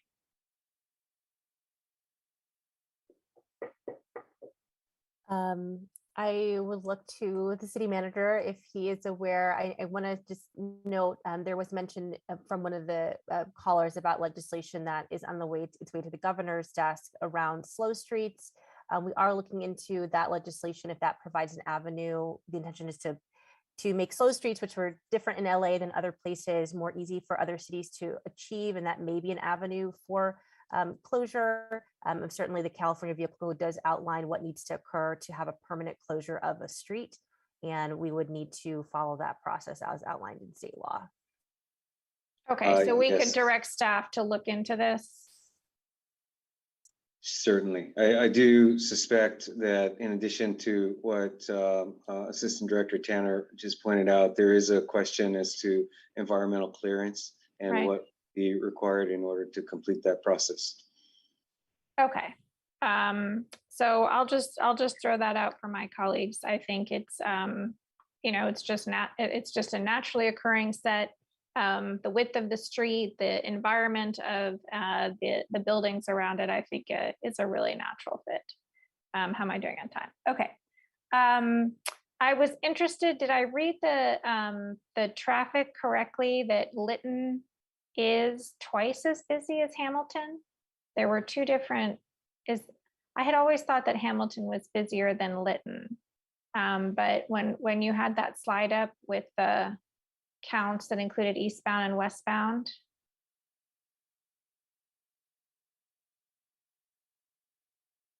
Good evening, Honorable Council Member and Mayor. Yes, the Lytton Avenue definitely has more traffic volumes than that of the Hamilton, and it's almost double. And one of the reasons could be that some of the University Avenue traffic gets, diverted onto both of them. But yes, Lytton Avenue definitely experiences more in that area. It looked like the prior numbers were higher as well, though. Correct. Yeah, so that's different than I had thought. So okay. Thanks so much. And one thing also I like to add, like for the permanent closure of any street, there are definitely there's a compelling reasons and interest from our community for several reasons, but from the transportation and other elements that we should be keeping in consideration that access, traffic circulation, as well as building safety, especially from the fire safety, as well as emergency response to those buildings, and access and accessibility, and all those other factors need to be carefully studied before we can certainly make a final decision on the closure. So just my few opinions on, not opinions, but some of these elements that we definitely need to consider in making those consideration for permanent closure. Thank you, Mr. Bhatia. Thank you. And could we just clarify, are we agendized to talk about permanent street closure tonight? This was not noticed or as that item. It was about the temporary closures and a few other items, but I don't believe it was about the permanency of the street closures. Okay. Any other comments on University, Ramona? Councilmember Koo. Thank you. So I believe there's about 11 restaurants that's on University using the street for the closure. And so I was down on I was over on University on Friday, and I did visit a lot of the merchants and looked at the surroundings. As I said, there are portions of it that are not great, and it just is not great. Very disappointing, actually. So I think that there's also some of the structure of some of these areas, it's pretty high that it actually obstructs a storefront's signage, entryway, and the storefront complete. So it's obstructive, and it makes the storefront appear as if they're closed. So I have great concerns about those, these structures that are just many different sizes, height. So a uniform manner would do much better. Also, I was told, as a speaker tonight had said, that restaurants do get financial assistance from the federal government through the Restaurant Revitalization Fund. I was told that there was one restaurant that received $5 million and another one that received $1.7 million. Of course, I didn't go and ask the rest, but that was volunteered to me. So it's not like restaurants cannot get their funding or assistance in financial manner through the federal government. But retailers, they're not getting that, especially the smaller proprietors, they're not getting that. So, there is a concern there about who and what are we trying to achieve here? Are we trying to kill the retail businesses here? So we need to ask ourselves that question. There's also businesses, restaurant businesses, when they line up, they're lining up and obstructing again the storefront. So there needs to be also another manner of ensuring that, what one neighboring business is doing is not hurting another one. Another thing is a lot of these retailers are paying premium rents for being on University. So now for us as a city to not take that into consideration, give them the fair way for them to operate their business, I think that's another problem. And if the clerks would help me, I think I sent a picture. So I took this picture. On the left-hand side is University Avenue. And somebody had said in the public comments that people don't like to walk on the sidewalk. Look at this sidewalk. It's not even ADA compliant. And the other one is actually, the one on the right-hand side is actually California Avenue, but we're not talking about California. I just happened to put both pictures there. But you'll see that the sidewalks, I mean, this is really, this is beyond encroachment. I mean, when people have to walk, I don't think a wheelchair can get through that. So I did want to emphasize that there needs to be enforcement so that our sidewalks are usable. Thank you to the clerk's office. Also, I wanted to say that I did go to a retailer, and the retailer, it's a bigger retailer, and they said their biggest problem is that their employees do not find parking spaces, and they're scared to park in our garages. So our garages need to, I mean, there needs to be a way to ensure safety and to express that to also to the workers that are there. Then I also want to say that on packet page 115, stakeholder outreach, I noticed that it says that it's outreaching to everybody, but there's nothing that is included in that language about reaching out to residents. And I really have to ask, why is residents not included in that when we don't know if traffic is going into the neighborhoods and parking is going into the neighborhoods? You know, I mean, basically, we need to kind of have more communication with the residents. Of course, there's also on packet page 115, resource impact. I know Ms. Tanner had spoken about $35,000 per month to do maintenance and cleaning, but then there's also an additional $15,000 a month that is for garbage removal. I mean, so I'm thinking that we're not really seeing the total dollar amount of how much the city is actually contributing to this effort. I see my time is up, but I have a lot more to say. Thank you. Okay, Vice Mayor Burt. Mr. Mayor, if I may, I did just want to clarify the numbers. The 27 to 35,000 would be the amount monthly to open and close the street again. And I believe it was around 15, Director Eggleston can correct me, that was related to the cleaning and trash removal that he described happening in the street closure area. So just so we're all clear, that 27 to 35 would be opening and closing every weekend for a month? That's correct. And the 15,000 that's referenced, it's also per month. As Ms. Tanner said, that's the current cost beyond our regular program pre-pandemic that we have for having staff out for litter control and kind of keeping an eye on things in the closures on the weekends. Okay, Vice Mayor Burke. Yeah, thanks. So first, I think we haven't had much of a discussion about the objectives that we are trying to achieve, and we all have a sense of them, but I think we'd benefit from a little more of a consensus on that. And my understanding is that we've got several different objectives, somewhat competing, but our challenge is to try to reconcile those and have more winners and winners rather than winners and losers. And that's not going to be a perfect achievement.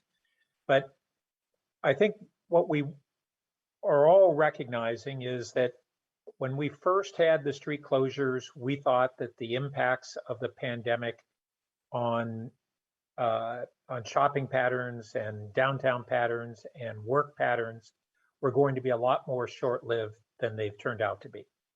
And so we've had an evolution from how do we get a stopgap measure that would try to do whatever we could to help these businesses survive through a short term, to being able to see how all that began to shape up and to begin to look at the next phase, which is, I really think we're transitioning from a pandemic to an endemic period, where we still have COVID, we still have impacts of COVID, but they're not the crisis shutdown that they were. And we don't know exactly what the coming months and year or more are going to be, but I think that's somewhat the period that we're in right now. So how do we retain a vibrant downtown area in a changing setting, changing in terms of work patterns, changing in terms of shopping patterns, and changing in terms of social patterns. And so striking that balance so that we have the vitality that is not just a food court, as enjoyable as that is to many of us who go there, but tries to revitalize the downtown through a variety of ways, which not going to be returning exactly to what we had before. We've had a lot of input from the public, and basically we have QR codes in restaurants, and it asks a self-selected group of folks who are dining there, who say, would you rather dine on a street that doesn't have cars on it and is a pedestrian way, or dine on a street that does? If you were to ask me that question in isolation, I would say, oh, I'd rather dine on the street without the cars. But that's not really what we're facing. If the question was, would you rather have a downtown with boarded up shops and that one that attempts to survive as a food court versus one that is striking a greater balance and having vitality, then I think that's the more appropriate question. But one of the problems I see is that whatever date that we may choose to reopen, and I should clarify, the staff report said that the council had decided to reopen streets after September 30th. That's not quite right. What we had decided was to extend the closure through September 30th, and then in the month of August or September, make a decision on what we would do thereafter. So whether we say hypothetically we were to reopen on November 1st, what are we going to do to try to still nurture those restaurants who have been dependent on outdoor dining? And if we have the street reopenings, many of those restaurants will lose half to 2/3 of their outdoor dining. And the staff report talks about the parklets, but the parklets are only a fraction of their outdoor dining. And I think that we have the opportunity to allow a limited expansion of the parklets where they're not, they could move laterally and have additional parklets and not interfere with adjacent retailers. I surveyed it today, and about 5 of the outdoor restaurants had spaces adjacent to them that would not interfere with other goods retailers who might not want a parklet there. So I think we've got to do everything we can to expand the outdoor dining if we're going to consider the reopening of the streets. I was also concerned that the survey, I couldn't find in the responses of the businesses, I couldn't find a distinction between responses by food and beverage providers versus goods retailers. And I think that's a real big distinction. We've certainly heard anecdotally for a long while that the folks selling goods are suffering far more. And that was part of the data that we really wanted to focus on when we asked for additional survey data in June, but I couldn't find that distinction, which was a key one. So I also have a number of other comments, and I'll return on a second round. Councilmember Tanaka. I'm gonna make a few comments, but can staff bring up slide 10 while I make a few comments here? So one of the questions I have when you guys pull up slide 10 is it wasn't really clear which street it was talking about. Is the table here, is this University Avenue or Cal Ave or a combination of both? I don't know if staff can clarify this. It is a combination. So the first table overall, University Avenue is that second kind of row, California Avenue, Okay. and the remainder of the city without University Cal Ave. And then the case studies, because we need to maintain the anonymity of the businesses, these are irrespective of location for the 2 retailers that are featured there. So this is it could be Cal Ave or University Avenue. For the retailers, yes. Okay. Is it mainly University Avenue, or you can't say? There's not that many. There's only 4, so that's just Right. a sample. Yes, I can't say, and I have to say Steve G did these analyses, and so I'm reporting on his work, and he is not here to add more detail. Because I also did the similar kind of survey. I'm surprised I only got 4. I guess these are only the 4 that you could do kind of like a before and after. Is that right?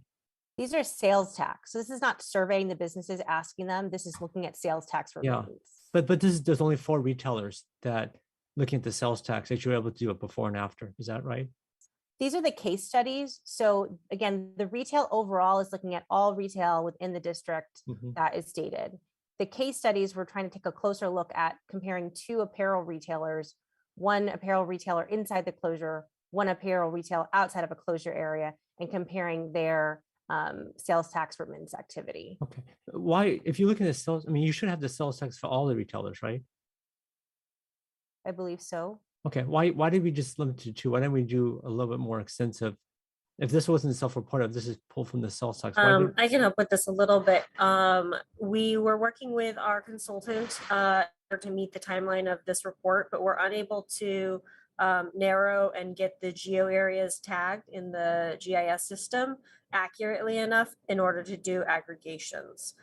So in the absence of those aggregations, as well as with the need to do confidential or maintain confidentiality, staff went with these case studies in order to articulate kind of what's going on in general. Okay. Well, this is certainly better than nothing, but it would have been, of course, really nice if we could actually see a bigger sample, like a before and after. I appreciate this, and just looking at this from what it is, it appears that for apparel it's slightly worse, but for I mean, slightly worse to be inside the enclosure, right? That's the way I read apparel retailers. It's basically like a 10% difference roughly. Right, or actually, and that, for that apparel retailer, for that retailer inside the closure, they had a smaller increase than the retailer outside of the closure. And then the non-apparel basically there's like a 30-point difference, right? Between those 2, yes. Yeah. So if you're a retailer and you're on a closure, even though this is like a super small sample, it's looks like the closure is worse, which is kind of what we're hearing as well. Although it would have been really nice to get a much bigger sample, because it's such a small sample, and it would have been nice to actually get this for California Avenue. And this is what I was hoping to do. What was the holdup? And I mean, I guess I'm not quite unsure. I don't quite understand like what was the coding issue, because we know where the restaurants are, right? We know the address and we know which ones were on open streets and closed streets. I guess I'm missing the issue with being able to do a more comprehensive survey. So Director Nose may want to chime in, but I think we definitely agree. We did want to have a more, I think, comprehensive analysis. But part of what happened with our consultants, they were not able to, they were going to perform the analysis. They were unable to do that. And we didn't have enough time between the publication of this at Places memo even to perform that larger analysis that we had hoped would look at what's inside the boundary, what's outside the boundary, and then again, look at that over time as the closures and the pandemic change. Okay, because for me, the way I think about this is how do we maximize the overall revenue for both the streets, right? And I'm talking about overall revenue, right? This includes retail and restaurants. And so this analysis would have been really helpful. And I think we would have made, I mean, I understand what was said earlier that it's inconclusive. Well, it's a little bit inconclusive because we didn't actually do the analysis. And I think if we did analysis, it might have been more conclusive, because right now from this, it looks pretty, even though it's a super small sample, it kind of jives with some of the anecdotal surveying and data that we've been hearing, which is, for retailers on a closed street, it's been pretty bad. So yeah, so I think it's something which I would almost want to have this meeting delayed just so that we could do it, because I think that if back to the question of what should the overall goal be, I think the overall goal should be to maximize the revenue on these streets, right? The overall revenue, but we could use this super small sample as the proof case, but it would have been better to have a much bigger data set than what we got. Does staff know? Oh, sorry, Kali, you want to say something? Sorry, just one thing to note as we're going through this. Staff did provide the aggregates for these areas, and even pre-pandemic and pre-closure, as staff presented to the council back, I think in June, and consistent still today, retail was already seeing some struggle in the University Avenue area. So Well, I'm not saying that's not the case, right? I know about that too, right? Because I my own business has suffered, so I totally know about that. But I guess what I'm saying though is, and I'm not talking about whether retail has suffered or not, because retail has suffered even without the pandemic. What I'm talking about is the inside the closure or outside the closure, right? That part, you know, if and again, this is super small data set, but if this is, you know, this 4-store data set is any evidence, it looks like the closures were pretty harmful for the retailers. sure, and again, even with GIS tagging of things, the reason why staff was able to present the restaurant by Calab versus University, but was unable to present the apparel by Calab versus University is due to confidentiality reasons. So even if we had them tag things, we wouldn't be able to provide the information at that level of detail. No, I don't need a level. I think aggregated is fine, but I guess it would have been nicer to have again, more. council member, what I'm saying is even aggregated, it wouldn't be sufficient. There are not enough retailers in those areas in order for us to disaggregate the information by Cal Ave versus University Ave. Okay, well, anyways, I guess my point is it would be nice to have more than 4, a data set of 4. I know I'm out of time right now, but I think maybe we're probably gonna do a second round. Is that correct? Okay, Yeah, I'll yes, do we my will. second round later then. Okay, Councilmember Stone. Thank you, Mr. Mayor.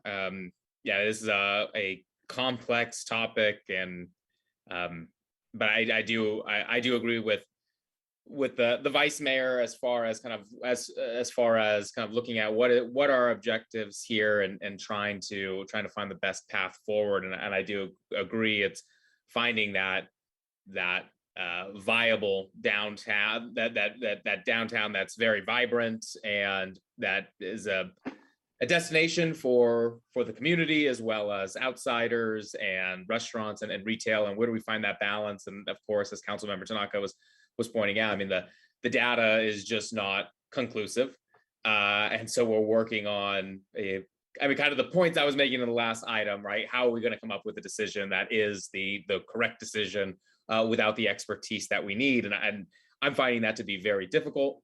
I'm coming into tonight not having made up my decision as far as downtown and the closure goes. I am supportive of kind of the staff's recommendations on the parklet program and extending that and trying to further revise that. I think a lot of the concerns that Councilmember Koo raised are definitely very legitimate and concerning and things that we need to address.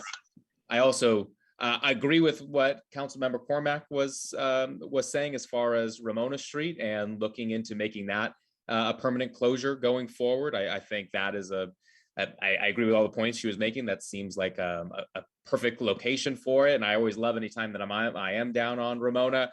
I feel like I'm somewhere in Europe and enjoying kind of a nice afternoon out there. So I really do enjoy that.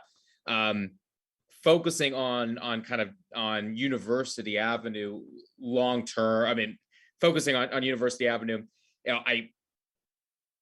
I think the September 30th reopening seems, or October 1st seems like that's coming up very soon. I also agree with the vice mayor as far as what was the promise back in June, and it was really just to reconsider and given the rise of the Delta variant and this growing concern that not only I, but I know many people that I've talked to have had is that hesitancy to go back into restaurants. And just the other weekend, I was out with some friends who said, no, we need to find a location where we can all dine outside because there was no one was comfortable enough to be able to dine inside. And so I think taking advantage also of the good weather that we'll likely have for the next couple of months, it makes sense to extend that, but finding that balance for the retail and being able to reopen the street by the holiday season makes sense. So I think I'm leaning towards staff's recommendation, well, sort of staff's option of the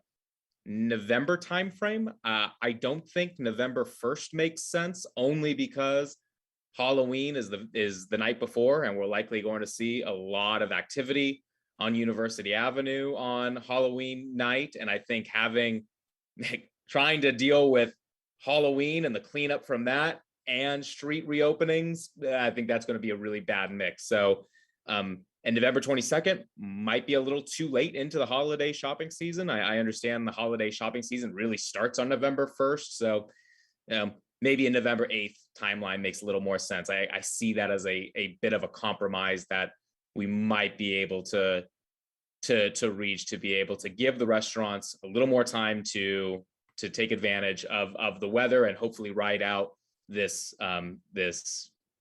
Delta wave that we're seing, but also give retailers a clear kind of end date of what to see. And I do think we should, if we do choose to open downtown in the near future, I think it's important to make sure that it's not just another let's reconsider it at this date. I think it needs to be a hard date so we can make sure that we let the retailers and the restaurant owners know this is when it's reopening. It's not coming back to council for further discussion at that point. I think having that consistency is important, because I've heard from a lot of retailers that they're feeling like they can't trust the city decision process right now because it keeps getting pushed back. And there's reasons for those pushbacks. I think it's legitimate, but I think their concerns are very legitimate as well. I have one question. I see I have just a little bit of time. One thing I was interested though, like one of the options in the staff report said to delegate timing of like a winter suspension based on weather conditions that could impact outdoor dining for an extended period of time. That, I don't know, that was very ambiguous and didn't make too much sense to me. Can staff elaborate on what types of weather conditions they anticipate that would necessitate that? I mean, what kind of weather conditions could impact outdoor dining for such an extended period of time? I don't know if staff had like a specific weather and I don't know, anything in mind to clarify that. Oh, Rachel, I think you just put yourself on mute. Zoom hazards here. I think the idea would be that if we are getting a particularly wet winter and it's seeming like, let's say December is going to be very rainy, that might be an indication to reopen the streets. I think a challenge of that is, as you, of course, just knowing what the weather is going to be, and then for the restaurants and retailers having that notice. So, we can't predict that too far in advance. I don't know if City Manager Scott wants to opine further on how that weather might be defined as inclement to reopen the streets. Sure, I would just note, I believe we did this last year when the winter came upon us and it was clear that it was cold and wet and people didn't want to dine out stores. So on that basis, we opened up the streets. Okay, so this is an option of like things, it would just kind of be this back and forth. I dislike the inconsistency and the inability for restaurant owners and retailers to really know what's coming. I think that's been a problem. It's one of the reasons why I don't like the idea of closing the streets on the weekends and reopening them on the weekdays. I just think to require restaurant owners to have to figure out where they're storing extra tables and chairs and moving that, and then the extra burden on staff, I just don't, and the additional price tag of it as well. That just doesn't make much sense to me. So I see I'm out of time. Yeah, Councilmember, I certainly appreciate the logistical challenge there. I also wouldn't want to overstate it though, because quite frankly, we are seeing that happen currently in some parts. So for example, in Cal-Ev, in fact, again, I would just remind us that last year, during the particularly cold and wet months, there was no or very little interest in diners being outdoors. And so again, it is something that would need to be worked through in conjunction with the businesses so that they are understanding what adjustments we're making based upon weather conditions or a period of time that provides them sufficient lead time. Again, not to understate it, but again, I don't want to leave the impression that it would be problematic for us to pursue that. Yeah, no, and I understand that. I just think kind of like how the vice mayor put it, we're moving into, I think, a new phase of the pandemic, of this more kind of permanence. How are we handling this fallout and this kind of new normal compared to last year, where we were riding out the worst of it? And I think there was a more understanding of, we have to be flexible. Things are changing. I think now that we're looking into something a little more kind of permanent moving ahead, that's the only reason why I'm concerned about that option. But I think your reasoning makes sense. Okay, I think your time was up a while ago. I'm going to jump in before we start our second round. So just a quick question: where are we taking the $15K a month for extra trash? Where's that money coming from? That's just coming from the Public Works budget. So you have a slush fund? No. Well, or trash fund? We have savings from our many vacancies due to the hiring freeze, would really be a more accurate way to put it. Okay. So I just want to echo, I think, what Vice Mayor Burt, some other people said about thinking about our goals, thinking about the idea of maybe maximizing for everyone on the street. I think we are transitioning to more of an ongoing endemic COVID situation. It's really likely to continue for the foreseeable future, and we need to learn to live with COVID. You know, I see many places that are getting back to normal. You know, there's a lot of information out there, but, you know, vaccinations are proving highly effective. I think figures are something like 98, 99% of the people in hospitals are unvaccinated. You know, and the data in the report seem to kind of corroborate what we're hearing from the companies, that stores in Palo Alto and the closed streets have not recovered as well, you know. And again, we had some data in the last time about store versus store sales in chains that have multiple stores in the Bay Area. You know, and again, this report stated that for retail, it dropped last year and this year in the closed street areas, while we've seen it recover elsewhere. So I think about fairness. I think about certainty, as Councilmember Stone was talking about, and I'm concerned about time. You know, the continuing low sales are really going to doom our retail sector. And, you know, there was a comment that retail wasn't doing well, but I think we also need to remember that we had a lot of restaurant turnover pre-COVID as well. You know, it can be tough to stay open on university in any market. I was struck by the low response rate to the survey. I don't know what that signifies, but, you know, I was really struck at how few people participated.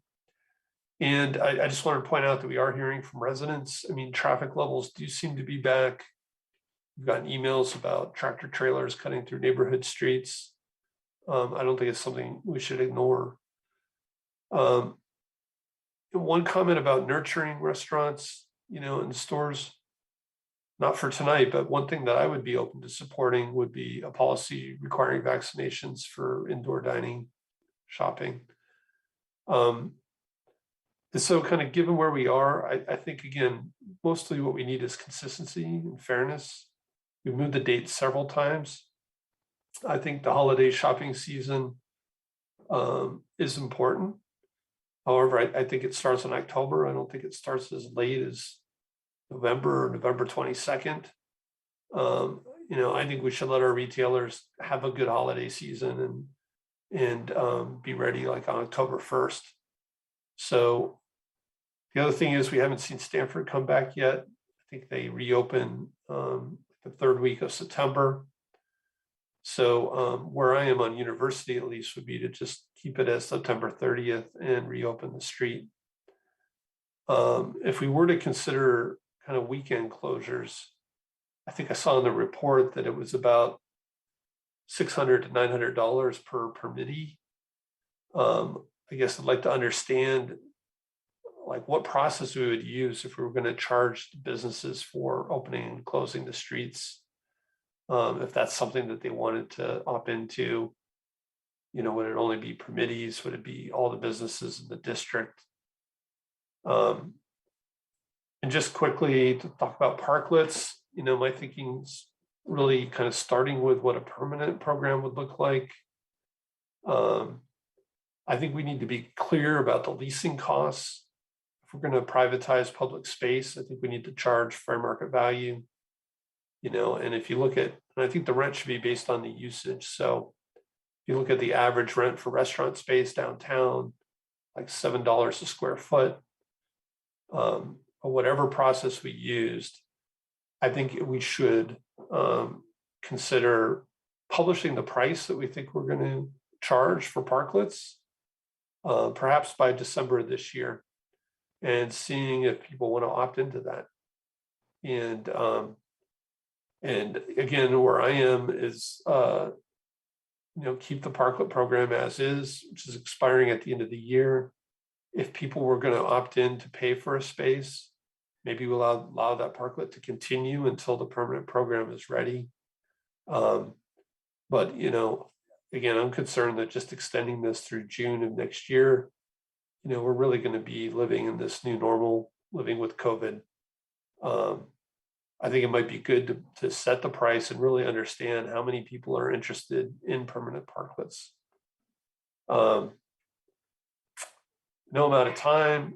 I want to also make sure as we go through this next round that we get some comments on the streetscape RFP, which applies to downtown, and it's fairly extensive. Okay, let's go ahead and start a second round. Councilmember Filson. Yeah, thanks. I think, the vice mayor's question of, what are we trying to achieve here, I think is a pretty important one. I think, one of the things that we've learned through this is that, I think it's clear that outdoor dining is probably here to stay.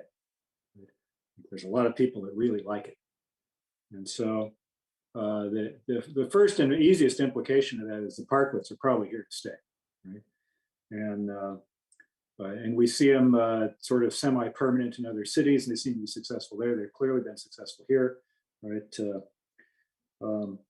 I think the vice mayor's comments on, there may be room to expand them. I think that's sensible, but I think they're here to stay, and I think we ought to move forward on the permanent program. And I kind of agree with the mayor that as we shift out of the pandemic mode into steady state mode, that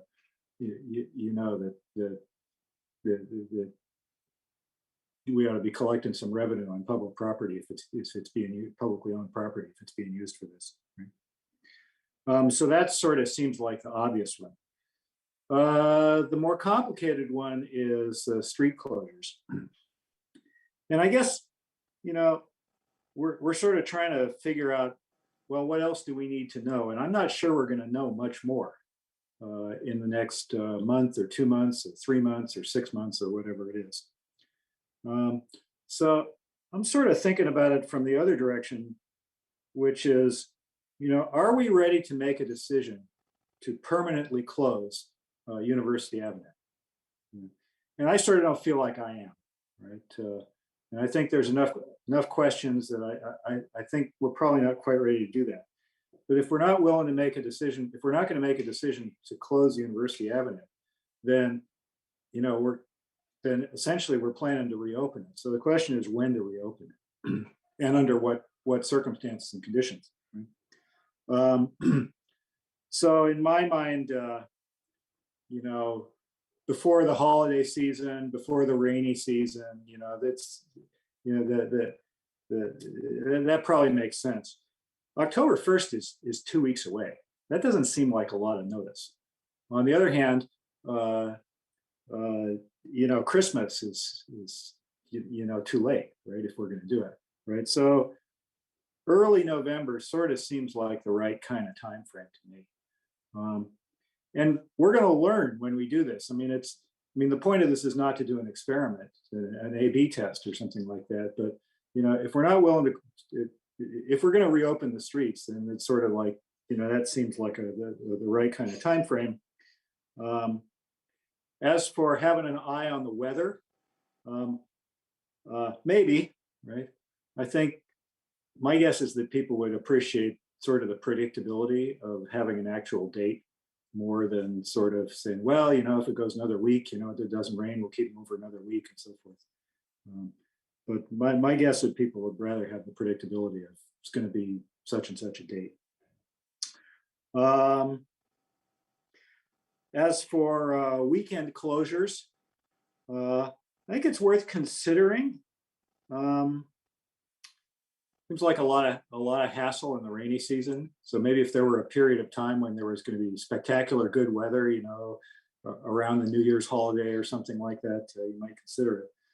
The issue of restaurants having to move stuff back and forth if we're going to have it open in the streets open in the week and closed on the weekdays, you know, I get that. At the same time, you know, it would be optional, and so yeah, it would be your choice. If you don't want to do that, you don't have to do that, right? I mean, it doesn't make sense, and so I think we ought to look at it that way too.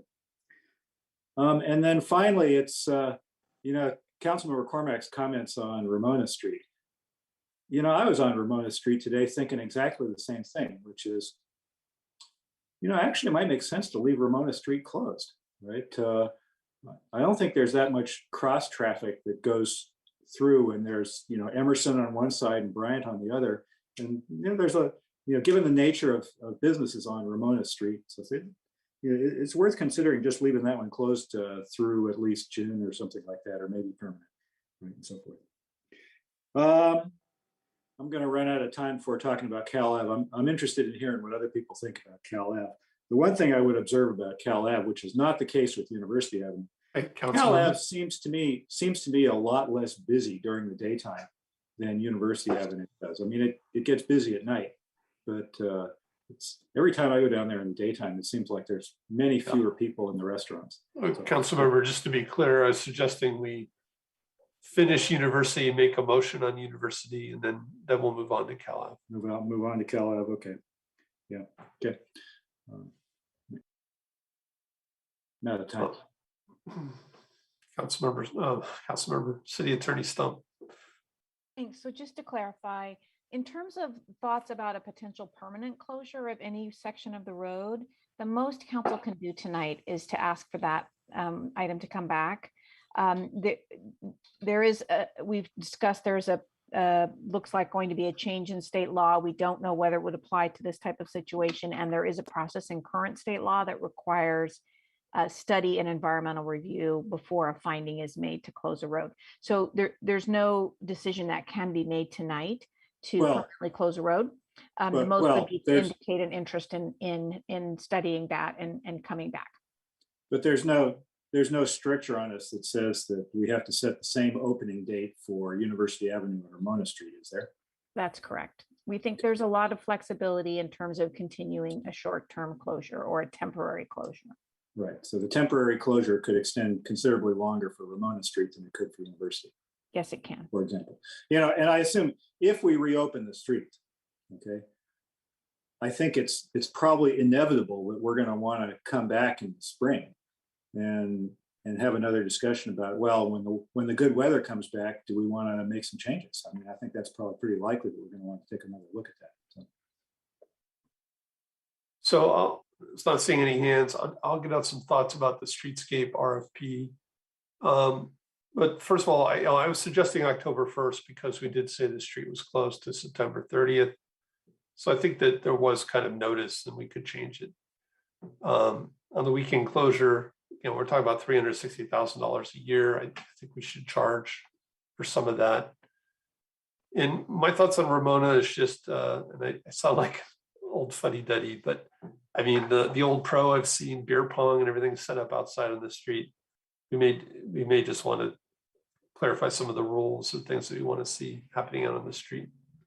So on the streetscape, I don't know how many council members looked at this, but it's a pretty large infrastructure project. You know, again, my feeling was it was something we should weigh with the rest of the infrastructure plan before it goes too far. And I was curious if we could only do phase one and then make a decision at that point. I think the way it was written was to bid the entire project Is that right, Brad? The scope of services for the RFP includes all phases. But what's described there as the intent at first would only be to go forward with phase one, as you were suggesting, Mayor. And then there would be a decision. And if we wanted to proceed, we would need to amend the contract. Okay, so we could end but, at phase one yeah. if we wanted to. Including those future, oh, sorry. Yeah, no, I just wanted to say, one of the things I was concerned about was the scope going all the way from Middlefield to Alma. Curious what my colleagues think, if we should maybe look at a shorter section. Again, the timing to move forward, obviously these businesses have been pretty stressed, and to go into major construction on University right after that would probably not be something they'd enjoy.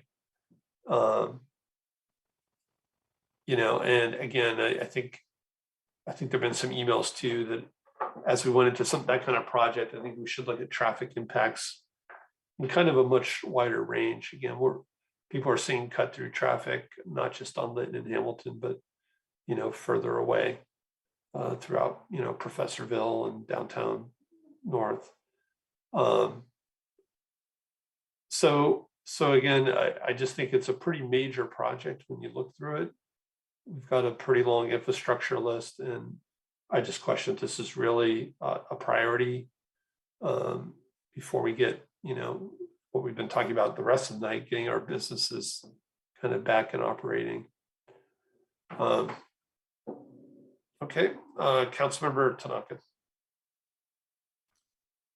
Okay, so I think reopening the University Avenue to me seems to make sense to the cars. I think we should make sure that we actually do the sales tax analysis. We see it like before the closure, during the closure, and then we're going to see it back open with the closure. So we have several different data points, and so I think we should do the work. And to me, the fact that we only got 4 stores just is really disappointing. I think the second thing is, I think in terms of do we do the weekends or not, I think we have to really understand the traffic patterns, not just for cars, but also for pedestrians, right? So are the pedestrians there really just during the week, during the weekends? So I think we should be pretty data driven on that as well. I do support permanent parklets. I think that makes a lot of sense. So I think we should plan for it. I think I have to agree with my fellow council members' comments on Ramona. That seems to make sense. I think in terms of the cleaning, I think that's really important, right? So if we have street dining, we have to make sure it's clean, make sure there's no rats, make sure that the regular steam clean, people move their stuff as necessary. If not, we should probably charge for something like that. I think also I heard comments about people not feeling safe to park in the garages, and that's not right. People need to feel safe. People have to feel like they're not going to get stabbed, right? All that stuff needs to happen. So I think safety is going to be paramount to make sure that people feel safe on the street. I think in terms of the RFP, I actually think a redesign of University Avenue makes sense. We should actually invest in this. I think it's important to try to make our University Avenue vibrant. I think a lot of other downtowns have been kind of a makeover, and I think it's time for University Avenue, especially if we have permanent parklets, so things are less haphazard, where it's not just a bunch of random things. Make it easier to clean, maybe easier to do street closures. So instead of costing, I don't know what, $30,000 or $15,000, whatever it costs to open and close, maybe have those automatic bollards that go up and down. So it makes it a lot easier to do this kind of stuff. And easier for the street sweepers to come in and clean stuff, and just make it more maintainable, more visually appealing, and sustainable. And then I think one thing is I think this is something which is kind of a level of fairness, which is a lot of retailers really depend on having frontage, right? Frontage to University Avenue or whatever street. They need a source of traffic. And if a parklet is covering their frontage, it's like being in an alley instead of on University Avenue. So I think we have to be very sensitive to that. And how do we ensure that the foot traffic that people are buying to be on these streets isn't being unfairly taken away. So I think that's something that we have to really consider and make sure that I'm all for trying to make the parks as big as possible, but it shouldn't damage neighboring retailers. I think that's not fair and that's not right. So I think we have to take that into account. And then the other factor is if and when we do close the streets, right? Even for California, well, we're not going to talk about California Avenue now, but if and when we do close the streets, I think we should have the center of the street where the seating is, and then the where people walk is on the sidewalks, right? Sidewalks may be part of the street, but not push the foot traffic away from where the stores are. The traffic should be pushed towards with the storefronts, right? And so I think that's something that we need, that kind of configuration where maybe the parklets or whatever kind of back to back. And we have to think about this more, but that's just something I think we should think about is how do we ensure that the foot traffic is pushed towards the storefronts. And then one other thought I have, and this may be something that we could consider during the redesign, is and if we want to have more space for the parklets, one thing to think about also is maybe we do one-way traffic. And so we could actually, instead of having 2 lanes of traffic, maybe there's 1 lane of traffic, so that we could actually have, it would slow the traffic down a bit and also give more space for parklets and outdoor seating. But I think this is something that we consider doing a more permanent redesign. We should do it based off of data. So I think we should, doing the sales tax analysis, I think staff should finish it off. We already made the motion last time for them to do it, but it wasn't done in time for this meeting. But I think for a more permanent redesign of the streetscape of University Avenue, I think that this really should be done. We should be data driven, and we should use the opportunity of when the street opens up again to see how are sales affected, right? Does it increase? Does it go down? You know, what happens? Thank you. Vice Mayor Burt. Yeah, I just a couple comments and then maybe I can take a stab at a motion. First, on the parklets, I do think that we need to try to accommodate additional parklets to the extent possible, as well as to encourage retailers to utilize outdoor space. Example, the cobblery on Cal Ave, she's done a remarkable job of drawing people into our store through goods on the sidewalk and other creative measures, and I'm not seeing that very much on University.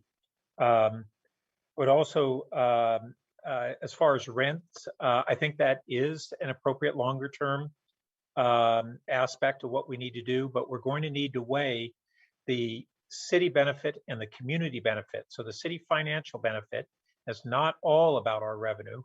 It's also about a community benefit of having a vibrant downtown, and that's going to have to go into ultimately our consideration of pricing structure. It's not just about the narrow value of a parking space. It's a broader value of it, of that land.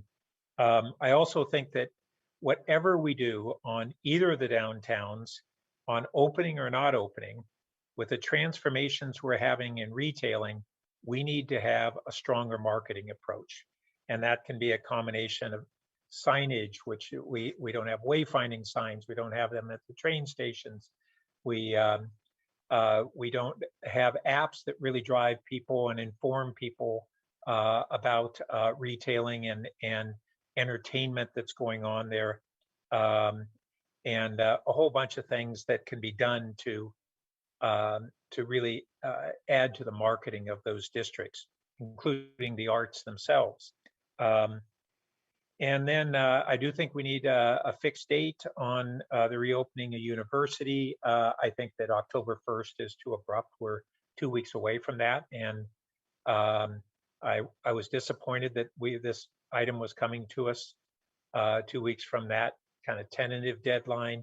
I see that staff had talked about a couple different dates, and I'd be open to whether it's middle of October or a day or two after Halloween. Either of those dates I think would be reasonable. On Ramona, I'm glad to see that we seem to have a pretty good consensus on that. I thought in June that we were leaning strongly in that direction. as far as making sure that we rationalize the use of space so that it's not haphazard and inappropriate uses in the outdoor space. I think that's appropriate not only in Ramona, but any place that we have closures and as Councilmember Koo had shown us, not allowing excessive encroachment on sidewalks. We need to strike that balance. And then lastly, on the RFP, I couldn't find any mention of a stakeholder role. Talked about the consultants meeting with staff, and I couldn't find anything in the RFP about engaging with stakeholders. That's retailers and property owners and residents and the like. So I think that'll be important. So let me think. So I'll attempt a motion. I don't think we really have a recommended staff motion per se, right, to start with? You do not. Okay, so first that we reopen university on October 15th, but continue with the partial closure of Ramona as we currently have. That we second modify the parklet rules to accommodate additional parklets adjacent to restaurants where they are not interfering and opposed by retailers who where they might be in, meaning where they might be in front of a retailer who objects. That we staff return with a set of marketing measures to promote the downtown vibrancy.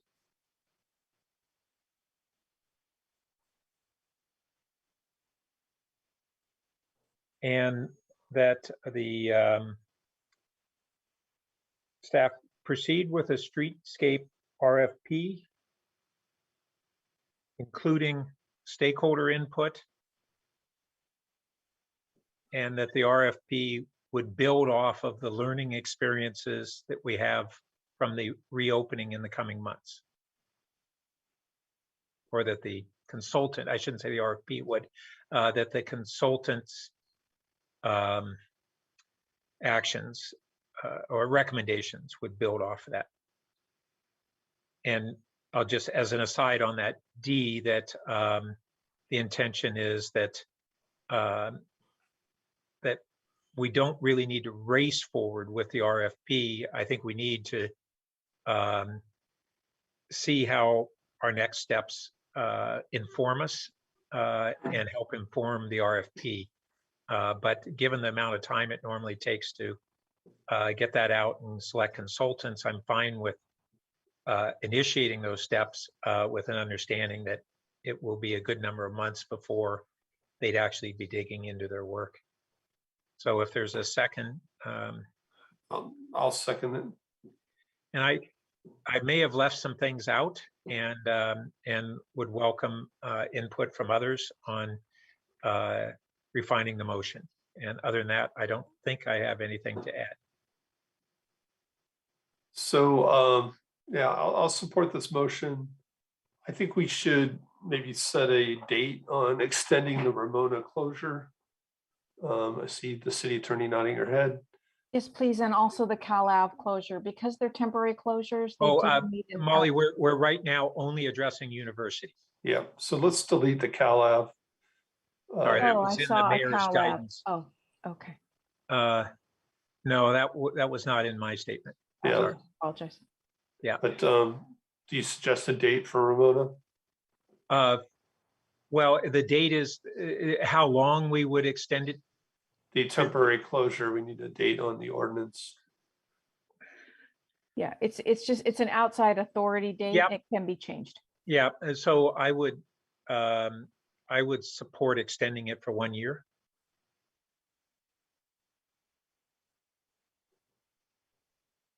September 30th, 2022. Sounds good. But if we say June, which is when they're supposed to come back with the permanent rules. Yeah, I think it's somewhat arbitrary what that date is. So what rules are they supposed to come back with? Well, the permanent parklet rules would be around June. I see. Yeah. So, okay. So June 2022. Right. So just continue to speak to the second. I think B is the trickiest thing. I do think what Councilmember Tanaka makes a lot of sense that if a retailer wants an active storefront, how do we handle a parklet that might extend in front of it? I think if there's situations where it's an empty space or, you know, there's no conflict, that's a lot easier. That's the intention of this wording. If it's not clear, we can modify it. Yeah.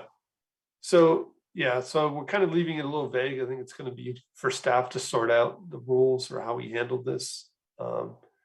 You know, one thing as we do get back more to normal, maybe we have parklets that don't open up to the sidewalk. You have to walk through the parklet back to where the restaurant is to get out. There might be things like that that might create more sidewalk space for the retailer. But I'll leave that for staff to sort out. And again, the concern, you know, again, I'm more comfortable with the RFP with the idea that we're going to see the phase 1 design. I'm still a little concerned about looking at it all the way down to Middlefield, which is quite different than downtown. But, you know, I'll support this motion as is. And I'm sorry, would the RFP be coming back to us in a more refined way? Is that the intention of staff? Well, the RFP is currently out on the street. So the intention with tonight's item was that if there's anything that resulted from the item that would change the scope of services, we would do an addendum to what's already kind of out there. And then through the regular process of interviews, negotiating a contract, we'd expect to be bringing that to council probably in November. Yeah. So I do agree with the mayor that going all the way to Middlefield may be excessive, and given our limited financial resources, I would support, you know, it being limited to. I think as you go through that RFP process, it'd be interesting to see prices for shorter segments.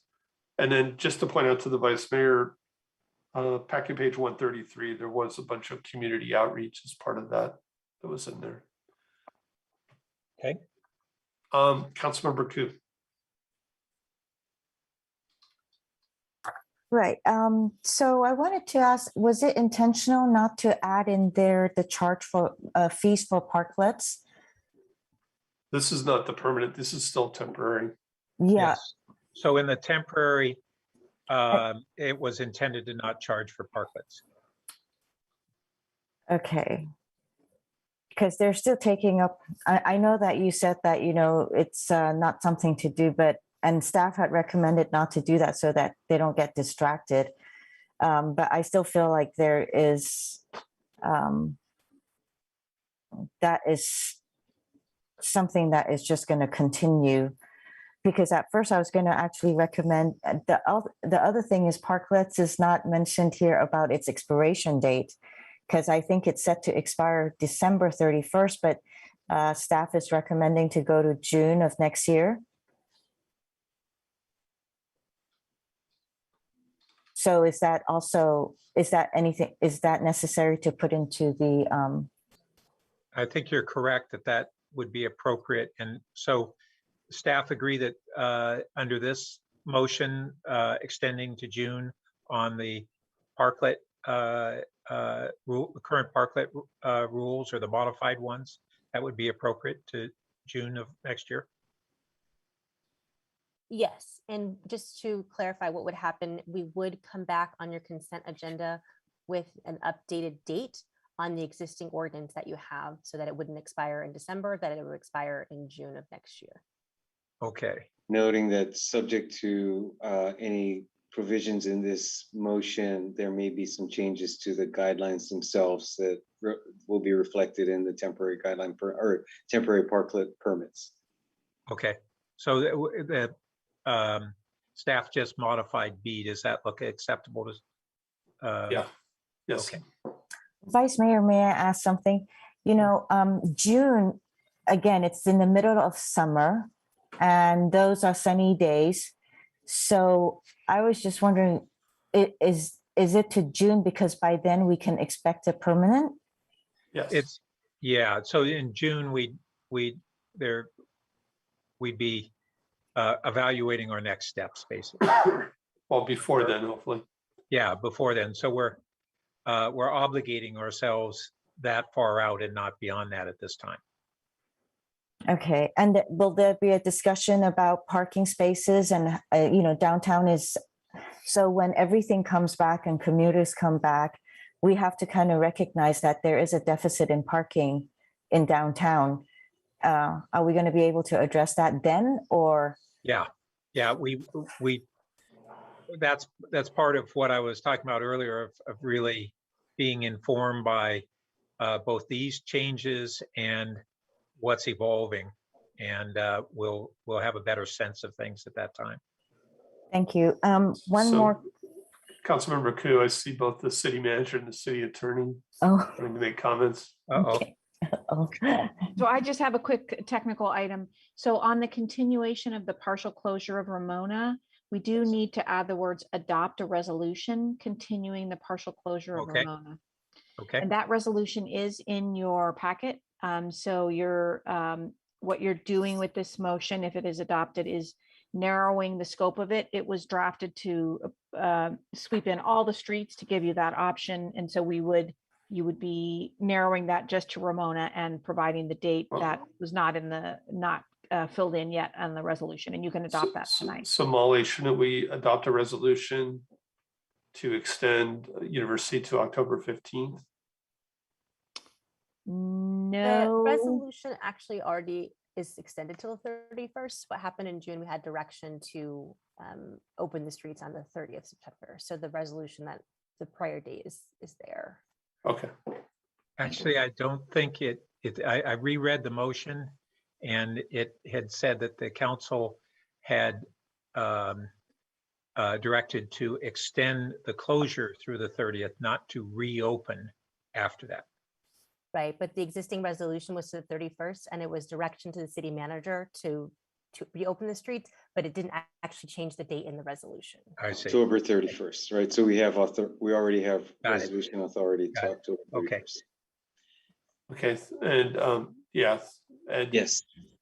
And if I could just comment as the council is considering this motion, that most of what's on here does appear to be consistent with existing staff work plans and expectations of work ahead.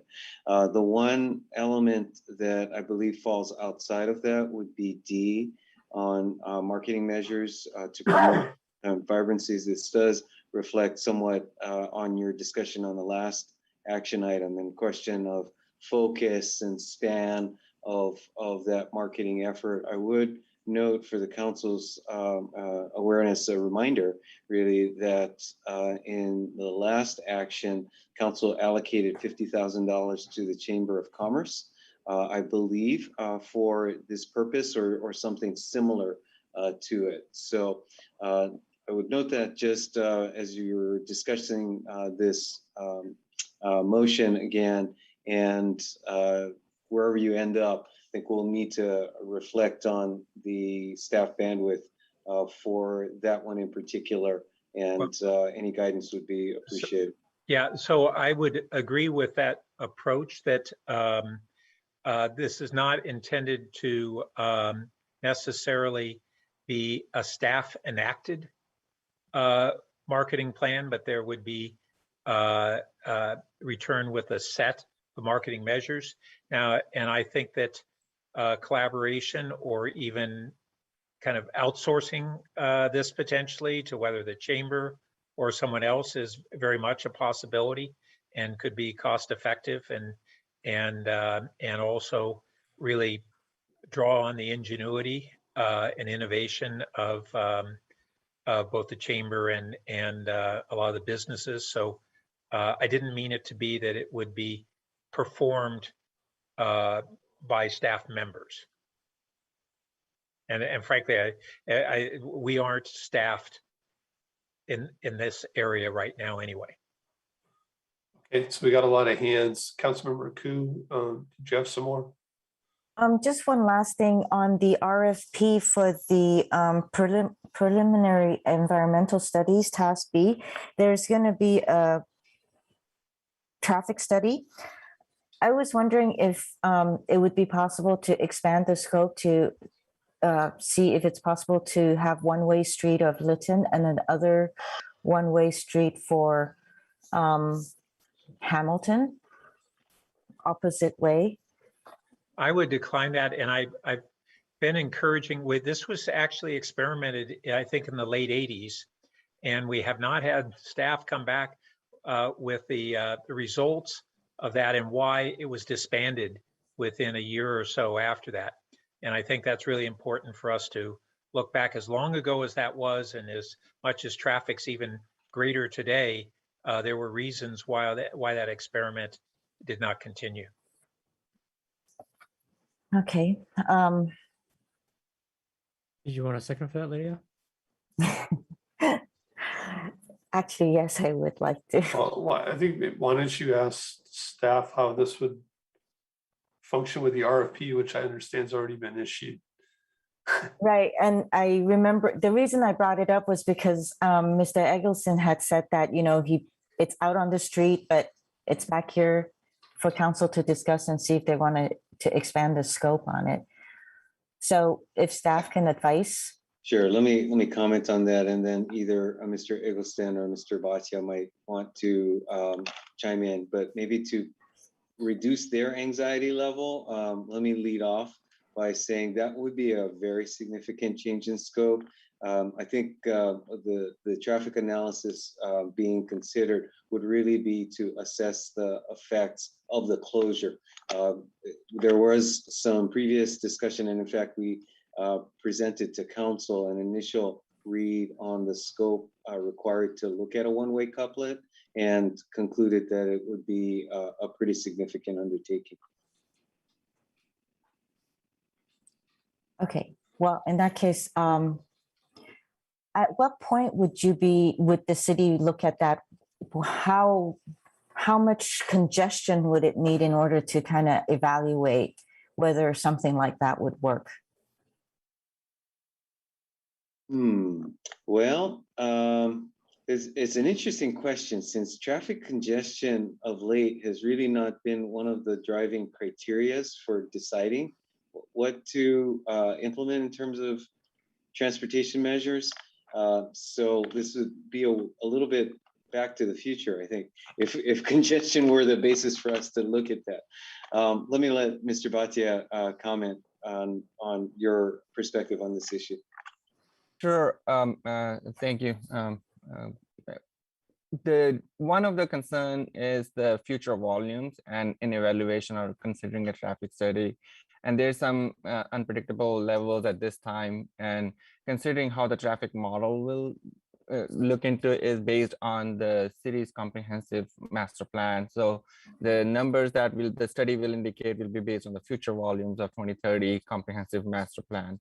So, you know, considering those numbers, you know, it will be reflective of a condition that we may not be expecting at this time, but when you're looking at the future volumes, it may or may not be able to justify. And like Ed said, that the scope would be significant because, you know, I believe the original intent of the phase one was to do a limited level of, engagement as well as effort into this design.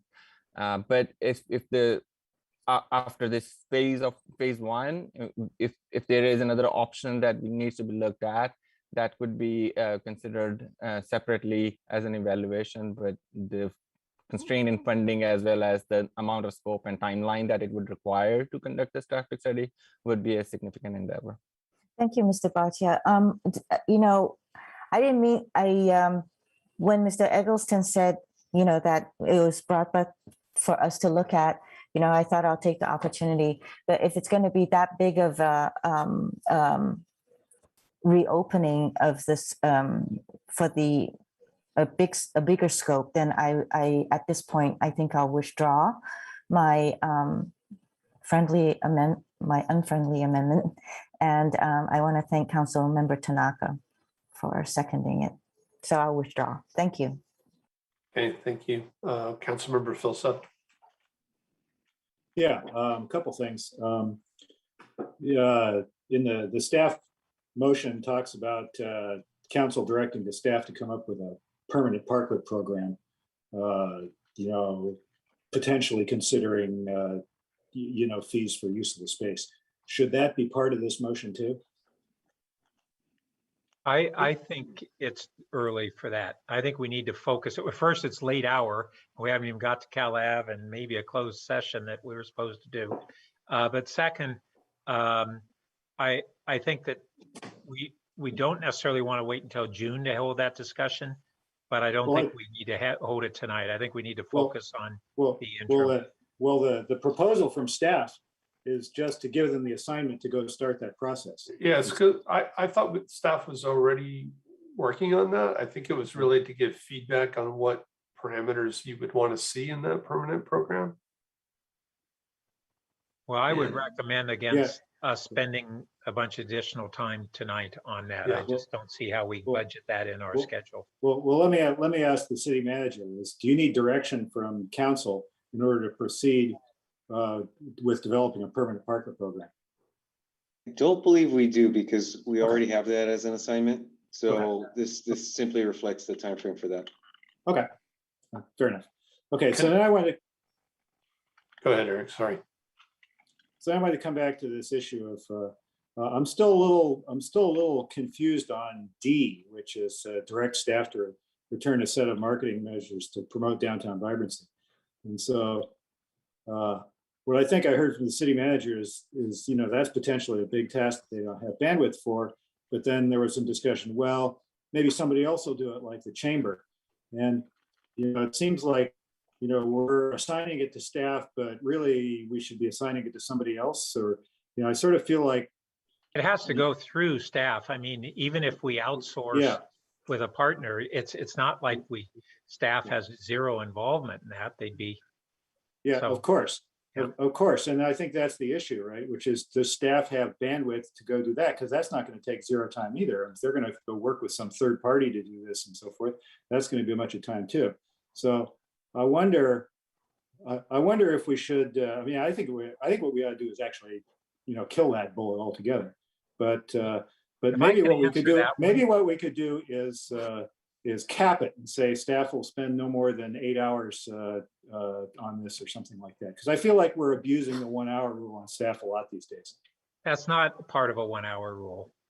And I would say that I don't see, whatever. How much time do you think they should spend on whatever we do in either of the downtowns, if we don't improve our marketing, we're less likely to succeed. Well, how much time do you think? How much time do you think we should allocate of staff time to do that? Eric, I'm willing to split the item on the vote. And again, I do think we covered a lot of it under the previous item. Yeah. But that might make sense. But I wonder. I'm still curious as to how much time we're allocating. I mean, this shouldn't be an open-ended kind of thing. I mean, is it a 10-hour thing or a one-man month thing, or what is it? I don't know, Eric. I mean, we're saying we're not going to load staff up with this, but then we're saying, well, you know, actually, I'm sorry, I can't set a number of hours at this time. I think it's a very important element of what we're going to do, and staff can come back with seeking additional direction or whatever. But I think it's a really important element of whatever we do in the two downtowns. Okay, let's try to get through this. So I'm going to try an unfriendly amendment to strike number D. Second. All right, do you want to speak to that? I've already spoken to it. Councilmember Cormack? The words give staff work to do that is unspecified. We've assigned dollars to the Chamber of Commerce, and we spent all this time in the prior item talking about how we're going to get economic consultants in to help us figure out what we should be doing. So I think it's overly broad and premature. And everybody has so much to do already. I think we should just stay focused. Okay, anybody else want to speak to the motion? Amendment. Thank you. Okay, let's just go ahead and vote on the amendment. Councilmember Koo? Yes. Councilmember Stone? No. Councilmember Tanaka? Yes. Vice Mayor Burt? Yes. So yes is removing it. Councilmember Cormack? I'm sorry, did I vote backwards? Yeah. Okay. So I'm no on the amendment. I'm sorry. Okay, Councilmember Cormack? Yes. I'll vote yes. Councilmember Filsa? Yes. And I think that was everybody, right? So it's a 5-2. All right, so we'll remove item D. We're back to the original motion. I'm done.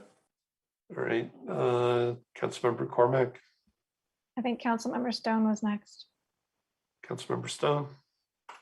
Thank you, Mr. Mayor. Thanks, Councilmember Cormack. Just real quick, did the maker and the seconder intend to direct staff to return with a plan for a permanent closure of Ramona? I heard some kind of statements earlier by staff that would be required to be agendized for a future meeting.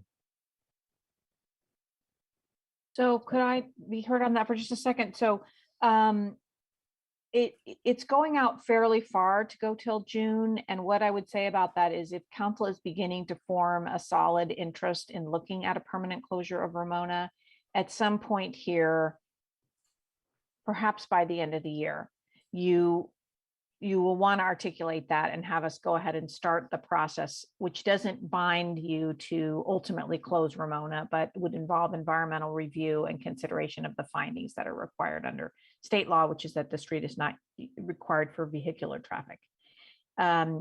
It's okay not to do that tonight. I think it's not on your most immediate needs and it's late. So, but I think we will come back possibly before June of next year to ask you that question, whether we should get started on a permanent process. Agreed. And hopefully the state law will be clearer at that point. Okay, that's all I had. I'll be supporting the motion. Okay, Councilmember Cormack.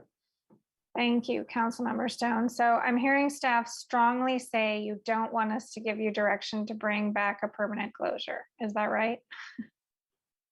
It's not necessary tonight. We'll ask you that question again. What we will do though with the parklet program going until June of next year, in order to extend that, we do need to come back with an ordinance. And so you will see that on your consent agenda if this item passes. Okay, and in part B, do you need a date? It just says June. Do you need June 30th? All of the other ones actually have dates, right? You can give us that date if you'd like. Okay, so if you don't need it, that's fine. I prefer June 7th. Sorry, what? I was going to say, perhaps in contrast to what the mayor just suggested, since it says until June, I am concerned someone will come back and say, well, it means June 1st versus June 30th, which would be through June. I encourage the mayor and the seconder to provide a date if they wish. But I'll just want to say June 1st. I just say through June. Let's change until through. All righty. With respect to D, the RFP, I think it's fine. Parklet is fine. I'm Struggling a little bit with October 15th.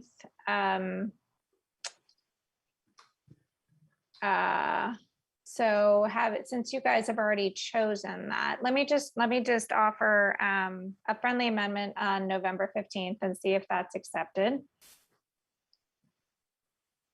No. All righty, then I'll offer it as an unfriendly and see if there's a second. I'd second October 3rd. Or sorry, November 3rd. I think Councilmember Stone was going to go further. All right, I'll take November 3rd. No, if Councilmember Stone's willing to do it, that's fine. I was going to say November 8th. Yeah. All right, I'm going with November 8th, and I'll take Councilmember Stone as my second. Is that all right? Yep. All right. The reason I say that is it has to do with weather. It has to do with Halloween. It has to giving just a little bit more time. It gets us right to the sort of holiday lead up. So I just think that strikes a slightly better balance. And I know that many people want to keep it open permanently, and it may be with Part D that we get there. So that's all I have to say on November 8th. And I second all the reasons that you just stated for November 8th. So I'll just say again, I think that's too late. It's really not about the weather. It's about giving our retailers a chance to recover. I mean, Halloween sales start like September 1st. I think holiday sales start well before November 8th. And I think October 15th was a pretty good compromise. Again, we have Stanford coming back, 30,000 people in a week or so. Anybody else want to speak to this motion? Councilmember Filsa.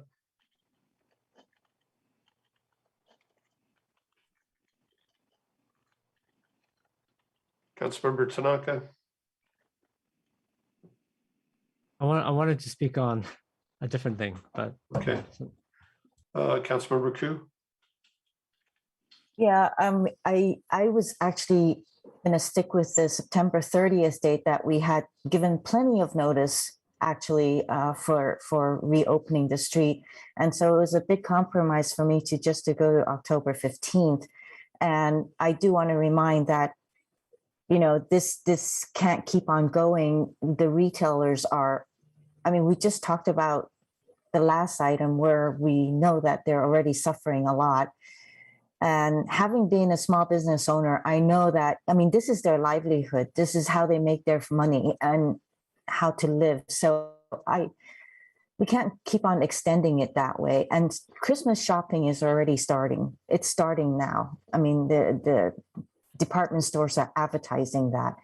So I won't be supporting this amendment. Okay, let's vote on the amendment. And given the late hour, a yes vote moves it to November 8th, starting with Councilmember Stone. Yes. Councilmember Tanaka. No. Vice Mayor Burt. No. Excuse me, no. Councilmember Cormack. Yes. I'll vote no. Councilmember Filseth. Am I really the swing vote here? I don't think so. Yes. And Councilmember Koo. No. All right, so that fails on a 3-4 vote. Back to the main motion. Councilmember Cormack, did you have anything else? No, thank you. And Councilmember Tanaka. A few quick things. So on C, I'm wondering if I'd like to try to make a friendly amendment here. So on C, it says that with retailers that are opposed, but I think it should just really say like property or because what if it's a vacant storefront, right? The business is shut down. They're trying to rent out the place. If there's like something blocking that frontage, it's gonna be almost impossible to lease out.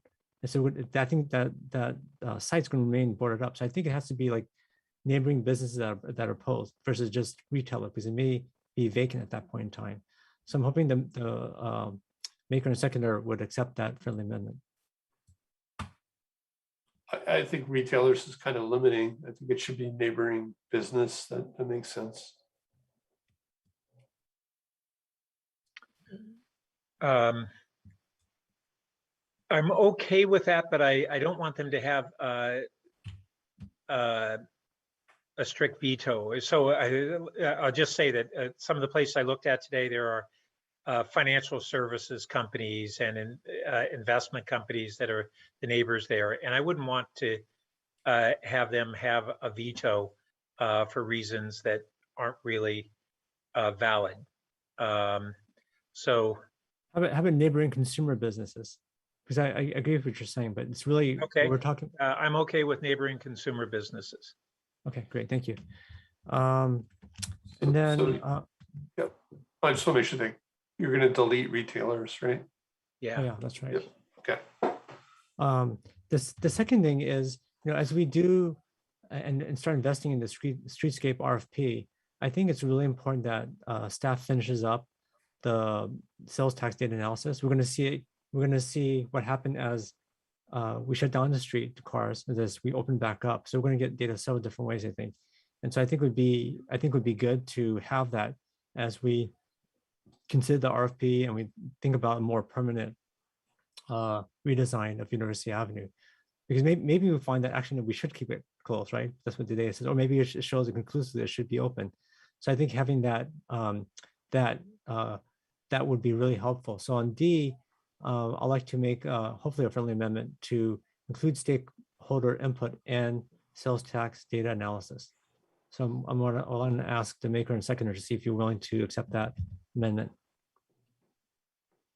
Yeah, I think that seems reasonable.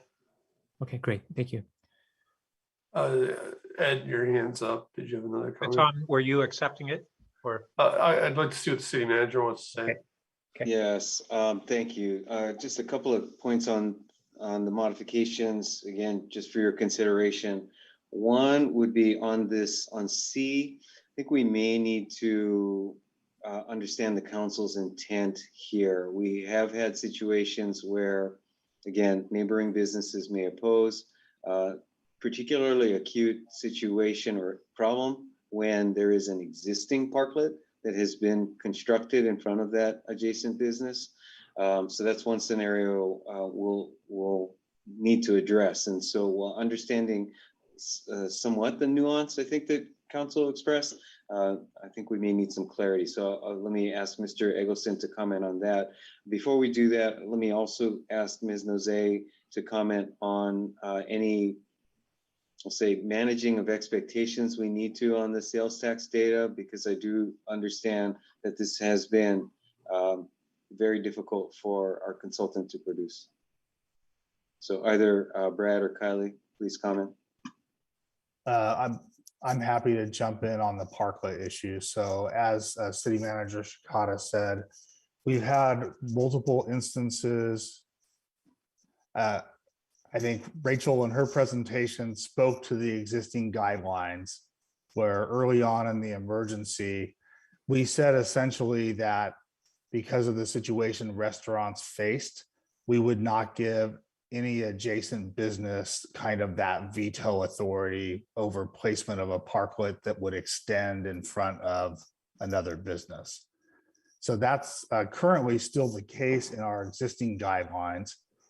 But the situation we're starting to run into now is where we have issued a permit, a parklet has been built. Perhaps there was a vacant business that was adjacent to the restaurant business that had the parklet, but now the property owner is trying to rent out to a new tenant who's saying, wow, there's this big parklet right in front of my space. And they're coming to us and saying, this is not workable because no one's interested in renting our space with this parklet, essentially blocking the view of the storefront. Well, I think that's a valid issue. And that's what we were attempting to finesse with this language. If staff has recommended language that would address the issue more effectively, I'd be receptive to it. I do think this language suggests that it's with reference to additional parklets, not interfering with the neighboring consumer business. And I think that makes good sense. I guess the clarification would be helpful, would be just to make sure that council understands that, at least that in my interpretation as this is written, it wouldn't allow removal of an existing parklet when a business either changes their mind or a new neighboring business So- wants to come in. Would the most responsive thing to drop the word additional? Yes, if the council wanted to have the situation where we might ultimately ask someone to remove part of an existing parklet. Modify it, or yeah. Yeah, I think that's reasonable, as much as I wish that wasn't the case, but so I would remove the word additional if the seconder agrees. Yeah, I do. So back to the sales tax data analysis. Kylie, you didn't answer that yet. Correct. Thank you, Mayor, for circling back to that. So I guess part of my question on that one is a little bit to what end? Just as a note for the council in terms of timing, if the streets do open in October, that means the first quarter of sales tax data that would reflect the opening of the streets would be October, November, December, which means we wouldn't receive that information in terms of economic impacts as opposed to cash receipts of sales tax until probably the end of March at the earliest.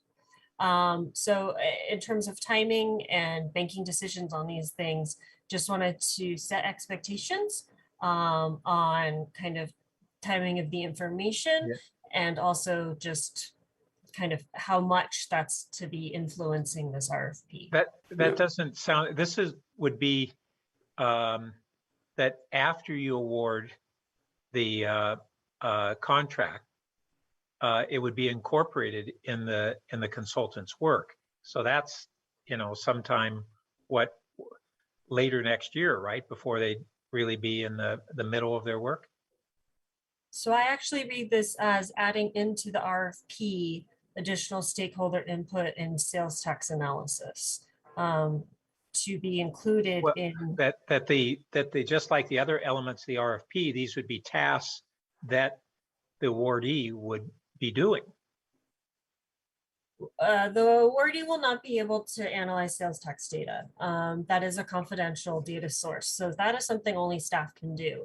And then beyond that, similar to what we were talking about in the at Places memo and the request to disaggregate things like apparel by geodistrict, we get down to a granular level that staff would not be able to. So this is, I don't think this is explicit in terms of how granular you would be. I certainly wouldn't want you to do something that you're not permitted to do.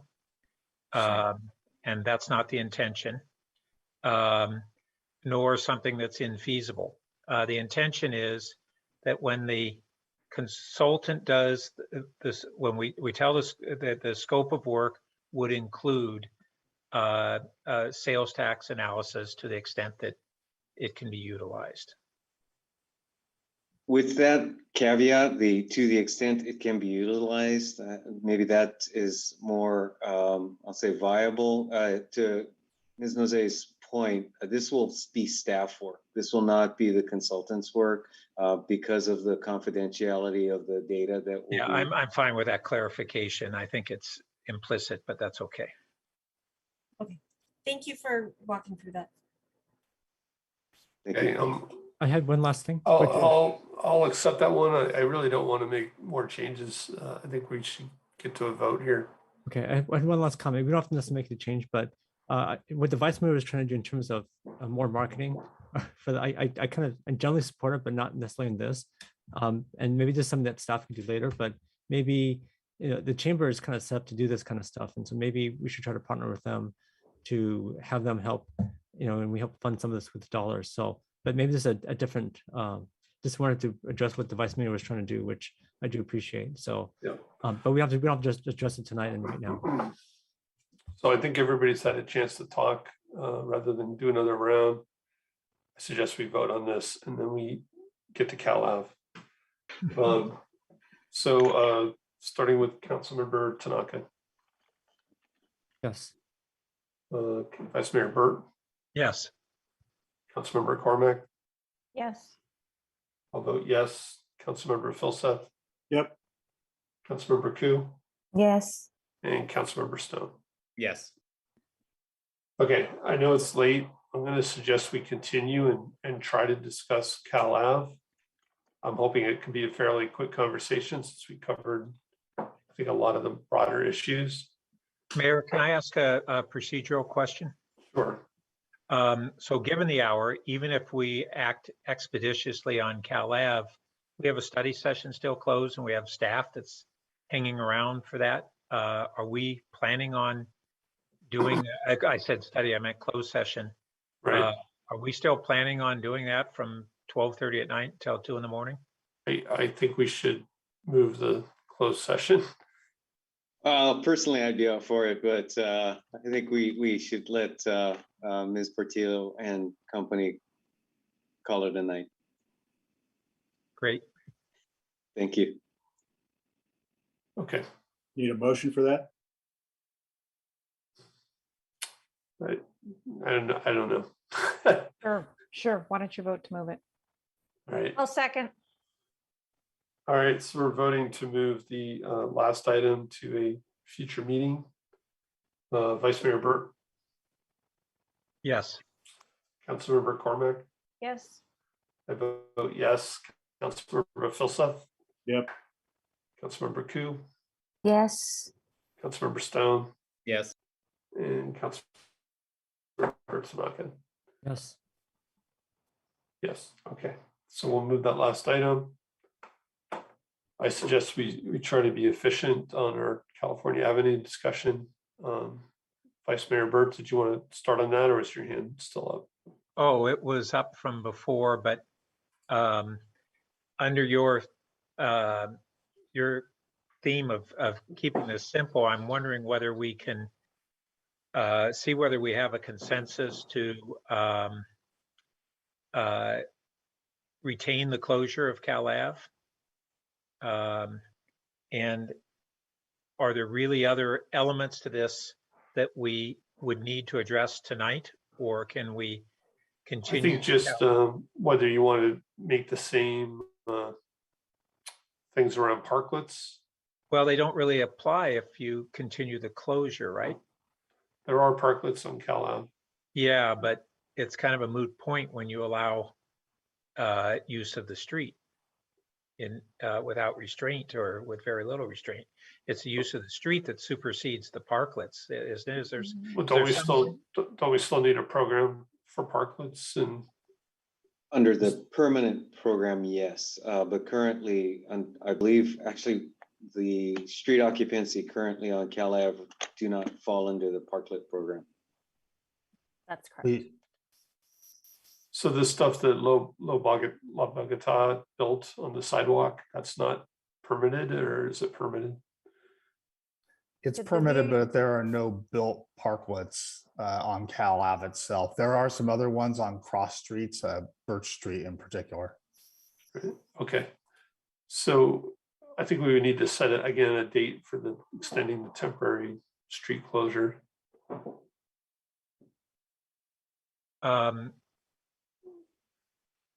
Well, given that I'm expecting that we would have staff return with an agendized item for additional discussion on Cal Ave, I would extend it through June of 2022. Second. Okay. You want to speak to your motion? Yeah, I think there are a number of discussion items that we'll want to have on Cal Ave, and as soon as we can fit this in the agenda in the coming weeks, I think that would be appropriate and we can follow this up. But just this action would give enough assurity to the Cal Ave business owners as to what's on the horizon. With a and I'd welcome other colleagues weighing in on whether their sentiments are toward a likely permanent closure of Cal Ave, and so that we can allow the public and the business owners to have a sense of our anticipated direction on that. Councilmember Cormack. Thank you, Mayor DuBois. Yeah, I am interested in us looking at what a permanent closure of California Avenue looks like. I appreciate the caller this evening who suggested that we have a stakeholder group with a variety of people working on it. Earlier, we'd had a motion that asked staff to work with some architectural groups on that idea. Tonight is not the night to wordsmith that or go any further. But I'll just state, because it is not a thoroughfare, because it is close to the density of the kinds of restaurants and other things that might be interesting for people, because of the way that bicycles can focus, even the opportunity potentially for that theater at some point, perhaps to be a theater again. I think this makes all the sense in the world. Yeah, so happy to support. Thanks. Okay, Councilmember Tanaka. Yes, Molly. Just briefly, we do need this one to say adopt a resolution authorizing, just like the last one, extend authorizing the closure of University Avenue through June 2022. Sounds good. Thank you. Okay, Councilmember Tanaka. Sure. Generally, I like this idea. So I think this is a lot easier than University Avenue. So hopefully we're not going to be heard too late tonight. But the one thing that I think we should consider on this, which is, and I've said it many times, and I think some of you guys have also said it, which is that right now the foot traffic is kind of routed down the center of the street. And really what we should do is we should route the foot traffic to the side, to the sidewalks. We push traffic to the storefronts, right? So, and I even for like the farmers market, I never understood why we have the booth back to back, and then have the booth face the restaurants and retailers, so that everyone could win. Because like sometimes the restaurant retailers, they're like, well, we lose because during the farmers market, because the back of the booth face them, right? And all the traffic's in the center. So anyways, I guess this motion looks good. The only thing I wanted to just see if the maker and seconder is willing to consider is, is there a way we could push the traffic to the where the storefronts are, right? Instead of in the center. Councilmember Tanaka, I agree with that sentiment, and I brought it up myself. I think that's the very sort of thing that we'll want to get into detail in the next few weeks when this is re-agendized. I'm sorry, what are we re-agendizing? The additional Cal Ave discussion on other details and guidance.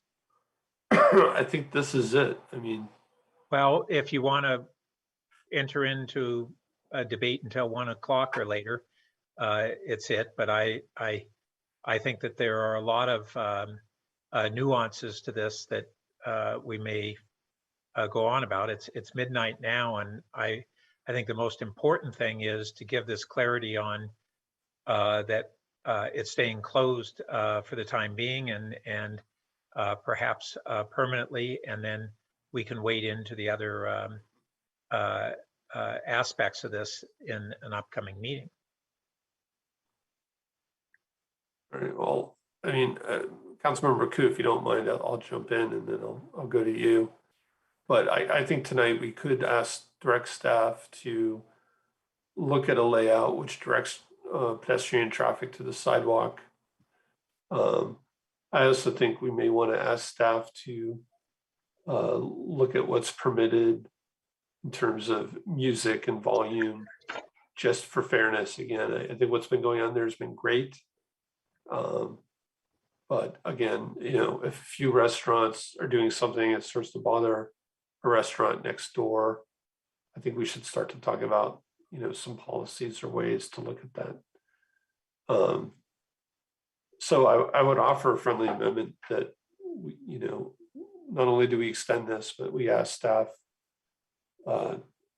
to come back with a policy that would,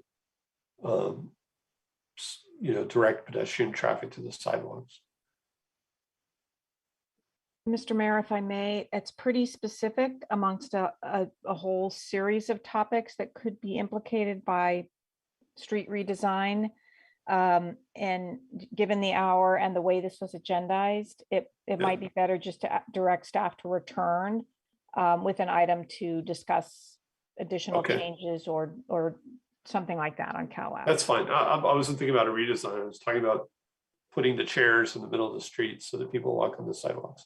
But that's fine. Just to direct staff to return.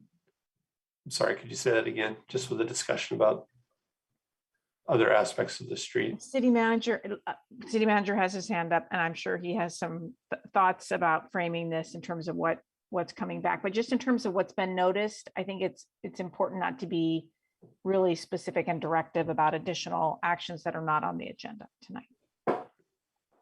Yes, I think on behalf of staff, we'd appreciate that.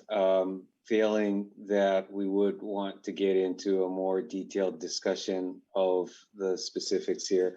I can tell you that this issue of moving everything to the middle of the street has been the source of extensive discussion with both the farmers market, the other businesses on the street. So I think coming back is the key message. That said, I do have to tell you, every return to the city council on this topic is wearing on your staff. Yeah. So, I mean, I agree that we're not going to accomplish it tonight. So, city manager, I guess, do you have a suggestion? Again, I think we're answering. I think the city attorney had wording on. Just to direct staff to return with for further discussion of layout of the street. Additional elements on Cal Ave, right? But we're not going to revisit. Well, related to Cal Ave street closure, I think it's more broadly. Yeah. If I may, I just want to point out that the fire department many times has made it clear they need the center of the street accessible for emergency vehicles.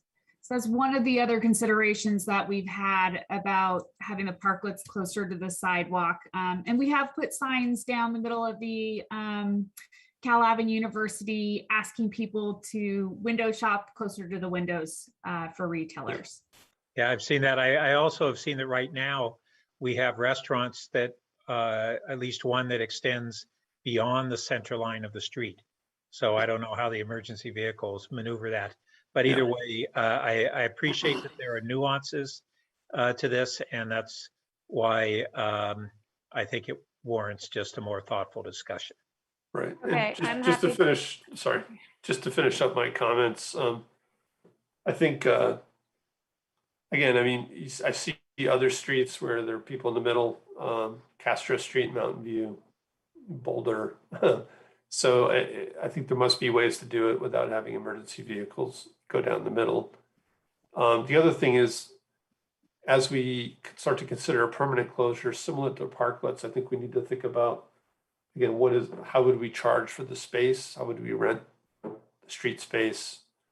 Again, just a discussion for another night. But again, I am interested. I think it was one of the items in the staff report. Okay, I'll stop there. Councilmember Koo. Excuse me, was that accepted by the maker? Yes. Okay, may I have an opportunity to speak to it? Sure. Thank you. I'm willing to accept this. It has no date, correct? Correct. Okay. And does staff interpret this, that this could be quite broad? It could include permanent closure as well as the current closure?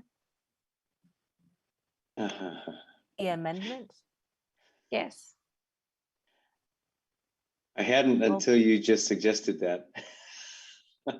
Again, based on the discussion, I was thinking it was related to the temporary setup, but. Okay, because there's existing referral already on the more permanent one where you're suggesting that it just be a parklet program. Well, you're referring to the permanent, the idea of permanently closing California Avenue. Yes. That like just the conduct Which had been overall? referred before, I mean, as the streetscape plan, right? This was in a prior one. And so the staff report tonight suggests that rather than do that, focus on the design of a permanent parklet program. Well, And I think part of I what we would were be saying receptive is, to an amendment that would include the potential discussion of permanent closure when this returns. and I think that's kind of referring to Ms. Stump's note that, there are state laws that we'd have to follow to permanently close the street, and we would need council direction. And we need to Agreed. come back and then get the council direction to pursue those steps. Okay. Agreed. So just to clarify, Rachel, is there a current referral to staff to? There is a referral, because somewhat similar to the downtown, and Brad may know better regarding kind of streetscape work for Cal Ave. It is not about permanently closing California Avenue. That is not, I don't believe, was in that motion. Right, that's my understanding as well. So I think if you, Councilmember Cormack, if you want the staff to bring back an item to initiate a discussion about whether the city should explore permanent closure, you should put that in the motion. Okay, so that one we can have. We couldn't have Ramona, but we can have this one. No, it's initiating a discussion, not an Okay, action. great. And I'm sorry if it was unclear. You could have done that on Ramona. You didn't have to do that on Ramona. And it was my understanding council was wanting to just do what the limited things that you already accomplished on University Avenue. I apologize if I misunderstood. Okay. All right. Again, the state laws are changing, and we have until June of 2020. That's fine. I would like, if the maker is amenable, part C, again, there is no date and staff can return, when they have the information with the assembly bill. Yeah, so B and C are both acceptable to me, and so we can, if they're acceptable to the seconder. They are, thank you. Okay, Councilmember Ku.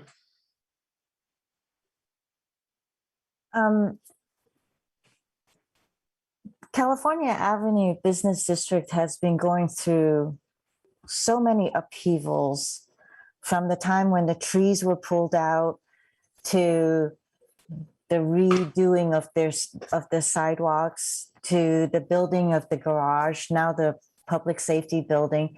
It just seems to be continuous construction over there. There's also the old Olive Garden, and I feel like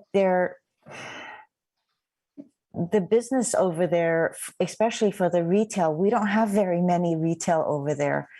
And those who have come forward to speak about the impacts to them, I can't see how we can push this out until June and not address the problems that they're faced with. What is very compelling to me is Molly Stone's, who has, and the other businesses are very compelling what they tell us, but Molly Stone's actually have other business in other cities, and they can show that there is an impact of this street closure to theirs. And so far, we haven't had any suggestions on how to do better by them. And they've been there for many, many years. So has the other business, Miss Roth's business, the cobblery. And then June 1st, there was another therapy company that came in and spoke at council saying that they have elderly that goes in for therapy and they have difficulty, but nobody has helped them address that either. And they've been at that location for 40 years. So those sorts of issues are ones I would hope for us to be able to discuss in the coming weeks, not months, when this returns to us. Well, hope is one thing, and it needs to be resolved. They need to have some confidence. That's why we have that in the motion to return, to be able to discuss those things. A whole range of additional details that will probably be a couple of hours of discussion, and we don't have the opportunity to do tonight. It doesn't say a few weeks.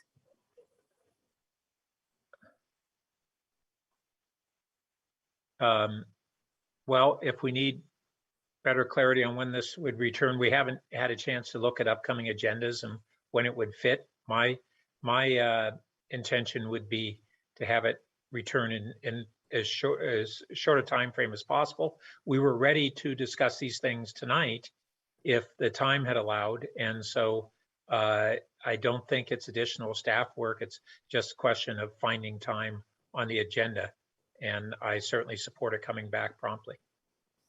Okay, thank you. Or if I might, for clarification, let me just reflect on what I just heard. If it is the council's expectation that B would come back without any additional staff work, then it is, as the Vice Mayor just noted, simply or specifically re-agendizing, not an additional staff report. I think it's clear from the Vice Mayor's description that it will result in additional staff work coming out of that session. Again, subject to the council's agreeing on the next steps. I had my hand up for the purpose of trying to get clarity on what would be needed before whether B or C came back. So with that clarification, I think I understand B and C would likely wait, I suspect, until after the first of the year, once we have that clarity of state legislation and implementation expectations. Okay, so let's go ahead and vote on this motion. I'd like to split item C on the permanent closure. So let's vote on A and B. Mayor, are you saying that even the discussion of a permanent closure you don't want to do? We're not saying we'd act on it, only that we'll discuss it. Sorry, did somebody say something? Fine, we don't have to split it. We can leave it together. So let's go ahead and vote. Start with Councilmember Cormack. Excuse me, we're voting on the entire motion? Yes. Yes. I'll vote yes. Councilmember Filseth. No. Councilmember Koo. No. Councilmember Stone. Yes. Councilmember Tanaka. Yes. And Vice Mayor Burt. Yes. Did everybody? I think so. Okay, so it passes. And we're going to wrap up this item. Let's just move on to Councilmember comments, questions, and announcements.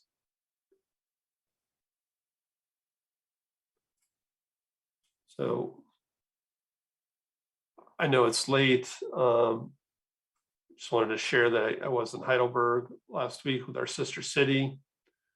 Wanted to thank the Finance Committee for passing the carbon sequestration in Oaxaca. It's something I talked about with the mayor of Heidelberg.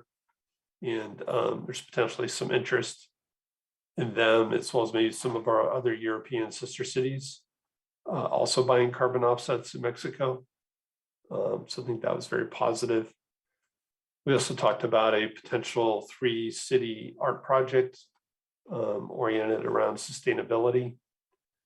And then finally, I don't know if anybody made some of the Palo Alto events together again, but we had the kickoff Friday night that was honoring our first responders.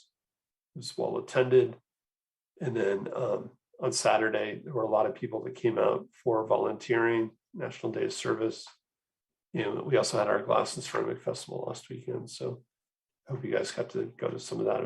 There was really a lot going on. And with that, not seeing any other hands, thanks for going late tonight. Meeting adjourned.